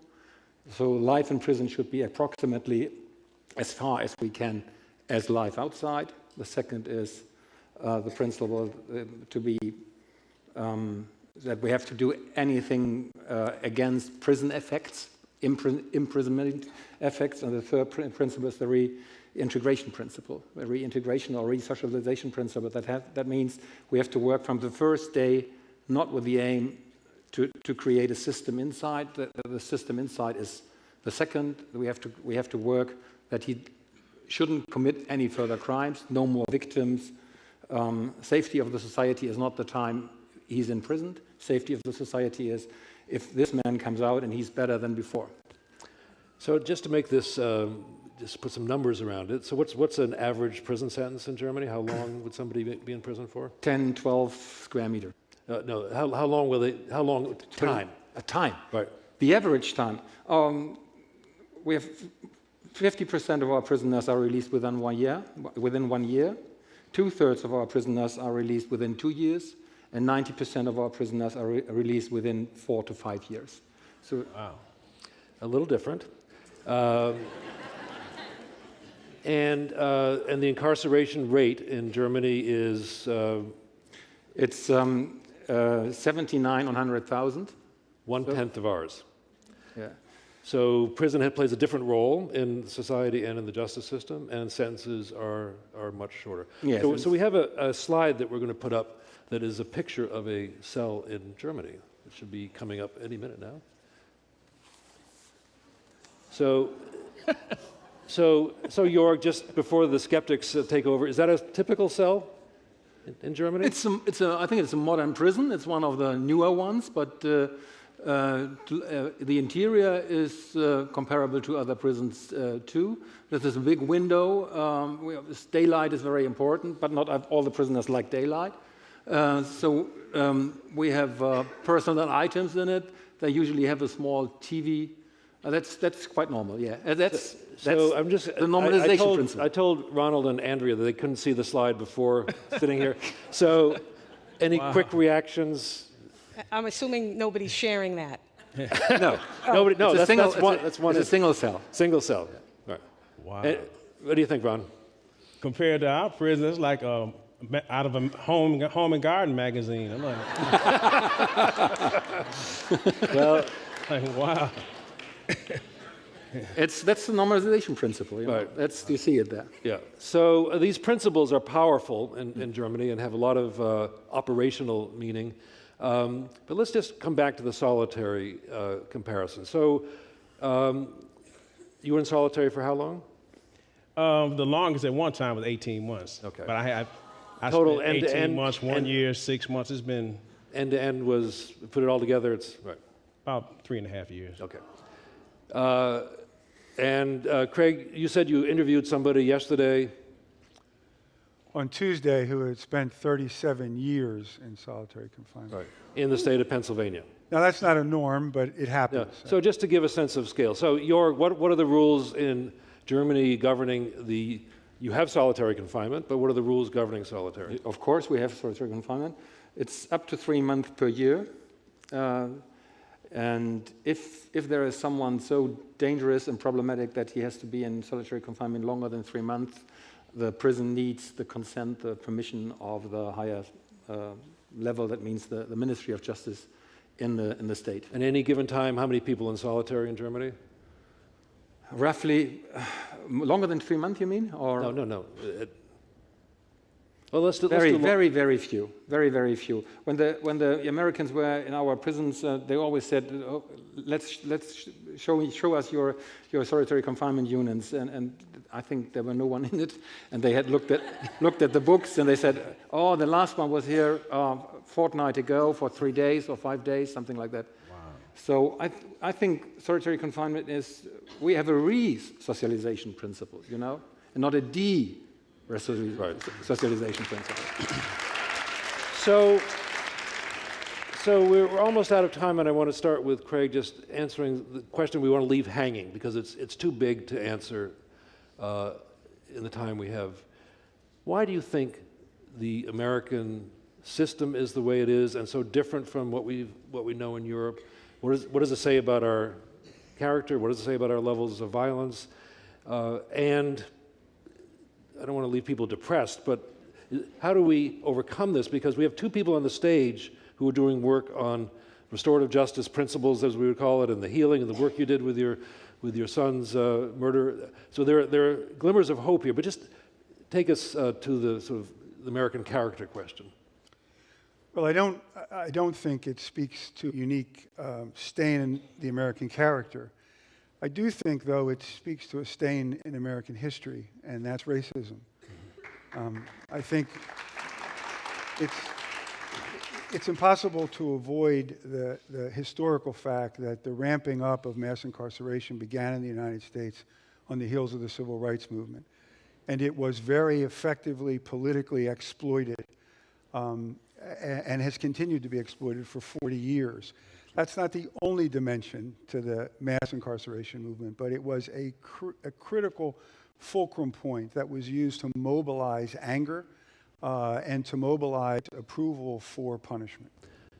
Ronald, you're sort of lightning round here. So what does this say about America? And you're going to get to not talk about us, but you can talk about Germany. I would just say that, I reflect on one of Dr. Martin Luther King quote. He said, we must learn to live together as brothers or die apart as fools. So I think we need to put the humanity back into being, human. Yeah, great. And to me, that's the overarching message. Okay. So, Jorg, we had a brief discussion downstairs about some of the German history that is relevant to where you stand now in terms of your approach to incarceration. So why is Germany where you are? Well, we changed a lot, and maybe we learned out of our history, but our new constitution from 1949 is completely different to the years before, and human dignity is a very, very important part in it. And our officers they have to swear an oath on our constitution. So I think it's very important to think outside, not inside prison systems. They all have to come back, and our duty is to work with them to give them second chance, opportunities. And on the other hand, the prisons are safe. We don't have escapes. We don't have attacks against very, very few attacks against our prison officers, and quite few attacks among prisoners. It's calm, calm. And working. Andrea, you get the final word here. So you've reflected on the American sort of experience with punishment, and what do you think we should think about ourselves? Well, we need to start with just stop incarcerating people for poverty and for the illness of addiction. and we need to stop sending women, particularly mothers, to prison. On that final note, thank you to the panel. Thank you all for coming. And let's go do some work. Okay, thanks. Great.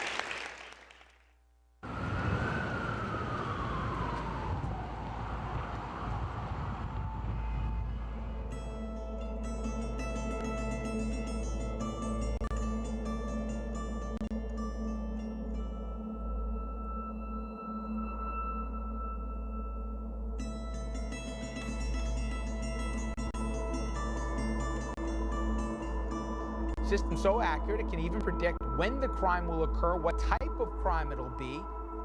Computer program that can actually predict where crimes will happen. New Yorkers are one step closer to living in the Matrix.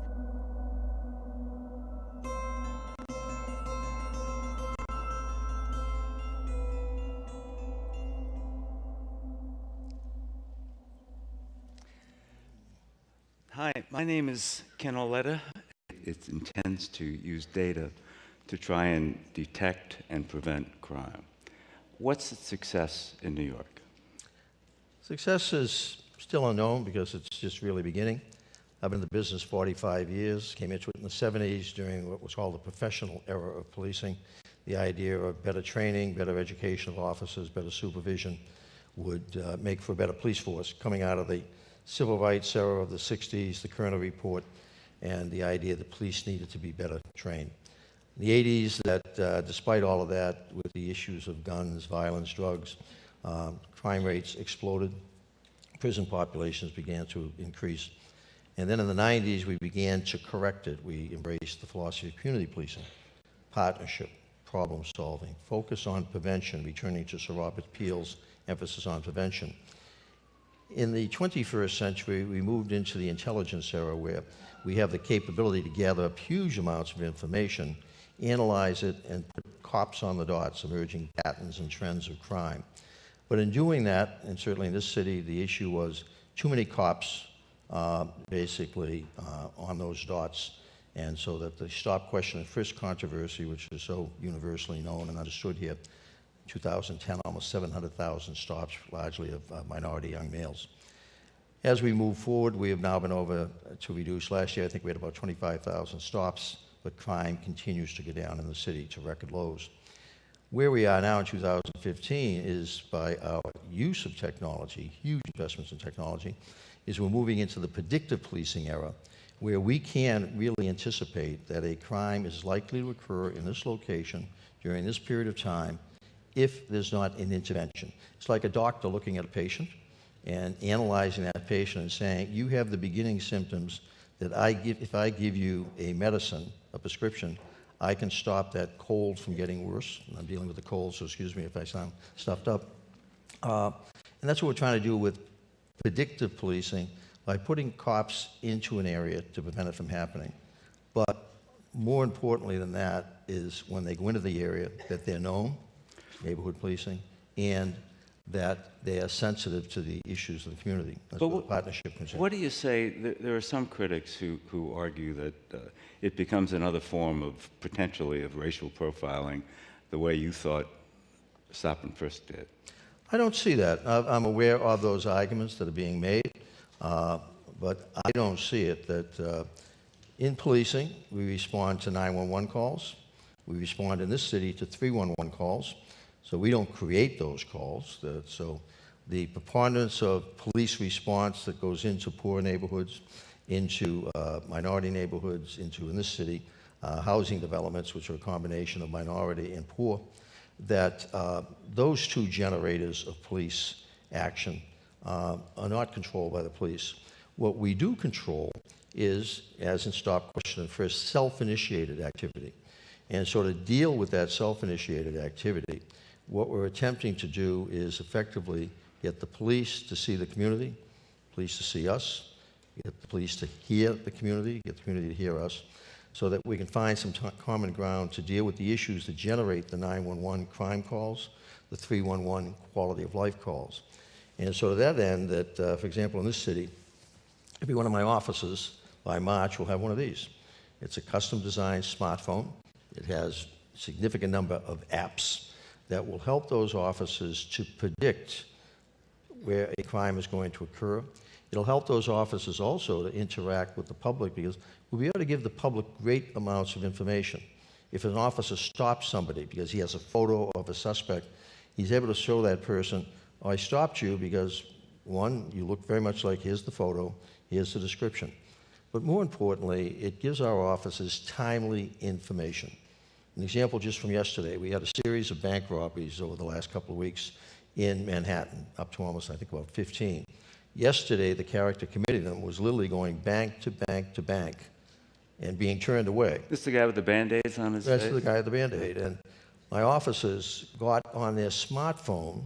They had programmed the smartphone that it would vibrate, alert them as the bank robbery calls were coming in. So before a dispatcher in the 911 center could even broadcast the call, the detectives were getting the vibe that the bank robbery had just occurred. They were able to respond immediately to the area and got them. Just one use of this technology. Another app we have here, which will be of great benefit in the city of immigrants and the city of so many languages, is a language app. You can speak into this phone on that app, and it will translate orally and in writing for my police officer to be able to, if an English-speaking officer is dealing with a Spanish-speaking victim, the ability to communicate so much more in a city with 60 million tourists.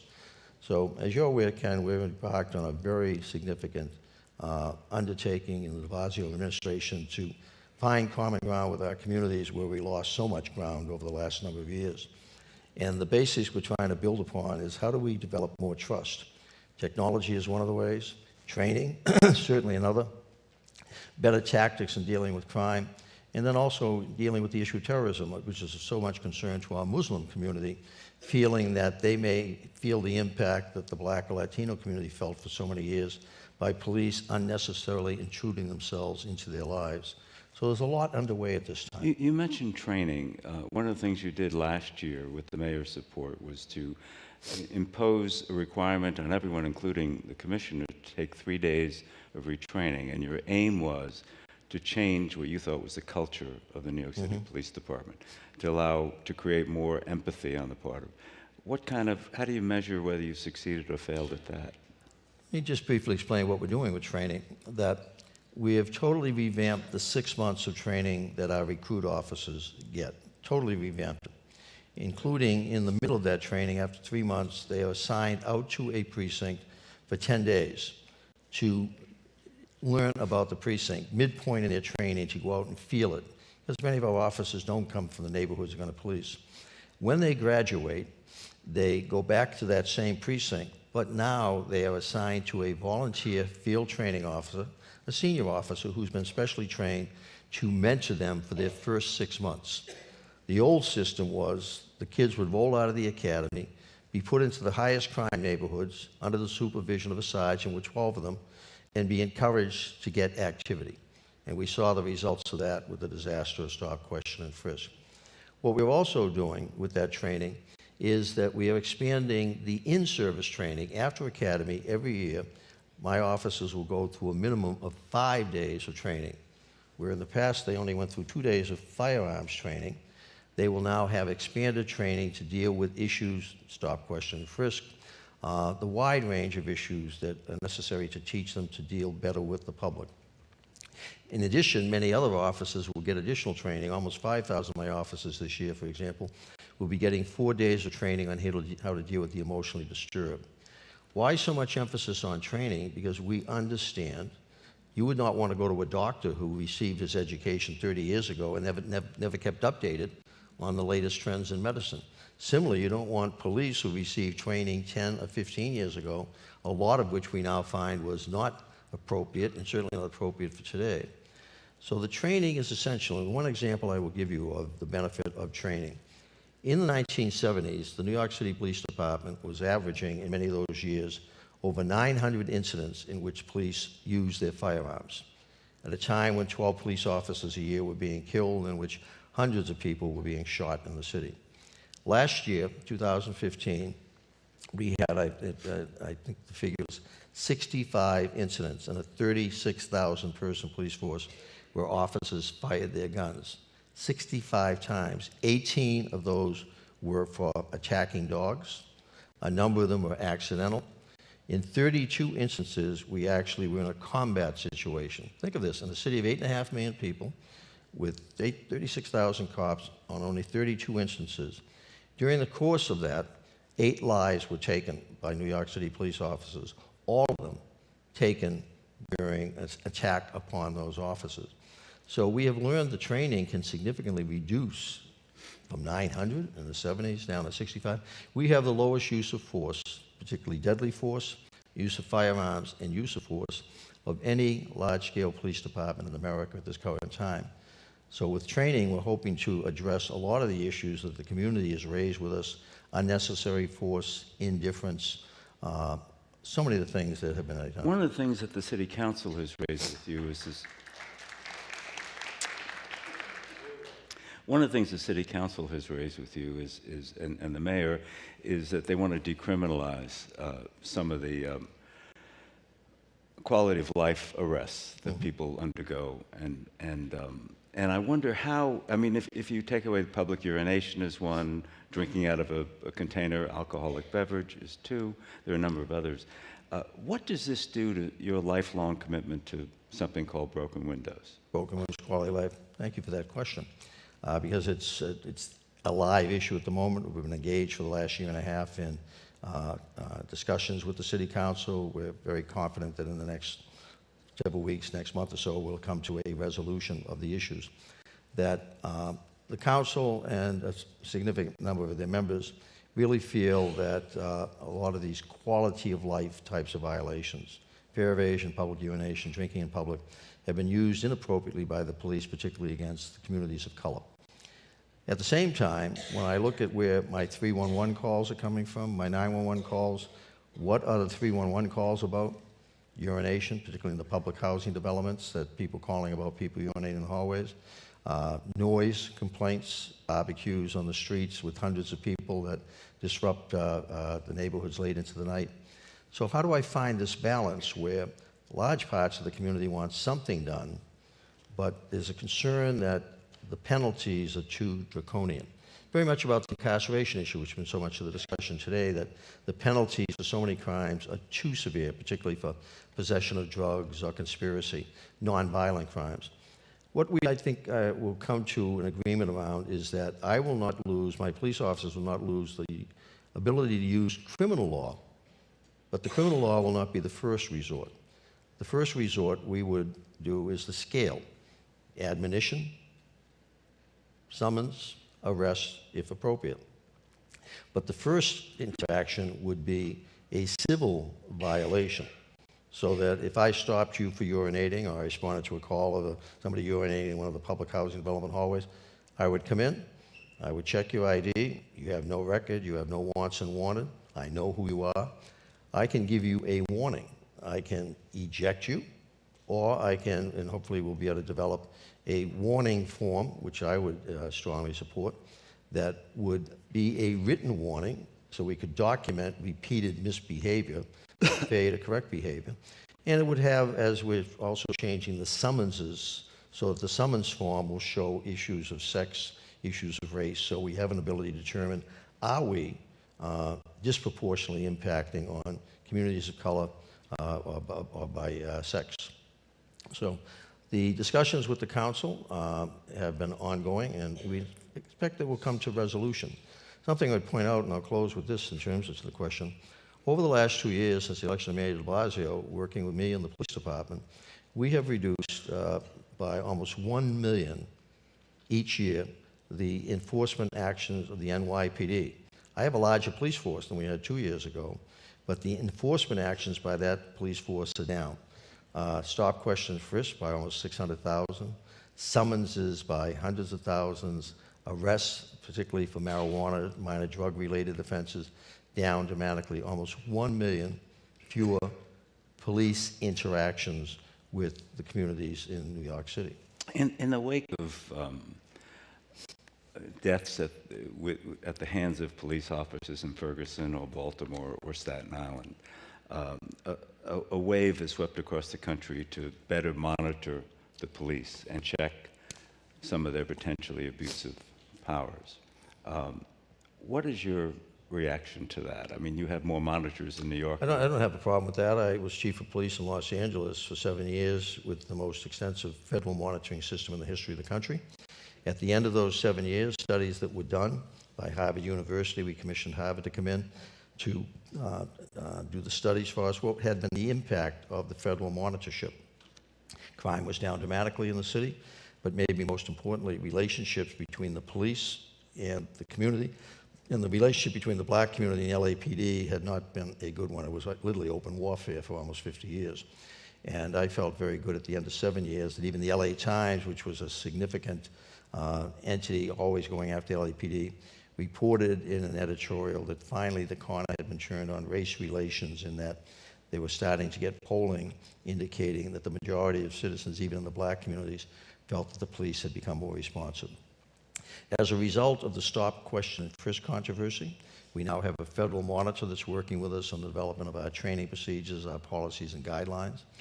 We have an inspector general now that, like other inspector generals for other city agencies, has the ability to self-initiate investigations, make policy recommendations. The CCRB has been significantly strengthened under its new director, Richard Emery. Each of those entities, and in addition, I'm going to, relative to our terrorism activity, Handshoe agreement, that will be adding a new individual to that, who we hope will be a very prominent jurist that we're conducting interviews now. So sum and substance, the department has, in the last 2 years, basically engaged in more oversight than at any time in its history, and at this point, probably has more oversight over it than any other police force in America, because we also have, above the Inspector General, is the Department of Investigation. We also have 2 U.S. attorneys who are not shy about investigating police, and 5 district attorneys.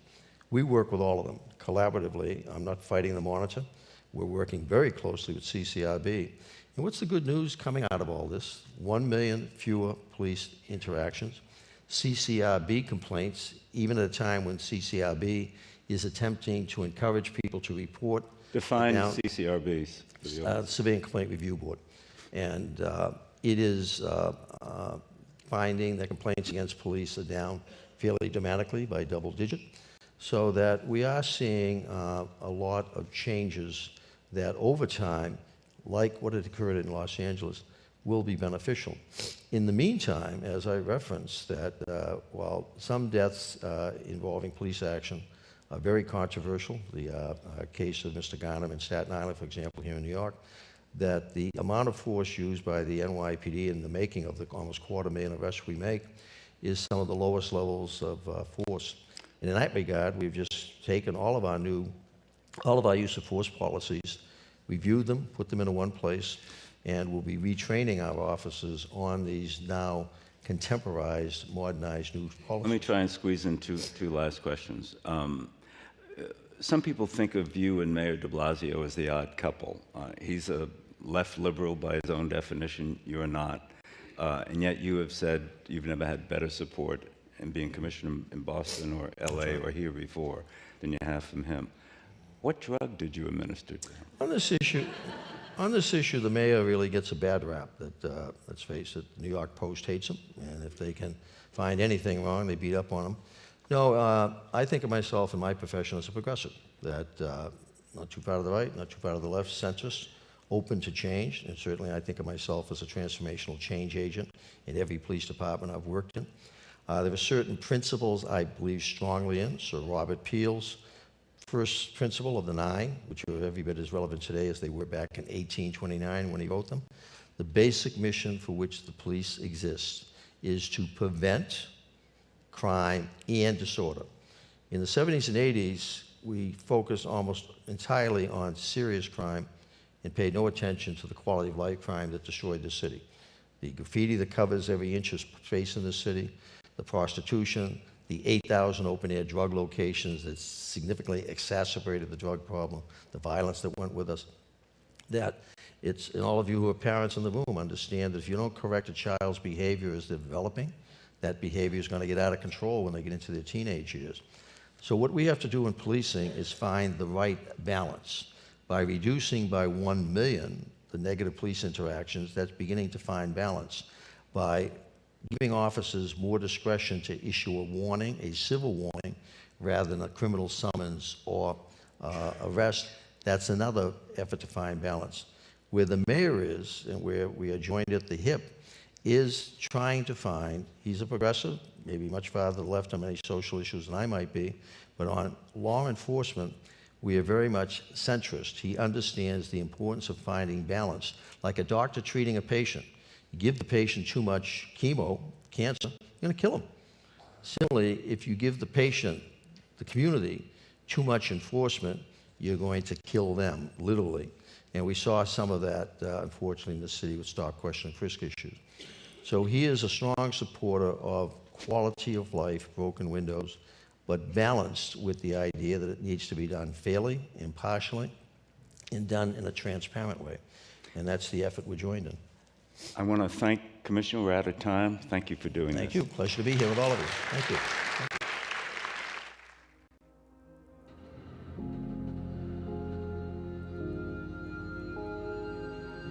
As of today, 27 CPS students have been killed. As of today, 229 CPS students have been shot. That's not even counting alternative schools, dropouts. That's only Chicago public school students, because nobody's counting the other numbers. Every mother or father out here who's lost a child, you raise your hand.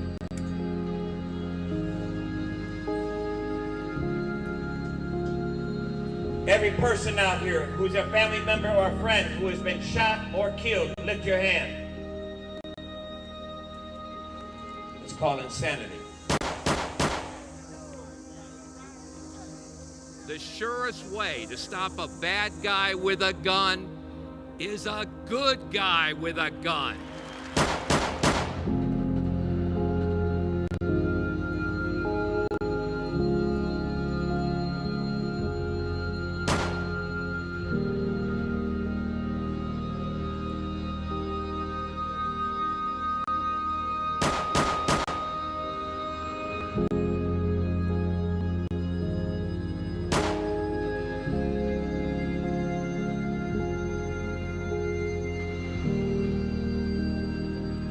Antonio Goss, Joel Baitner, Michael Pierce, Christopher Travis, William Luttrell, Darnell Choice, Jawan Brooks, Andrew Powell, Michael Frazier Jr. Good afternoon, everyone. I'm John Hockenberry. It's a thrill to be here with you. It's a thrill to follow the police commissioner, Commissioner Bratton, and Canaletta. Those two guys look way too good, okay? And then Eric Holder's coming out after us, and he looks fantastic. I think I saw the three of them coming out of the Olympic-sized pool downstairs, so I don't know if that has something to do with it. We just saw some very disturbing images, and we've been talking about some amazing things all day today. Take the hand of the person next to you and think about this for a moment. This is not about policy. We are not here to think about policy. We are here because this is a sacred space. This is a sacred space because people are grieving. People are grieving for loved ones, and you're going to hear about them in this panel. People are grieving for principles. People are grieving for lost communities. People are grieving for a lost sense of the rule of law. And it's that we're all trying to get back. This is a sacred space. And with that sense of empowerment, let's proceed. Ada Pantoja, welcome. Hi, how are you? Great, great. You intersected with a gun in your life, and it changed you forever in many different ways. When did a gun come into your life, and what were the circumstances? It was a couple of years ago. So my story, I love to call it ride or die.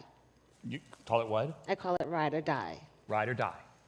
So I was with my boyfriend at the time, and he took care of me and he took care of my kids. So because he did that, I was there by his side all the time. So we dropped off my kids after my daughter's basketball game, dropped them off, went with him to go down the street, go see his peoples, his customers. Picked up 2 people, didn't know they were being followed. So detectives followed us, and he didn't put on his turning signal, so they stopped us, took us out the car, searched us. And when you say customers, he was involved in the drug trade? Yes, he was. Right, and you knew that? Yes, I did. You were aware of that? Yes. Okay, proceed.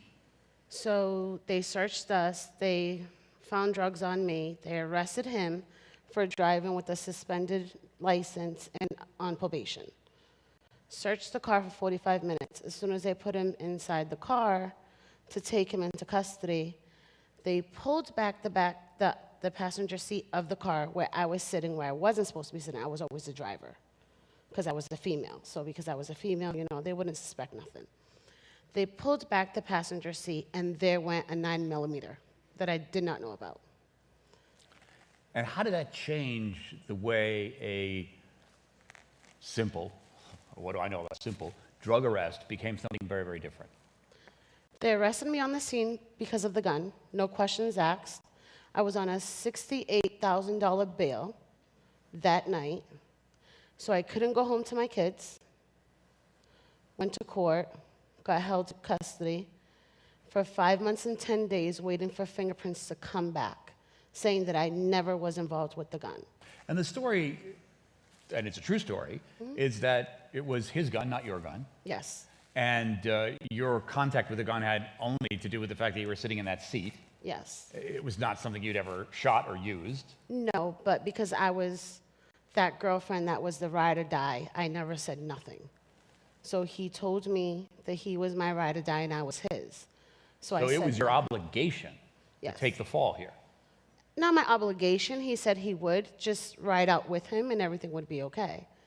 Until we almost got into trial, and he threw me under the bus and told his lawyer that everything in the car was mine. So you were the drug trafficker. I was a drug trafficker. You were the owner of the 9mm. Yes, and I was looking at 20 years in jail. And at that point, try to convey to the audience here how powerless you felt. I felt like if I was the bottom of the barrel. I already felt bad because I was not next to my kids for 5 months and 10 days of their life. My kids got separated, and I would talk to them every 2 weeks. And my baby, still to this day, is always worried when I leave. I got out of jail, ended up with no apartment. I'm in a shelter now. I've been in a shelter for 3 years and 3 months. Going back to school, because while I was incarcerated, held on bail, I decided to sit down and think about things. All right, before we get to that, because this is the best part of the story, how you thought about things in a way that I can't imagine thinking about things. But take us into that moment where you'd made some bad decisions, sure, but suddenly the system, because of the presence of the gun, didn't care about your regret over bad decisions, your willingness to seek justice and participate in the justice system. The presence of the gun there meant done, door slammed, Yes. life over. Yes. How did that feel, knowing that you were maybe, possibly a part of this, but the gun made it impossible to even make your own case? At the time, okay. At the time, okay, because he told me everything would be okay. And then I finally realized that it was not going to be okay. How many women are in your situation, do you think? Plenty. More than the audience's hands full right now. And these are women who are stuck in a situation where they're essentially partners in a criminal activity, and if a gun is present, and if their partner suddenly decides to throw them under the bus, it's over. Yes, it is over. When did you become an activist, and how did it occur to you to go from powerlessness to the activism that you're involved with today? Okay. So I have a wonderful 13-year-old who her name is Diamante. And after I came home, we live in Boston, so it's the MBTA. So we would be on the MBTA, and she would see the signs on the trains. And there's I can't even say the name right, post board? Yeah. And it says, his crime, your time. And my daughter would always stand up in front of everybody and say, look, mommy, there you go. And I always do that face. What are you doing to me right now? And so she would always do that. Oh, 13-year-olds, you know? Yes. I've got 2 of them. So you know my feeling. Yeah. And I had, I was working at the time with a former job, and I knew my now boss, Jackie Furtado, and I knew her for a year and a half, and I finally came out and had the guts to tell her my problem, tell her my situation. And basically, in the MBTA, your 13-year-old pointed out to you that there's a way for you to advocate, along with other women, for this, you don't do the time if it's his crime. Yes. And that became what I have to say is the best acronym I've ever heard in my life. Your organization is called? Operation Lipstick. And Lipstick stands for? Lipstick stands for Ladies Involved into Putting a Stop to Inner City Killing, which Jackie Furtado named. And in that role as a lipstick activist, what do you do, and how do you change things, and what's your message? My message is to tell all the ladies out there to please not listen to your boyfriend, whatever it is, boyfriend, man, I don't care what he is. Just don't listen, because you don't want to lose your house, you don't want to lose your kids, and you don't want to start all over again, like me. I am still trying to get housing. I'm still trying to do everything as I can, and I'm fighting for all my stuff back. Are we a violent nation, Ada? Are we a nation that sort of made a wrong turn somewhere? What do you see in all the headlines and the policy people and the politicians speaking about gun violence and the president talking? I mean, you're there in the foxhole, on the front line. We're trying to get it back. We're working very hard to get it back. So from grieving for lost lives, lost communities, a lost sense of justice, you have hope. Yes, I have hope. Ada Pantoja, thank you very much. All over America, there are more than 100 million good guys and good gals too. Good Americans with guns. And a bunch of us are here right now. Hello. The National Rifle Association, all we believe in and fight for, has become a metaphor for the core American freedoms that we all want preserved. I'm very aware that an awful lot of our evangelicals are members of the NRA and supporters of the NRA, and they are a very large factor in this. There is no greater freedom, believe me, than the right to survive, to protect our families, with all the rifles, shotguns, and handguns that we want. And I'm learning about the NRA. I'm looking at it and trying to come to some conclusions about the place of the NRA and its role in this national conversation and its role in the church. That was a clip from Armor of Light, a documentary that features Reverend Robert Shank, who's with us on the panel today. We'll hear more about his position on gun control and dealing with drug violence. Let me just say, or gun violence, in just a moment. Let me just say one thing. Ada's story was so visceral and real and authentic, don't you think? Do not think for a moment that this is the policy wonk panel that follows the authentic, real story. That's not how Tina rolls, okay? There is just as much direct connection to the kinds of stories that you just heard from Ada in each one of these people. I'm going to tell you just a little about each one, and over the course of the conversation, you're going to learn a lot more, and why these people who, but for guns, would probably be total strangers, or they would be friends in a completely other context, but because of guns and the way we think about guns in the United States, that intersection has brought them here today with some very important issues that we're going to discuss.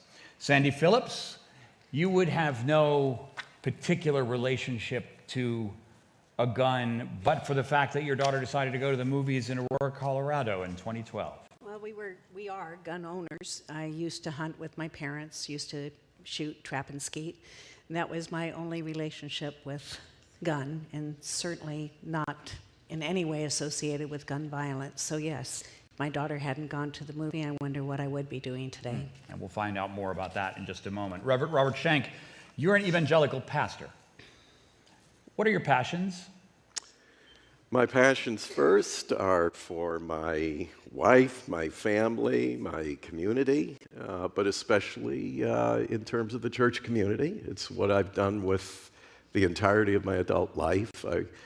I became an evangelical Christian at age 17, and I've been on that track, trained as an evangelical minister, ordained, and now chair one of the oldest associations of evangelical clergy in the country. So it's really the organizing factor of my life. And you're a gun violence activist. Most certainly am, and it's defining pretty much everything that I do at this moment. And there's some risk in my community, and I think we'll probably explore the reasons behind that, but it's certain some things are worth taking big risks for. David Kennedy is a criminologist here at John Jay. Welcome, David. How are you not an academic? Not smart enough? I think the answer you're looking for is try to be street savvy. And so the question is, what ties us together? I think what ties us together is an absolute, visceral, passionate commitment that people, whether as individuals or as communities, should not get up every day afraid that they and their families and their loved ones are going to be shot and killed. And 30 years ago, pretty much by accident, I started a decade that pretty much brought me to the worst drug markets at the height of the crack era all across the country. And I spent those 10 years walking drug markets. And in settings like this, I always have to say, I was there in a professional capacity, unlike all the other white folks I saw out there. And I saw neighborhoods that were just saturated in fear and violence. And in a lot of these places, you could be in well-off white neighborhoods and practically hold your breath and walk to these places where the level of violence and victimization and fear and young men in wheelchairs because they were not dead but had survived, it was just the way people lived. And that's wrong, it's un-American, it's unacceptable, and I'm part of a big national community trying to do something about that. Kenneth Thompson, District Attorney for my neighborhood, Brooklyn, New York. How do you deal with that fear in the people that you serve? Well, the way I deal with it is to increase my determination to do something about the gun violence that has so many people in Brooklyn and all over the country in jeopardy. You know, we have 11,000 Americans murdered with guns every year. And what gets most of the attention are these mass shootings, which are horrific in nature. But what fuels America's gun violence or the homicide rate is the slaughter of black men day after day on the streets of our cities. And we need to be honest about it. And we need to call on Congress to stand up and do what is right. Because these guns have us all in jeopardy. So I acknowledge the fear, but I'm more determined to do something about these guns that are coming into New York City, into places like Chicago and Baltimore, from states down south. Guns that are flooding our cities, guns that are being brought in by these merchants of death. We have to do something about it. So Sandy, I can imagine a time when you would be listening to District Attorney Ken Thompson, and that would be something far away. That would be an issue that, you know, something very important on the news, and you would care about it, but it didn't necessarily intersect with your life. Yes, I often feel great guilt that after Columbine, I didn't do something. I said somebody has to do something. Didn't realize I was the person that needed to do something. And that was just down the road from you in suburban Denver. Exactly. But like he says, now that I know what I know and have experienced the loss that I've experienced, when you lose 72 people in a weekend in Chicago, that's not acceptable as America. It doesn't matter if they're gang related, it doesn't matter if they're innocent standing on a corner or sitting on their front porch, they're getting slaughtered, and that's not okay.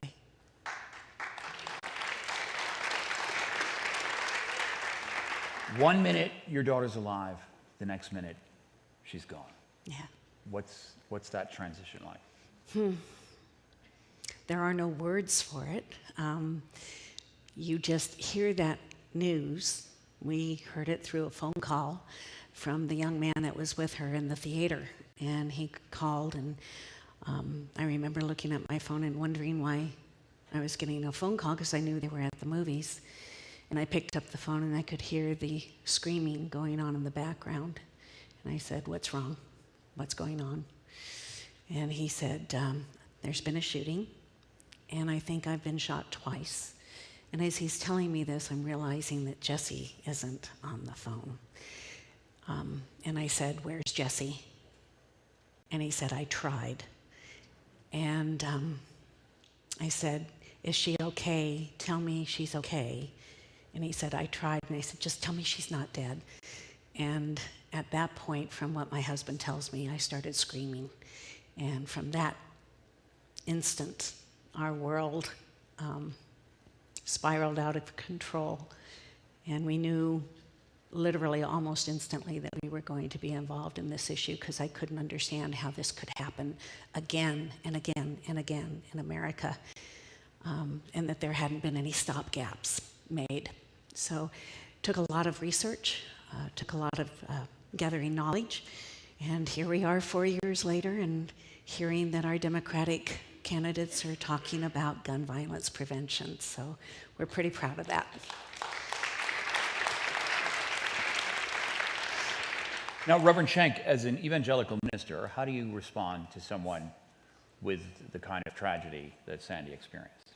First of all, I think our community should be the one that reaches out with the greatest amount of compassion, concern, and intervention. It's just a fact that the evangelical church has been, I believe, very much on the wrong side of this equation. We are the least likely religious group to support any kind of restrictions on gun access, gun use. We are the religious group, certainly one of the top, with access, immediate access to guns, ownership of guns. I don't think we understand. Can we explore that for just a second? What is it? Is it a conservatism? Is it a kind of libertarianism? Is it a terrible swift sword idea that better keep that rifle or pistol around the house because I never, you never know when the, I don't know, when the Philistines are going to show up or something? Well, the truth is often said in jest, and I will say all of those things factor in. I do think that there's a very serious one, and I call it a moral, ethical, and even theological crisis in our community, and it's focused on fear. Fear of the future, fear of persecution, fear of the government, fear of those who might target us as a religious minority, even though we arguably are 30% of the population. All those things I think factor in, but most of all, I'm addressing, and we do this in the film. It was Abigail Disney who first challenged me to come out. I'm an outlier. I'm taking a lot of risk going up against this orthodoxy in my community. But I think it's in direct contradiction to our Christian principles. I think it certainly contradicts the teaching and model of Jesus Christ. And my greatest passion, if you will, the focus is to separate our evangelical community from what I think has been a very spiritually, morally, and ethically corrupting influence of the NRA and Gun Owners of America and the other gun culture, I think it nullifies what is the essence of our message. So, big job. But Let me talk a little bit about what I think is, and you know, it's easy to blame the NRA, but you recall the incident where a shooter went to Colorado Springs at a health clinic that was involved with abortions. And that is an issue that you have strong feelings about, right? Very much so. Mike Huckabee, a presidential candidate who describes himself as an evangelical, who was pressed on the issue of what happened in Colorado Springs after that event in which people lost their lives, innocent people lost their lives. Do evangelicals condemn the killing in this shooting? It's the sort of moral conundrum of the evangelical community as it's often expressed. We, of course, condemn killing. We condemn killing of any kind, just like we condemn the killing inside that clinic when it involves the killing of innocent people that God, you know, loves just like anyone else.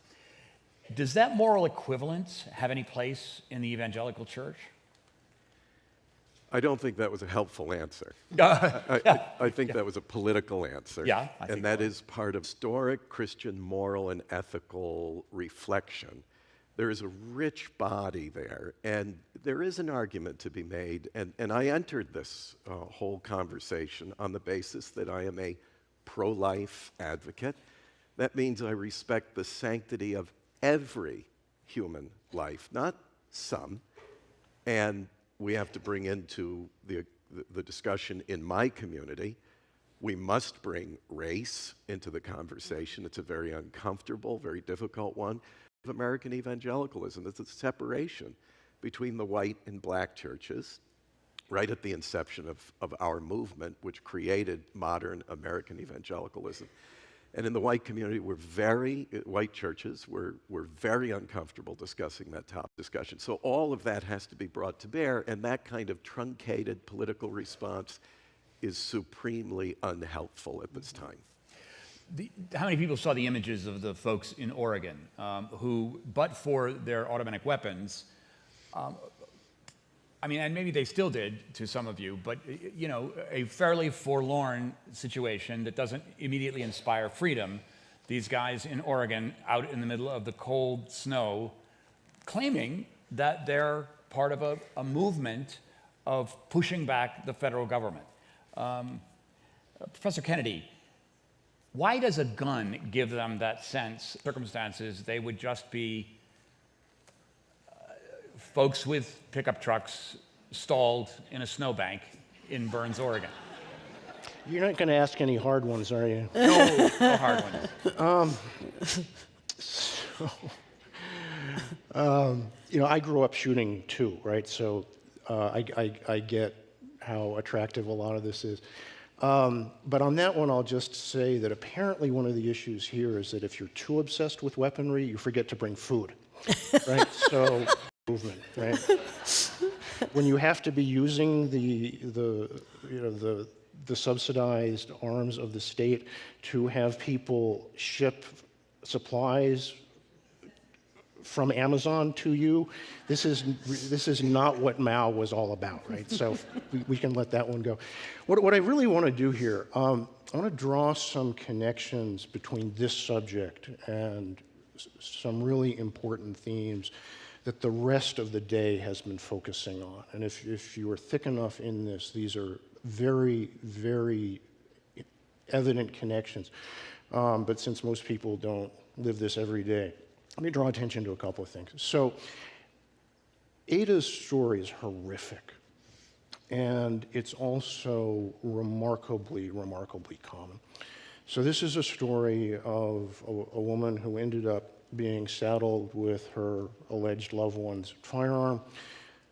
As far as we know, this was not a gun that was used to hurt or kill anybody. But I work mostly with, let's call it inner city violence. These are places where people are dropping like flies.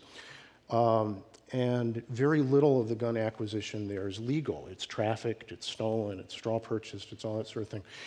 And I first encountered lipstick a year or so ago and was completely blown away by it because it is an example of not just community action, but in this instance, community action led by community, female community figures in these settings, organizing themselves to say to their networks, don't do this.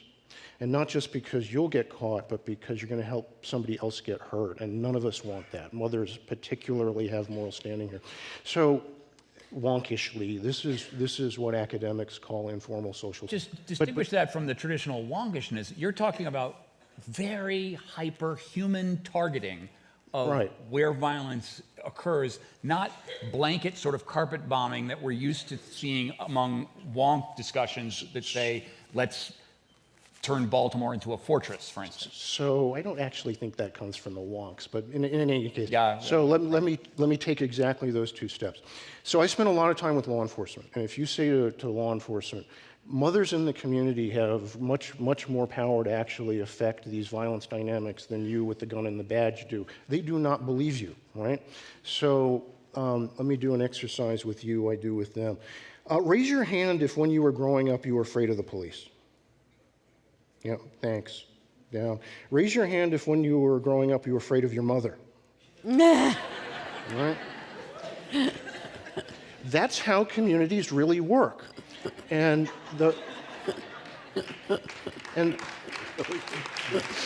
Brilliant. That's great. Wonks can have fun too. Yeah, I right? agree. I agree. So the moral power focused in the right way on this issue is tremendous, right? So thank you for that. Now let's return to that in just a moment because that moral power is really the engine we want to mobilize here. Ada talked about, since you raised Ada's story, about being powerless. Certainly, the loss of your daughter is a experience of utter powerlessness. But you had a subsequent experience of powerlessness in attempting to advocate for your loss. Can you describe that a little bit? And then I want to ask you, Ken, as to why the law seems to support Sandy's powerlessness here. After Jesse was killed and my husband and I decided that we would go out into the world, so to speak, and advocate for gun violence prevention, we filed a lawsuit against the organizations that sold the online ammunition to the killer. And because of a law called PLACA. Well, before you mention PLACA, these are precisely the organizations, Ken, that you're watching all the time, the people who allow, you were just saying, that get these killer machines and weapons into the hands of people in communities all over America, right? Did you want to say a couple of things about that before we hear the kicker of Sandy's story? Well, essentially, folks have to realize that these young men who are carrying these guns don't make these guns. These guns are flooding our cities from places down south that have weak gun laws, like Georgia, Virginia, South Carolina. And so until we do something about it, in Brooklyn, we had over 500 people shot last year. In Chicago, nearly 3,000 people were shot. In 2015 alone, the first 10 days of 2016, 120 people were shot in Chicago. And that's the direct result of manufacturers marketing into these communities with the weak gun laws. It's not just the manufacturers. These guns are being purchased online at gun shows through classified ads down south. We have got to wake up and say, wait, all of this is playing out in New York City, in Chicago, in Baltimore, and we have to do something about it. And we have to call on our elected officials to have some backbone and save American lives. Or you file a lawsuit. You've got a loss. You've got a daughter who's dead. Yes. You've got a public health issue. Yes. You file a lawsuit. What happens?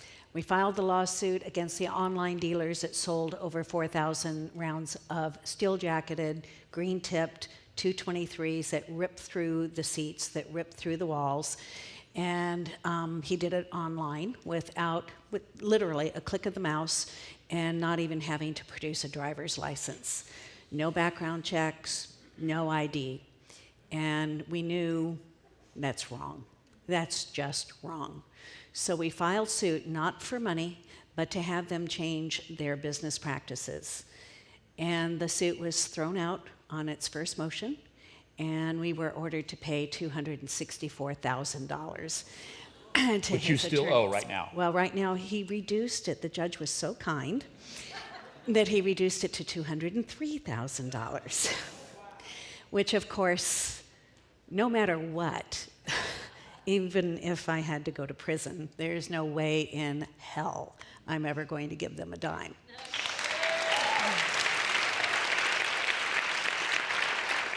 Why, Ken, does the law say that if gun manufacturers and gun salespeople are insulated from these kinds of questionings of their practices, that constitutes a kind of freedom in America to keep the government off our backs? Well, it wasn't always like that. What happened is the former mayor of New York City, Michael Bloomberg, bankrolled a number of lawsuits against these gun manufacturers around the country. And so the gun lobby came together, and they got their friends in the House of Representatives and the U.S. Senate to pass this law in 2005 that gives them immunity with respect, with few exceptions. Like we just had a case in Wisconsin where a jury came back with a $5 million verdict. The point I'm making is that we should start a movement to stop this nonsense, to stop this bloodshed, and to vote these folks out if they're not about saving our lives. We shouldn't have to bring lawsuits. This is just common sense. There's a young man right now in Brooklyn State Supreme waiting for his verdict. He was 14 years old. He pulled out a gun on a bus in Bed-Stuy and shot at another rival gang member. He's 14 years old. He pulled out a .357 Magnum and shot an innocent man in his head and killed him.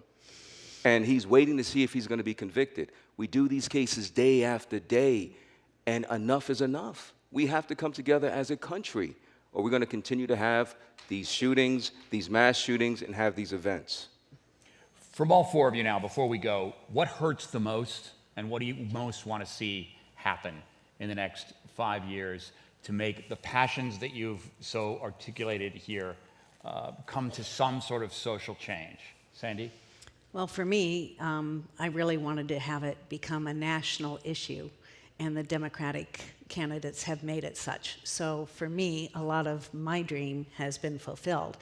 Now we have to elect that Democratic candidate, and we have to vote out the GOP senators and congressmen that are still in their seats.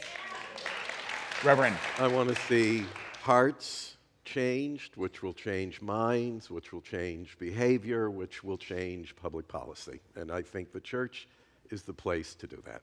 David. I'm actually feeling pretty optimistic. The world's going to hell in a handbasket out there, but I feel pretty good. And that's because for all the time I've been doing this, there's been a relatively small world of people who know, and as you say, once you see it, you can't turn away from it. There are communities all over this wonderful country where people have been sentenced to this witch's brew of fear and danger and violence and disorder, over-policing, under-protection, and broken relationships between the state and the people who need state protection the most. And we have been living with this as if it's normal. And the world, the country in the last 2 years has suddenly decided that this is not okay. And it's not okay, and we can do better, and we can only do better if the center of gravity insists on it, and I actually think that that's happening. Ken. In November, a 9-year-old boy in Chicago named Tayshawn Lee was playing on a swing, middle of the day. He was lured into an alley by gang members and executed in broad daylight at the age of 9 and killed. We need to look at those killings like that and say, this is insane. Not here, not in our country. In Brooklyn, a 1-year-old baby was shot and killed in Brownsville because someone was trying to shoot his father. These lives matter. They may be poor black boys and black men, but they're Americans.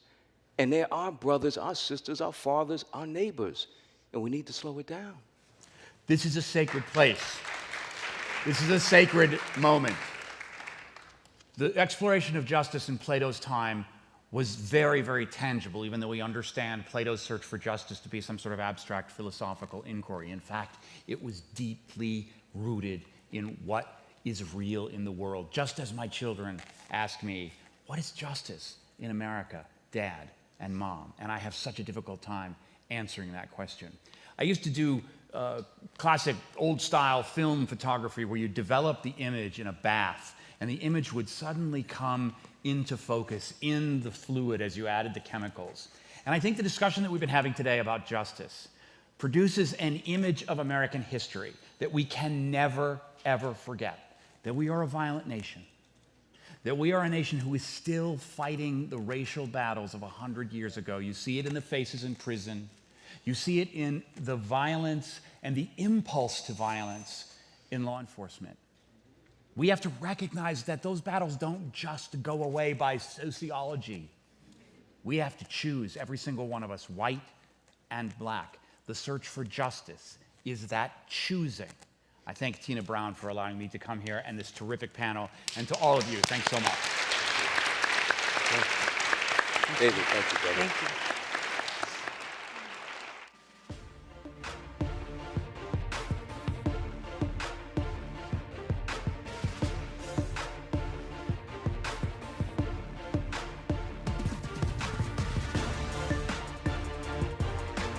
Possible attacks by ISIS supporters right here in the United States.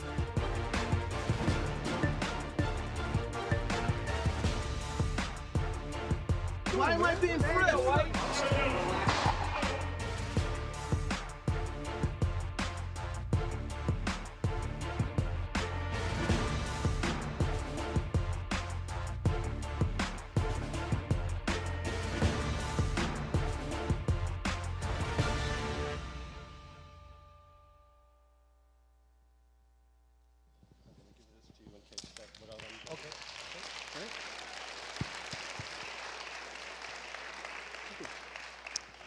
Well, long before Eric Holder was the highest ranking law official in the nation, he was a trial judge in Washington.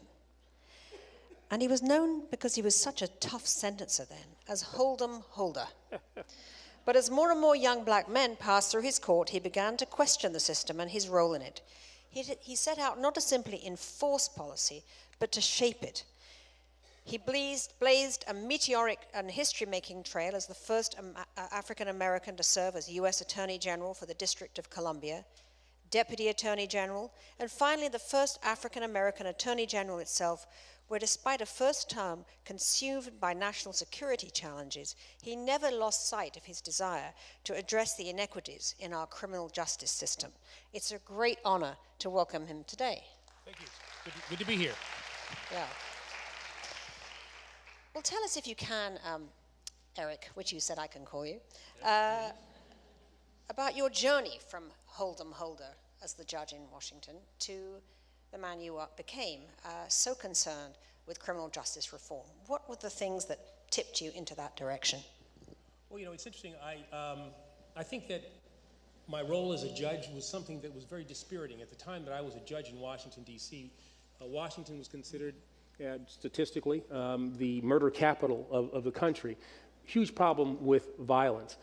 And that, I think, is something that led to the Hold'em Holder thing. I had all these people in front of me who had committed violent crimes. But I also had people in front of me who were drug addicted and who were involved in the criminal justice system as a result of their drug problems. And I had an inability as a judge to deal with those issues other than to take them, sentence them, try them, sentence them, and then put them away in jail for what I thought were inordinately long periods of time. And I said to myself, you know, this is not who I want to be. And so 5 years into my time as a judge, I quit, became the U.S. Attorney in Washington, D.C., with the hope that I might put in place policies that would be more fair, more just, and have better outcomes. And I brought that same spirit with me to my time as Deputy Attorney General and then ultimately as Attorney General. Because it wasn't until President Obama's second term in office that you launched the Smart on Crime initiative to identify reforms.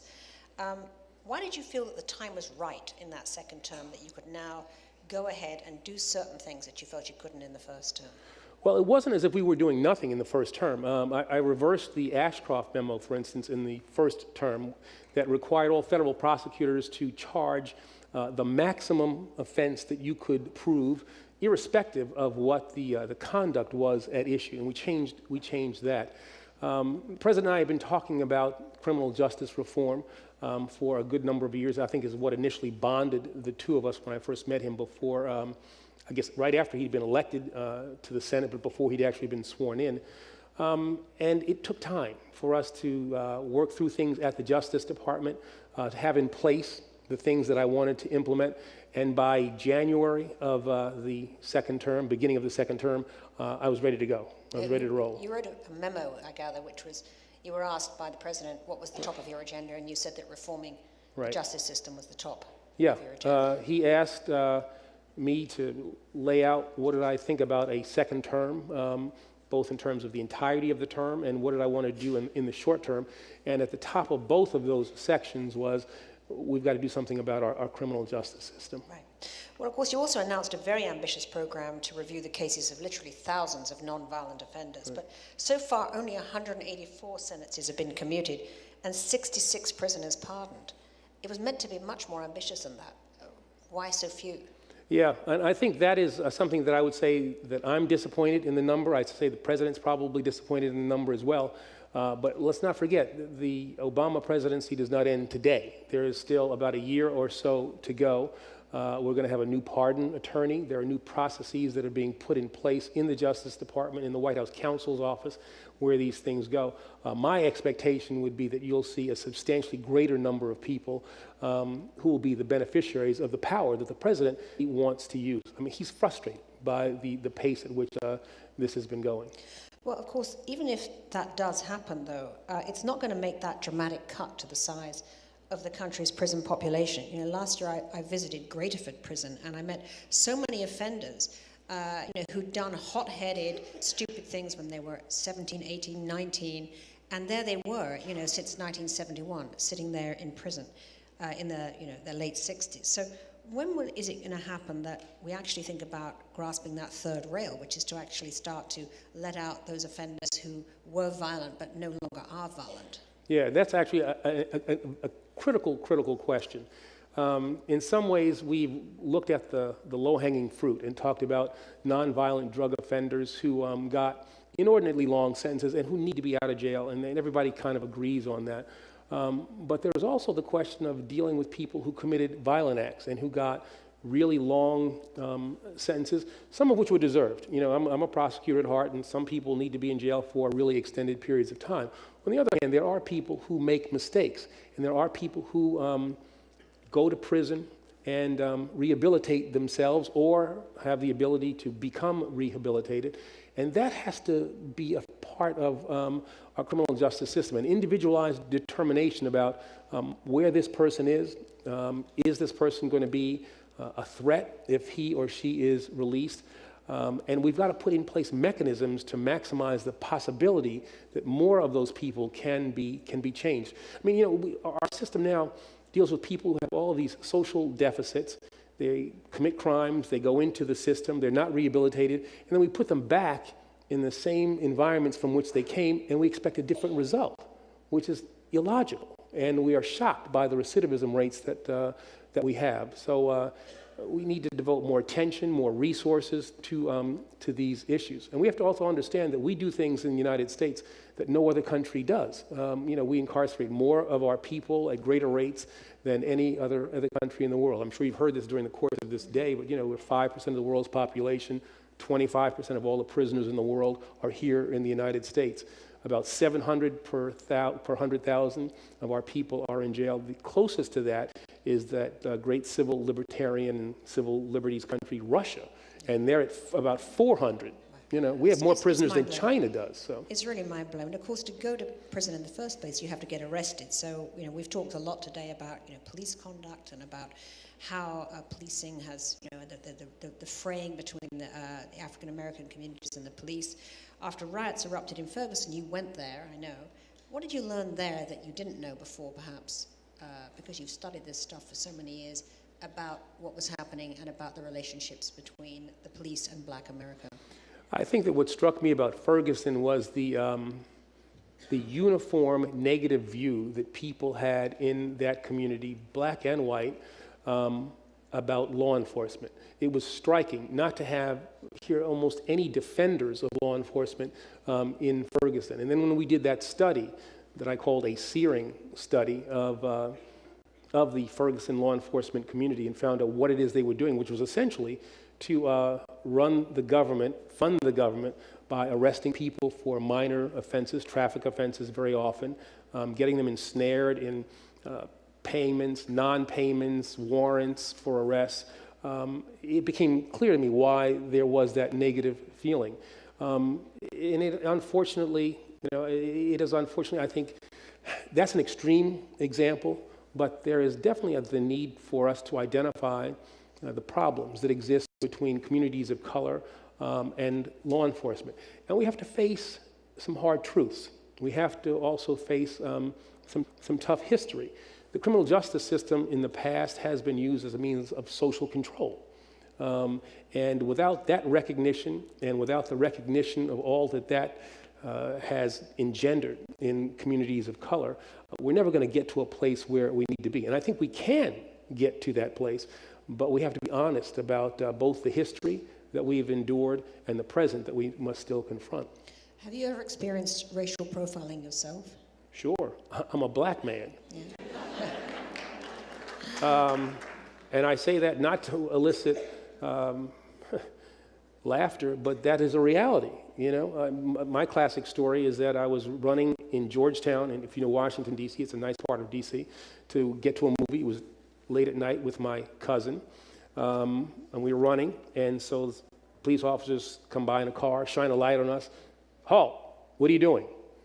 Now, I have the presence of mind to know, all right, I'm just running to go to a movie. These police officers, I'm not gonna. My cousin, by contrast, starts mouthing off. And I'm thinking, man, whoa, let's not do that. Anyway, it gets resolved. Now, the only thing I was guilty of was being black and running to a movie in a predominantly white part of Washington, D.C. The interesting thing was, at the time of the stop, I was a federal prosecutor. I was an employee of a thing called the Public Integrity Section of the Criminal Division of the United States Department of Justice. And, it was brought home to me in a very stark way.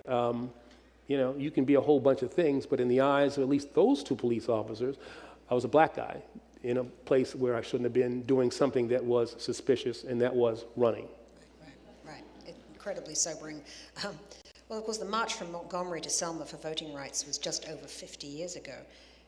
I mean, considering the vigorous campaign to institute voter ID laws across the country and the Supreme Court's recent, of course, decision to gut the Voting Rights Act, do you think that we could be going backwards in America? I fear that unless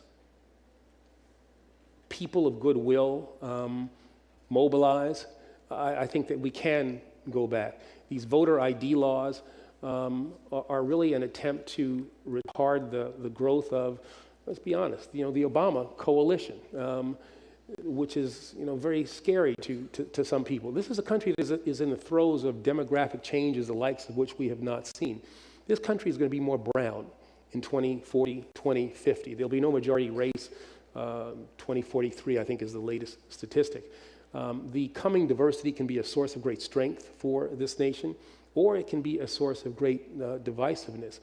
Those who have come up with these new voter ID laws based on this notion of voter fraud, which statistically does not exist, it's really an attempt to keep in place the status quo. It's an attempt to not let new people with new ideas, new thoughts emerge, and to keep in place a system that has been in place for an extended period of time. It's interesting to me that you see these voter ID laws only in those places where you have Republican governors and Republican legislatures. And I think the reality is that they can't win the game, so they're going to try to change the rules of the game. No, it's absolutely driven by fear, imagine. Mm-hmm.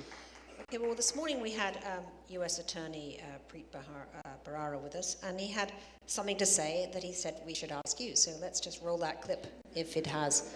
6.5 years ago, that he called me November of 2009 and said that your office will be prosecuting Khalid Sheikh Mohammed. And then obviously for reasons that you describe and other reasons, that didn't end up happening, and he remains in Guantanamo Bay, Cuba.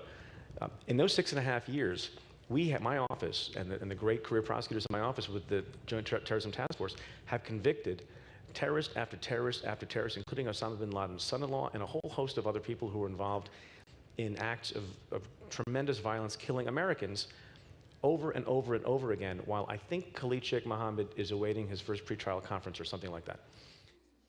Yeah. So, were you mad about that? I was mad then, I'm mad now, and I'm not a person, I don't think, of great ego, but I was damn right, and the people who opposed me were damn wrong. And if Preet and I and Neil McBride, who was the U.S. Attorney in the Eastern District of Virginia, if we had been allowed to do that which we said was appropriate, Khalid Sheikh Mohammed and his Confederates would be on death row right now instead of waiting for their first pretrial hearing. The opposition to what we wanted to do was political in nature. I will say that at least one senator I have a great deal of respect for, Lindsey Graham, and he and I interacted about that, and I think he was coming from a different place. He had different views and different solutions. He had great respect for military courts because he had served on them, I think. Yeah, and that was right. But others, the mantra was, you want to hold or you want to give rights to these people, the same rights that you would give to ordinary American citizens. And for the life of me, I thought to myself, what the hell does that mean? I want to put people in the best criminal justice system in the world, give them a fair opportunity to raise whatever they want in terms of defenses, and then hold them accountable. And plus, I want to do it here. I want to do it here in New York City where the offenses actually occurred. And everybody was with us for a while, and then people started to find jelly in their spines, not only at the federal level, but at the local level as well. And I think that the fact that Khalid Sheikh Mohammed is still sitting in Guantanamo, essentially thumbing his nose at the American people, is a great testament to what happens when politicians decide to become involved in the criminal justice system. Wow, okay, now tell me what you really think. All right. You didn't ask me to name names. Yeah, I was ready to do that. Oh, yeah, too. okay, go. I was going to say, my next question, Eric, was who do you blame for this miscarriage of justice? Well, I will say that at least one Republican senator indicated that the greatest response that she got in her reelection effort was to say that, this Bolshevik Holder wants to put these people in our criminal justice system and give them more rights than, or give them the same rights than any American citizen would have. And a number of senators said, yeah, I get it. That's a good applause line for me.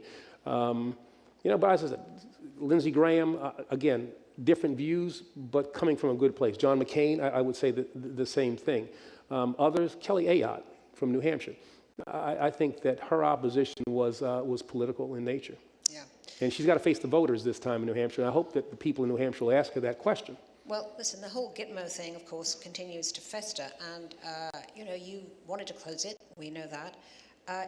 Here we are talking about our justice system and all the things we want to reform it. But isn't, Guantanamo Bay just a black hole, a terrible, offense against anyone who believes in justice? Sure, absolutely. Yeah.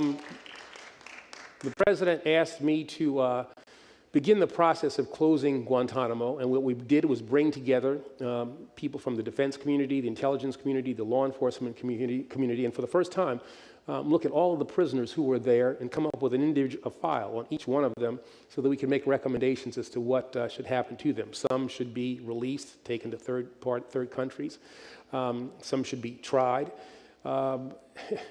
Congress, again, in its infinite wisdom, put in a series of roadblocks and attached those roadblocks to the National Defense Authorization Act so that the president was faced with the prospect of either authorizing the funds to fund our Army, Navy, Air Force, or veto the whole bill, which contained these poison pills about Guantanamo. In spite of that, the number is now below 100 or so. I'm not optimistic that the number will be reduced to zero by the end of this president's term, But it is not, I think it's wrong to say that Barack Obama failed as much as Congress, again, got in the way and for political reasons. Well, Hillary Clinton, I know, was very exercised about this, and she said that she told White House aides at the time that throwing the president's commitment to close Guantanamo into the trash can was really unacceptable. Do you think that a Clinton administration, a Hillary Clinton administration, might be able to get it done? Yeah, I think that over time, the mood has changed, and I think that it really will take just more time. I don't think this president has enough time, but I think another president who might succeed him and who's of the same view, that Guantanamo serves as a recruiting tool for those who would do harm to us, that it's a blight. You know, we have people who've been held there 15 years, 13 years or so, and who this committee that I put together has made the determination they can be safely released. They can be put in other countries. That we're holding these people. This is inconsistent with who we say we are as a people. A right-thinking president, I think, can successfully close Guantanamo. Well, you've said that the worst day of your tenure as Attorney General was the day that you visited Sandy Hook. Sandy Hook, after the terrible massacre. And of course, we just heard that fascinating and very, very enlightening and moving at times conversation about guns. But you were shut down on guns really early in the Obama administration when you said that reinstating the assault rifle ban was a White House priority. According to Dan Kleibman in his book, Kill or Capture, Rahm Emanuel sent a message to the DOI saying, shut the fuck up about guns, okay? Excuse the profanity. Rahm used an F word? That's very atypical of him. Very atypical. So do you think that the administration, should have pushed more aggressively in the first term about guns? I mean, was this another example of politics getting in the way of doing the right thing? I'm not sure it's politics getting in the way of doing the right thing, but I do think that, in retrospect, we should have pushed harder. And we certainly did push hard after the massacre at Newtown in Sandy Hook. And I thought, sure, having been there on what was the worst day of my time as Attorney General, that the American people, the people who represent the American people, would have said, this is too much. Babies, 6-year-olds, massacred in their classrooms. And I think that if people had seen what I saw that day, these grizzled first responders, crime scene search officers, literally crying. Seen the classrooms with the little posters that kids put up. What I plan to do this year in first grade, with the letters that are sometimes turned around. It looked very cute, and you saw the blood, along the bottoms of the walls, blood spattered bathroom. If the American people had seen those pictures, even the cowards in our Congress would have been forced to do the right thing. Yeah, but they didn't. Okay, so were you frustrated in office by, these sheer, the cowardice that you mentioned a lot? I mean, you accomplished a lot, obviously, a huge amount in your 8 years, but would you say that was the major thing that was troublesome to you? I think that's my biggest failure as Attorney General, the inability to put in place reasonable gun safety measures, especially in light of the mass shootings that we saw all the time that I was Attorney General, and in particular, what happened at Sandy Hook. I worked very hard with Vice President Biden, met with really substantial numbers of people who were of the pro-gun community and who turned out to be extremely reasonable and who raised, issues that, frankly, I had not thought about, transfer of guns between family members that happen in rural settings, and you want to have people do this with some kind of interaction with the government. Well, there is no government, near us in Montana or something like that. All right, something we could try to work our way through. But the inability to pass, Toomey Mansion, I mean, it is, from my perspective, a failure. That's a failure. Well, you don't have those kind of constraints anymore. You're now back in private practice. What's going to be the focus for the rest of your career, and are you going to be able to stay focused on some of these questions that we've talked about today? Yeah, I mean, as I said when I announced my resignation at the White House, I'm leaving my job as Attorney General of the United States, but I'm never going to leave the work. The fight for equality, the fight for voting rights, the fight for a more just criminal justice system. These are the kinds of things that animated my professional life and will continue to animate my life post-government. And I hope it'll be the kind of thing that will animate everybody's lives. I mean, if we want an America that is true to its founding documents, it's incumbent upon all of us to demand that from those who we elect. And one thing I think the president said, if we talk about just the gun issue, we have to start thinking about making that a one-issue thing for us as we assess candidates.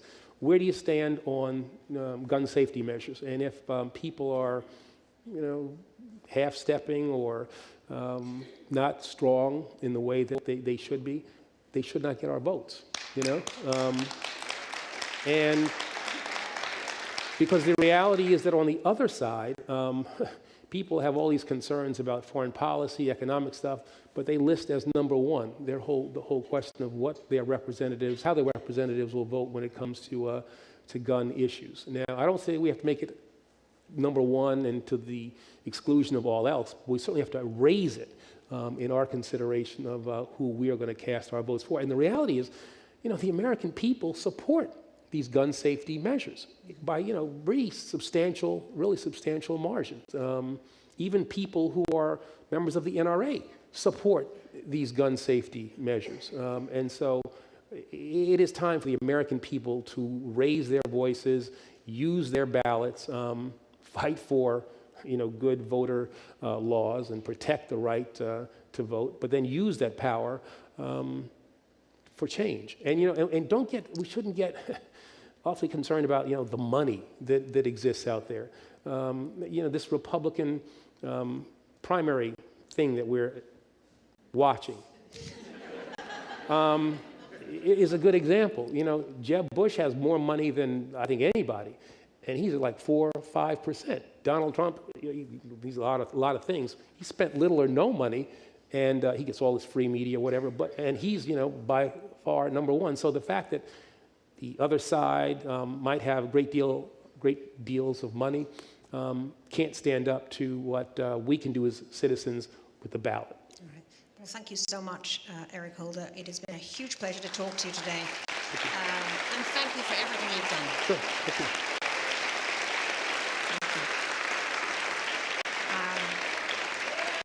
Thank you.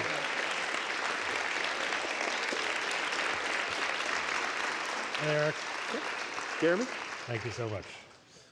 All right, thank you so much. Jeremy is going to now do his swan song. Thank you very much, everybody. We're closing the American Justice Summit now, and of course, President Travis has things to say. Thank you so much. Eric, you can slip away. Okay. Thank you, Eric. So a few short thank yous and short personal reflections. Thank you, first of all, to my partner in this effort, the brilliant, passionate, unstoppable Tina Brown. Thank you, Tina. We are all in your debt for giving urgency and energy to this conversation. And here at John Jay, I just have to thank staff of mine who have worked on this, Bettina Munster, Dan Stageman, Lisa Galloway-Perry, the theater staff, the facilities staff, faculty and students. We feel energized by the summit being here in our home.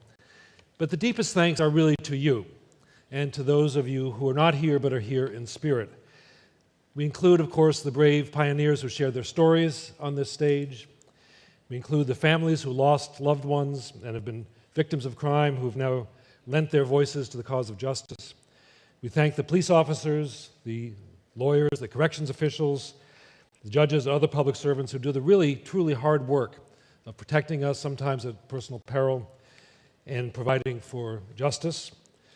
And finally, as an educator, I have to thank the young people. We do think long-term here, and here across the country, there are many who have embraced this cause and know that their country, they know in their gut that their country can do better, in fact, much better. So they all inspire us and give us reasons for optimism. So I just want to say in reflection that we chose the title of this as the American Justice Summit for a reason. we wanted to use this opportunity to reflect on this experiment in democracy. We have to answer some pretty profound questions about the future of our country. Can we ensure domestic tranquility? How do we hold people accountable?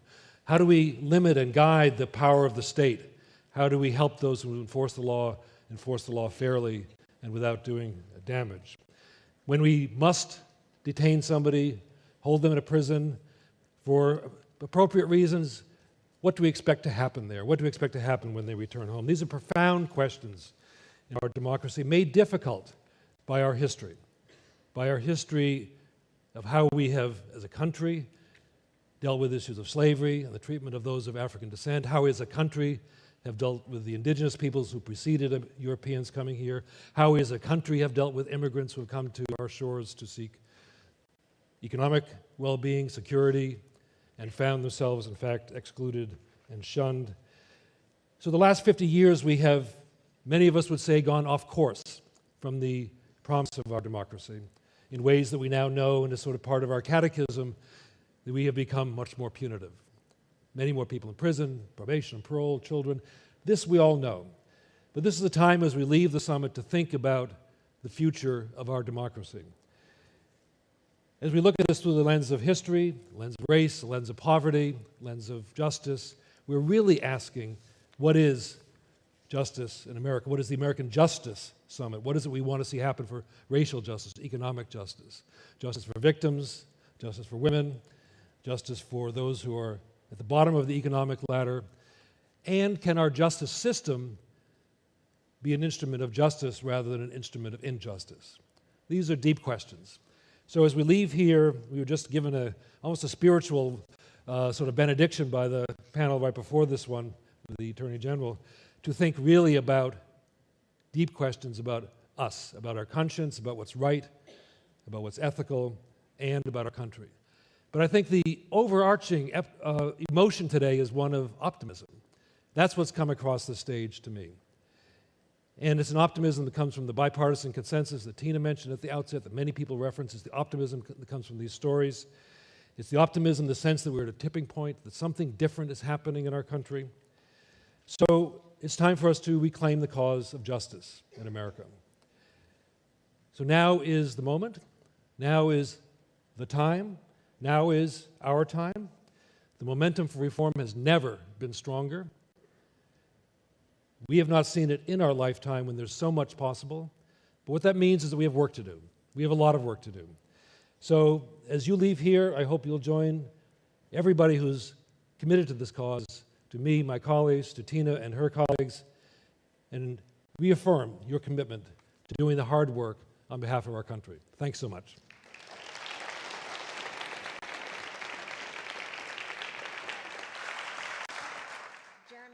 Inspired leader. I hope you can hear. Is this gone off now, or is this okay? Yes. Well, Jeremy, thank you for your inspired leadership of John Jay. You have done so much personal work and so much incredible intellectual contribution to the issues that we've been talking about today. It's wonderful to partner with you.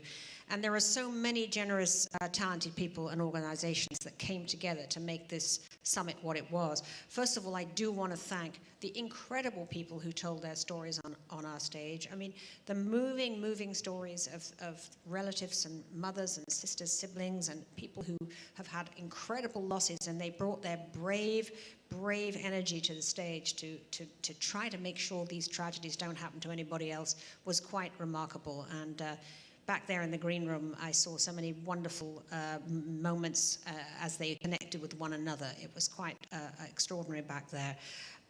First of all, of course, thank you for the visionary support of the Ford Foundation, who've played such a role today, and Darren Walker, of course, did his wonderful interview with Usher, for supporting sponsor Thomson Reuters, a knowledge partner, Just Leadership USA, and media partners, the Marshall Project, who are doing such incredible pioneer work in this space, Vice News, who live-streamed us today, and WNYC, whose coverage of the justice system has been justifiably recognized with so many plaudits. And of course, I want to acknowledge the American Justice team on my side that has given their all to make the summit what it is today. First of all, our exceptionally talented executive producer, Anna Hall, who brought so much creativity and dedication to this project, and our distinguished director, Gregory Moshe, who is such an enormous pleasure to work with. The American Justice Summit is the work of passionate journalists, producers, coordinators, and I'm so pleased and proud to call them my colleagues and collaborators, as I am to the tireless team at John Jay who joined forces with us. Let's please give them all another round of applause.